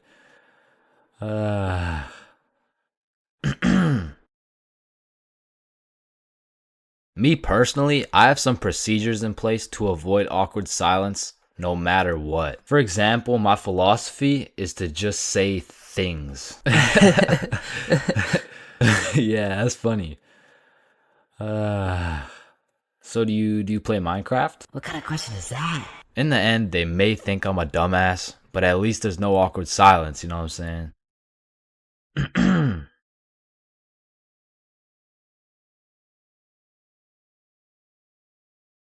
Okay, Chains, welcome to your first day at Jim Jordan's. These are our new product, Bieber Bites. Just smile and remember. The customer is always right. Okay, yeah, nah, I could do that. All right, I'll leave you to it. Okay, yeah. Hey, sir, Hey what can there, can I get some Bieber bites? Yeah, how many? Right. How about this? Hey, let me get a pack of Justin Bieber's balls. That's funny, yeah. How many do you want? Hey, let me get a pack of Bieber's sack. Okay, yeah, how many, bro? Hey, let me get a taste of Justin Bieber's wiener. Back in my day, I used to work at a fast food place called Jim Jordan's. Now, for legal reasons, this is not Tim Hortons, okay? It has J's and shit. Like, they don't even look that similar, bruh. But honestly, working at Jim Jordan's, I felt like Johnny Sins, the way I'd put on my uniform and go to work just to get the soul sucked out of me, bruh. And instead of dealing with a bunch of fat asses, I'm dealing with a bunch of fat asses talking about... Alright, so I ordered an extra large BLT with ranch, extra bacon, no veggies, and I only got 5 strips of bacon. I want a new one. Okay, yeah. Where's the sandwich? I ate it. Of course you did, bruh. Like, you do not need more food. I don't think your arteries could compensate for any more bacon. No, my doctor said I'm in shape. I mean, yeah, bro, you're in the shape of a circle. I mean, I don't even know how you made it through the door. Oh, shit, damn. Now, believe it or not, I was a Jim Jordan's Hall of Fame employee. Shit, I was the best in that whole goddamn establishment, bruh. And no, it's not because I was the sexiest, hardest working, strongest, most intelligent dude they'd ever seen. It's because everyone else was ass, bruh. On the drive-thru, we had the Indian homie Dill Preet, and the only English he knew was the Jim Jordan's menu, bruh. Welcome to Jim Jordan's. What can I get for you? Hey, just give me a moment. I give you donut. No, I need time to think. You need chai, tea, drink. No, can you wait or not? Okay. One tater tot. No! Wait! You want 8? No! Okay, stop it. You know what? Okay. Chocolate donut. Then over making the food, we had this sweet 83-year-old lady, Linda, who was 20 years too old to be doing this shit. Okay, Chains, here's the cheese bagel. Thank you, Linda. But, this is the 9th cheese bagel you've given me in 20 minutes. Oh my good gracious, I'm sorry. I'm sorry. Oh, what's this? Oh, cheese bagel coming right up. And overworking the counter, we had Sebastian. Now, don't get me wrong, Sebastian was a really nice guy, but... He had a little hint of the tism, you know, no, he had a lot of the tism. Like, it was more like the tism had a hint of Sebastian, which is cool, of course, but it did mean that he would absolutely yap at every single customer who came in the store. Shit, I'll never forget this one time a girl came in the store and just ordered a muffin, like, welcome to Jimmy's, what can I get for you? Hey, can I just get a fruit explosion muffin? Can you guess what Sebastian said next, bruh? Maybe your total is $175? Cash or card? For here or to go? None of the above, bruh. The sentence that came out of this motherfucker's mouth was... A food explosion muffin? Yes, please. That sounds an awful lot like a hate crime to me. Yeah, can I get my muffin, please? Do you get it? Yeah, you get it? Yeah, I get it. Okay, listen. It's like you really don't need to explain. Explosion, okay. Sir, it's like if you took a bunch of gay people. So that's Sebastian. And over on drinks, we had this dumbass 15-year-old who's always spilling and shit. That was me. Yeah, that was me. I was ass too, but like I was still the best by default though. So the point is, our Jim Jordan's crew was looking like a group of clumsy villains from a Disney movie. But just because we were all really ass at our jobs doesn't mean we were useless. Because if there's one thing we knew how to do, it was making people's days even worse than they already were. You pull up to our drive-thru all happy, just wanting a small coffee? Shit, you're leaving with a small hot tea and some suppressed anger you'll probably bring home and let out on your wife and children. You pull up to our drive-thru just wanting a breakfast sandwich? You're leaving with nothing because we ran out of eggs and cheese and bread and the breakfast and the sandwich. You pull up to our drive-thru pissed off, complaining about how there's not enough mayo in your wrap? Bro, you're leaving with a wrap filled with super special secret Sebastian sauce. So I'm sure you could probably tell, but we had to do a lot of customer service and talk our way out of a lot of mistakes. And by we, I mean me, bruh. I was the designated customer service dude, because before it was me, it was Dill Preet, and that shit would usually go something like, hey, I just took a bite out of my chicken wrap, and it literally tastes like someone busted a nut in that shit. A nut? Yes. Someone busted a nut in my goddamn food. You want a donut? No! And then before Dilpreet, it was Linda. Hey, I just took a bite out of my chicken wrap and it literally tastes like someone busted a nut in that shit. Oh my heavens, that's horrible. I'm sorry, I'll get you a refund right away. Thank you. Hello? Hello. Welcome to Jim Jordan's. What can I get for you? God damn it. And before Linda, it was Sebastian. Hey, I just took a bite out of my chicken wrap and it literally tastes like someone busted a nut in that shit. Oh yeah, that was me. Now, of course, our elite Jim Jordan's crew had a manager, Magnus. Now, Magnus was strict as hell, but she would only show up like once a month. But whenever she did show up, she was running this Jim Jordan's like it was the military or some shit. Cause usually I'd be 54 minutes into my 30-minute break playing Clash Royale. But when Magnus was there, bruh, shit, I'd clock into my break, make eye contact with her, shit my pants, and then clock right back out. She was so intimidating that whenever she would show up, I would never spill a drink. Sebastian used real mayo. Dilpreet spoke fluent English, and Linda would be so stressed out she'd forget to forget. She was running this place so much like the military, she had my ass waking up at 4:30 every day. And when Magnus was teaching me to do customer service, she really loved to say, "The customer is always right." So of course I listened, but it was low-key a crazy statement, cause honestly, the customer is never right, bro. It doesn't even matter what we're talking about. It could be like, "Hey, how you doing?" "Hey, I'm doing good, can't complain. I mean, it's a nice sunny day outside and all." Damn, this chicken wrap is good as hell. I am 100% sure nobody busted a nut in this. And I don't know about you, but I personally have never complained about my fast food order ever. I usually just get my order, check the bag, realize instead of a Big Mac, they gave me a McChicken with a bite taken out of it, cut my losses, and I keep it pushing. But some of these motherfuckers in the Jim Jordan's drive-thru come in like you just murdered their entire family and then took a shit in their coffee. Oh, shit. Hey, you! There's not enough sugar in my fucking coffee! Oh, okay, yeah, sorry about that. Do you want me to add more sugar in? No, this is unbelievable! Now, I swear these angry customers love to throw around the word unbelievable. But I'm not gonna lie, we forgot to put sugar in your coffee. It's pretty fucking believable, bruh. I mean, look at the staff. We're getting paid minimum wage. The guy who took your order doesn't speak English. The guy who made your order's a 15-year-old running off 2 hours of sleep. And the rest of our staff is playing fucking patty cake. You're lucky we even had enough brain cells to get you the coffee. And I'm gonna be honest, it was a blessing that I was broke as shit and really needed that job, because if I didn't, I would have crashed out for sure. Hey, some dumbass forgot to put cheese in my fucking grilled cheese. Oh, hell no. Yo, Linda, you hear this ungrateful piece of shit? Oh, hell no. You keep running your mouth, I'm about to grill your cheese, bitch. What the fuck is your old ass gonna do? Do not talk shit about Linda. Like and I busted in your sandwich last week. Wait, what? Here at Stickman High, we understand the importance of learning. That's exactly why our new curriculum has been perfected to accelerate the learning of each and every student. Like, hey, look at this kid. Wait, what? Look how big his head is. It must be full to the brim with all that knowledge we provide. Hey, it's not that big. No, it's pretty fucking big. Anyways, let's take a look at how the new curriculum pushes our students in the weight room. Oh, wow, impressive. See, I didn't even know legs could bend like that. They can't. All right, stop recording.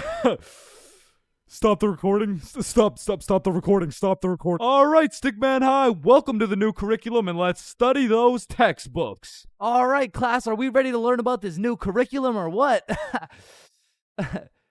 Or, we could just do a Kahoot? Yes, sir! That's what I've been waiting for. That's what it's all about. Man, I fucking love Kahoots, and I don't study for shit. Bro, I feel like Kahoots are the exact equivalent of the good old here comes the airplane trick. Like, yo, you want a Brussels sprout? Aw, hell nah, bro, those are disgusting. Oh, shit. Alright, but here comes the airplane. Hey, Chains, you need to study for this history test. Hell nah, bro, that shit's boring as hell. Okay, yeah, but... What? The Declaration of Independence was signed on the Georgia. Because personally, I didn't give a single fuck about what we were learning in school, but I swear they infused the Kahoot music with Adderall or like crack or some shit, because a game of Kahoot used to have me all the way locked in, and I would be grinding my way up those leaderboards. Like, I'd make it to 3rd place, and then 2nd place, and then 1st, and then the teacher would throw in some bullshit like, now what position was Abraham Lincoln conceived in?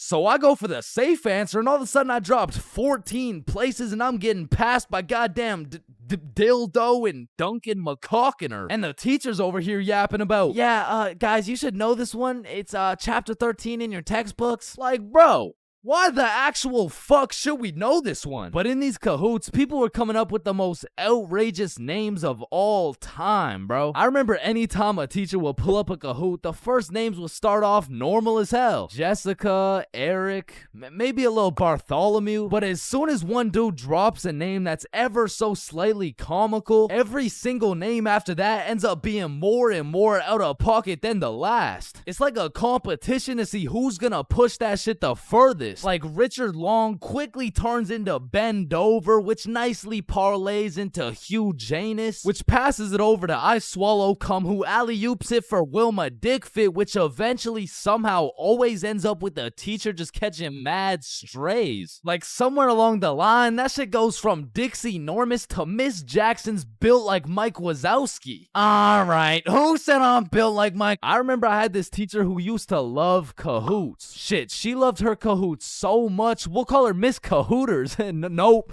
Nah, we're not actually doing that. We're not calling her that. I think we'll just go with Miss Kahoot. You know what I'm saying? I think Miss Kahoot works just fine. And every Friday or so, we would walk into Miss Kahoot's class, and she would have a Kahoot pulled up smiling from ear to ear, which I'm not gonna lie was really sad to see. Not because she was smiling, but because I knew in 20 minutes tops, that smile would turn into straight anger, bro. Hey class, happy Friday. We're gonna do another Kahoot because I know it's a class favorite. Just please, everyone be appropriate. DJ Bustanut, are you serious? In my 22 years of teaching, I have never. And I felt bad for Miss Kahoot, you know, like I really did, but it was low-key her fault for running it back so many times. Cause DJ Bustanut just couldn't stop catching these dubs, bruh. He was a dog. But nah, I really do feel Miss Kahoot, cause sometimes even Kahoot pisses me off, bruh. Cause picture this, I'm here grinding out these answers, giving it my all, even cheating a little off that one smart motherfucker with the big-ass laptop, but I still get a few answers wrong, you know.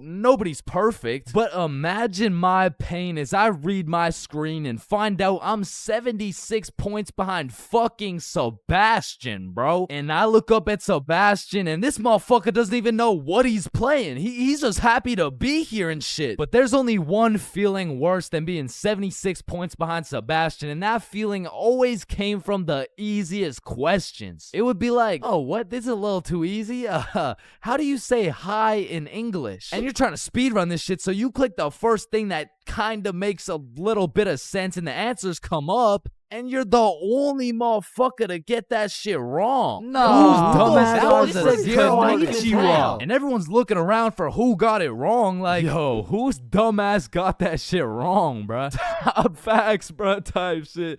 Dumbass type shit. The fucking dumbass. Chains? Were you the dumbass who got that shit wrong, bro? Me? The dumbass? Nah, shut up.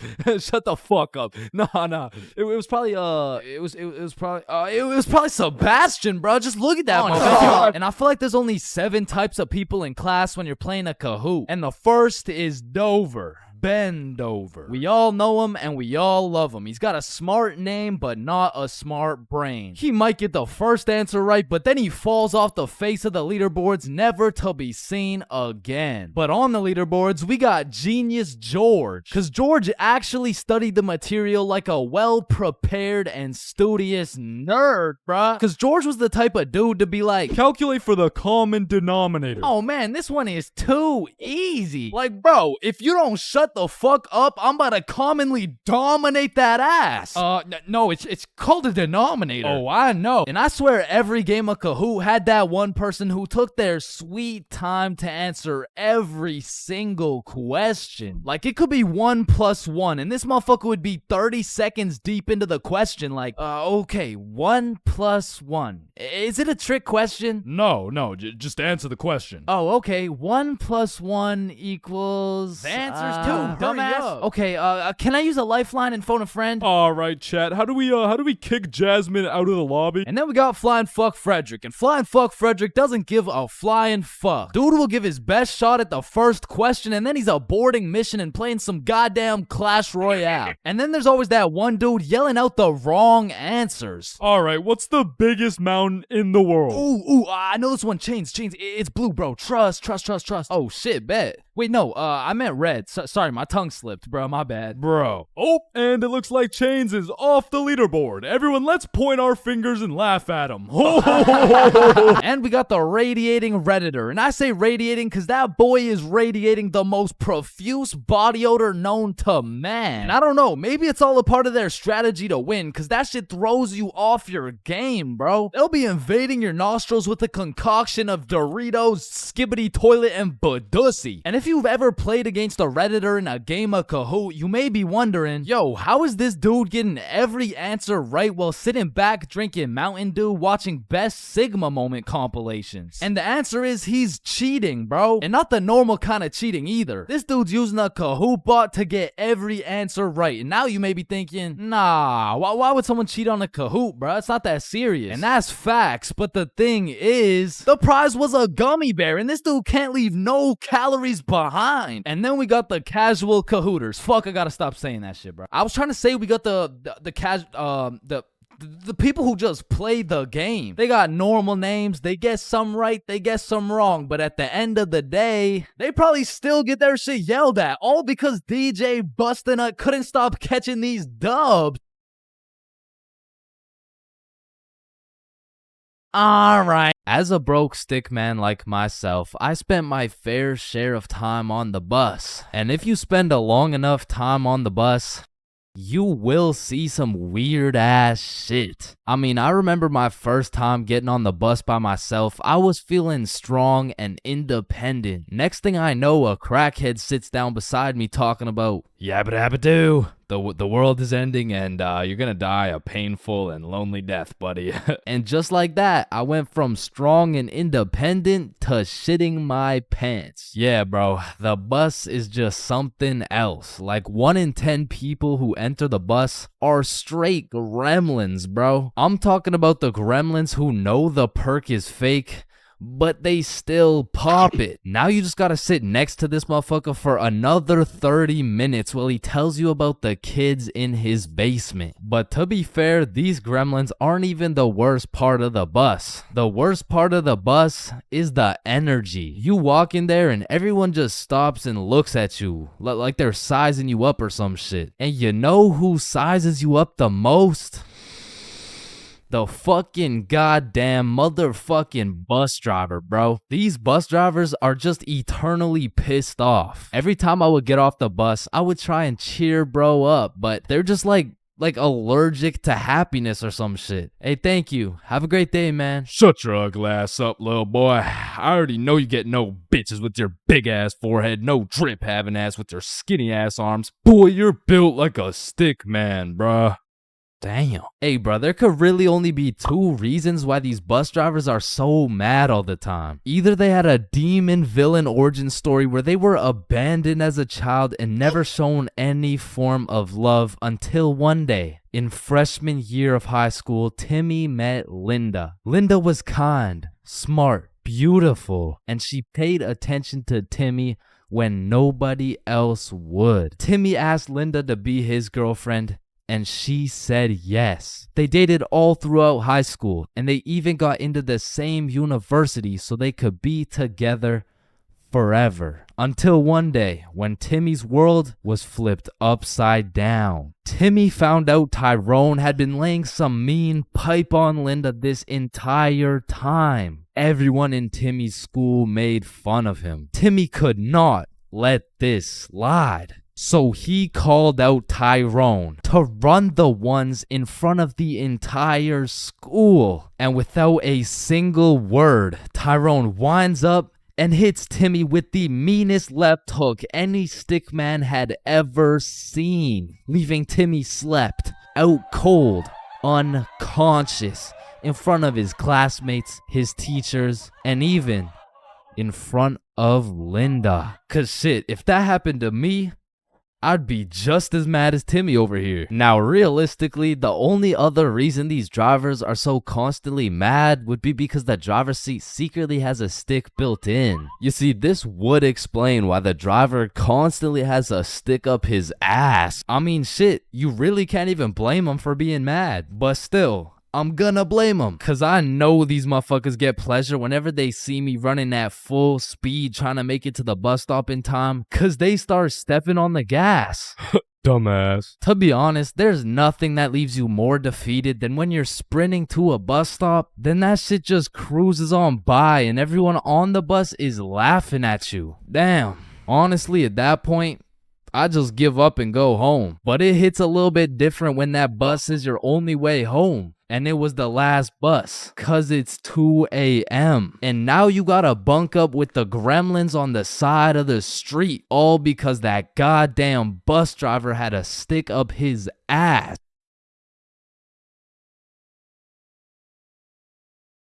For most of my life, I've known how to swim. But by that, I mean, if my life depended on it, I could swim from one place to another. I don't even know if swim is the right word. Like, if you saw me casually enjoying a little swim at the pool, you'd be like, does he need help? Like, is he drowning? I mean, like, I did take swimming lessons, but I quit at level alligator, bro. I never even made it to level 1. With that being said, this incident dates way back to when I was in grade 4. We were going on a field trip, and of course, it's to the pool. But I'm not stressing. I know I safely passed level penguin, so I should be chilling. My whole class and I walk into the entrance of the pool, but before anyone was allowed in the pool, they asked everyone if they knew how to swim. And I thought, we're in grade 4. There is no way somebody still doesn't know how to swim. And just as I presumed, nobody needed a life jacket. So me and the gang are swimming around, jumping off the diving boards. Fun stuff for a grade 4 field trip. But after about an hour, my friends and I are just chilling in the deep end. And that's when I see a kid in my class named Ben on some floaty things coming in our direction. A little backstory about Ben. For as long as I can remember, this dude has been on my nuts. So when I saw this dude coming in my direction, I assumed he just wanted to say hi or something. But as he made his way towards me, I could tell he was struggling. So I swim over to help him out. Oh, hey, Ben. How are you? This kid jumps off the floaty thing onto me. And this man has the meanest grip on me.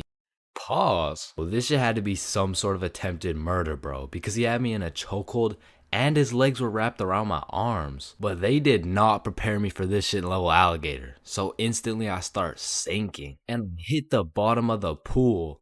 Keep in mind, Ben is chilling on top of me with his head out of the water this whole time. So I jump off the bottom of the pool just enough to get my head out of the water for a few seconds. Ben, get off me. And when I look up, I see this dude Ben with the straightest face in the world. Like this motherfucker has no clue I'm out here fighting for my life. And he says in the most monotone voice, "I can't swim." Ah, hell nah. I'm trying to fight him off me, but keep in mind my arms are tied up. So I gather all the strength out of my skinny ass grade 4 legs. And I jump just enough to get my head out of the water again. Lifeguard, help! Oh, you guys, stop playing around in the pool. That's it. I'm fucked. I'm dead. And out of sheer anger, I decide, fuck it. If I'm dying, you're dying with me. I duck as far as I can under the water so both me and Ben can't breathe. But I'm running out of air. I start to get lightheaded. Man, that's crazy.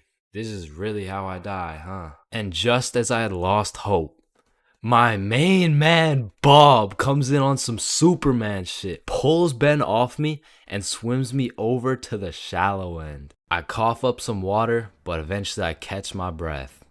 So that's the story of how I almost died. And it's also the story of why I owe my life to Bob.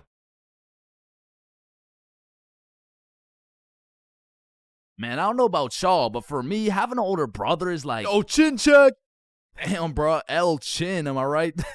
Nah, I got you a gift, though. Damn, for real? Yeah, open them up. Oh, these are tough. Let me try them on. Yup. You know what these are good for, bro? Yeah, what is it? Wedgie. I'm not gonna lie, bro. I still love having a big brother. Like, yeah, you get your ass beat bi-weekly. Yeah, these motherfuckers will steal your food, and they be frying your shit for no reason whatsoever. Chains for real, not as Chipotle for real. Because he's wrapped like a burrito.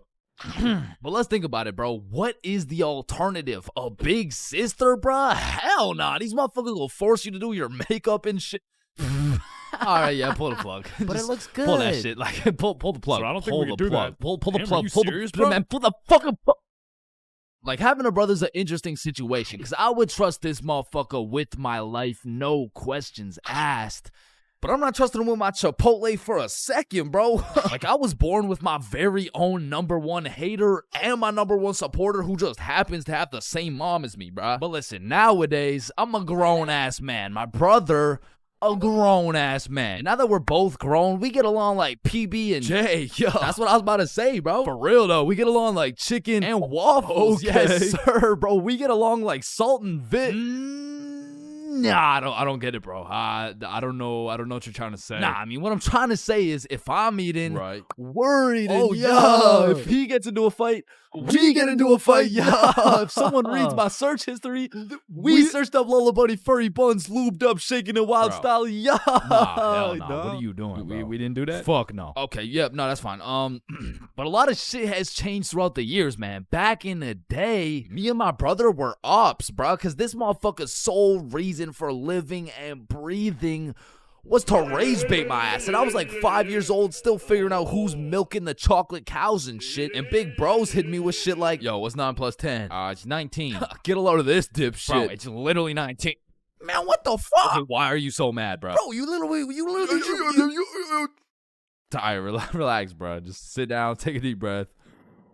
Who's a good boy? Yeah, Man, who's a... fuck. Now, me and my homies used to wrestle all the time, and my record was decent. We're talking like 50-10, and at the time, my signature go-to finisher move was the guillotine choke. It had seriously never let me down once until I tried that shit with Big Bro, and I started guillotining my ass beat, dog. My brother's 3 years older than me, so that shit was like a boss battle that you just don't have enough XP for, bruh. Like, when I would pull up on him, I hear boss battle music, my health bar pops up, and I start unloading the clip on this motherfucker, but he's done beat my ass so many times. He's got my moveset memorized and shit, bro. Like, this motherfucker's the Picasso of beating my ass specifically. Like, every time, I was getting folded like an omelet, folded like origami. I was getting folded like I was playing poker, the way he just dealt me these hands, bro. And maybe you're thinking, Big Bro got the strong genes, so I got the smart genes type shit. Nope, not. This motherfucker took those genes too, bro, and he put them to use. Because he used to manipulate the shit out of me, bro. Like, I remember one Halloween a long time ago when I was like 4. My mom came up to us with 2 costumes, right? One was Spider-Man with the fake muscles and everything, and the other was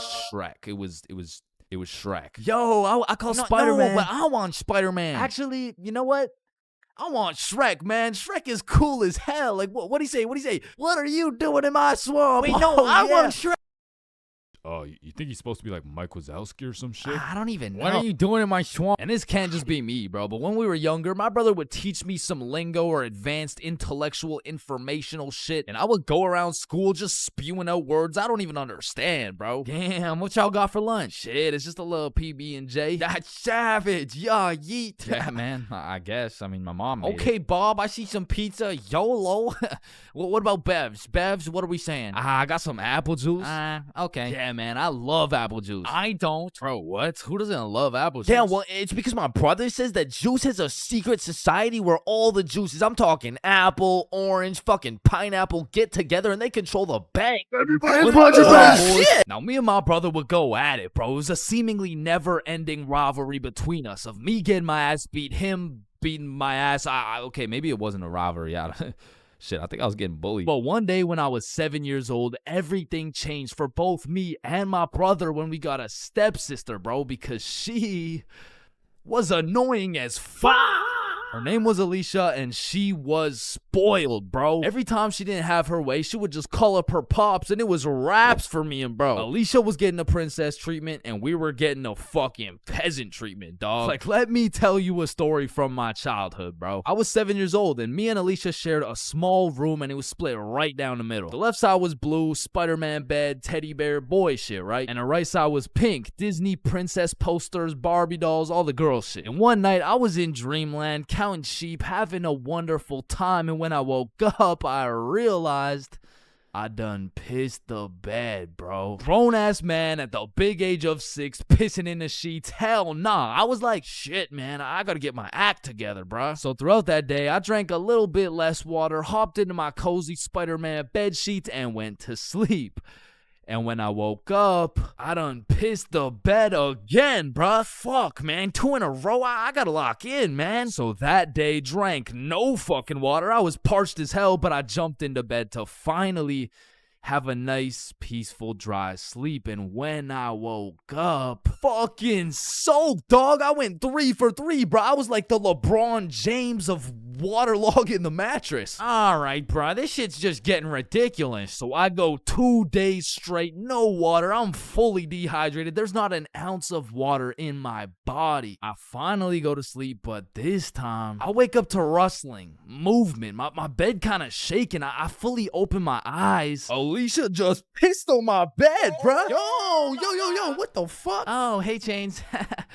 They will never believe you. Bro, I hop off the DIY water mattress, run over to my mom's room, and you gotta think about how guilty and schizophrenic I sounded, bro. Mom, Alicia's pissing on my bed. Chains, it's possible you wet your own bed while you were sleeping. No, come here. Look, she's probably doing it right now. Chains, Alicia's dead asleep. No, but every single day I wake up and there's just piss all over the Spidey blankets. All right, Chains, what's next? Alicia's just gonna shit your pants too, bro? And to this day, nobody believed me except my motherfucking brother, bro, because he's a G. And when he realized how annoying a little sibling can actually be, he was like, shit, I low-key fuck with you, little bro. Hey, I fuck with you too, twin. So we started playing some Mario Kart together. He taught me how to play basketball. He introduced me to Minecraft. He even taught me how to make a YouTube channel. And as we got older, big bro got a car. And that shit felt like when Greg and Roderick finally started fucking with each other, bro. We were running around, hitting late night Sev runs, eating straight Roderick-ass meals. We were in that bitch like,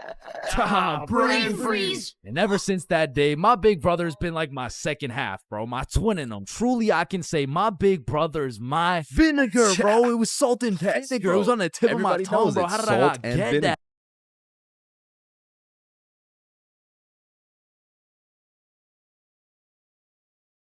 What are you doing in my swamp? 5, 4, 3, 2, 1. Happy New Year! Oh my god. Yeah, let's go. For my New Year's resolution, I'm gonna go on a diet. Nice. Oh, and I'm gonna quit vaping. Yeah. Do it. Oh, and I'm gonna go vegan. Nice. And I'm gonna stop beating my meat. Oh. 3 days later.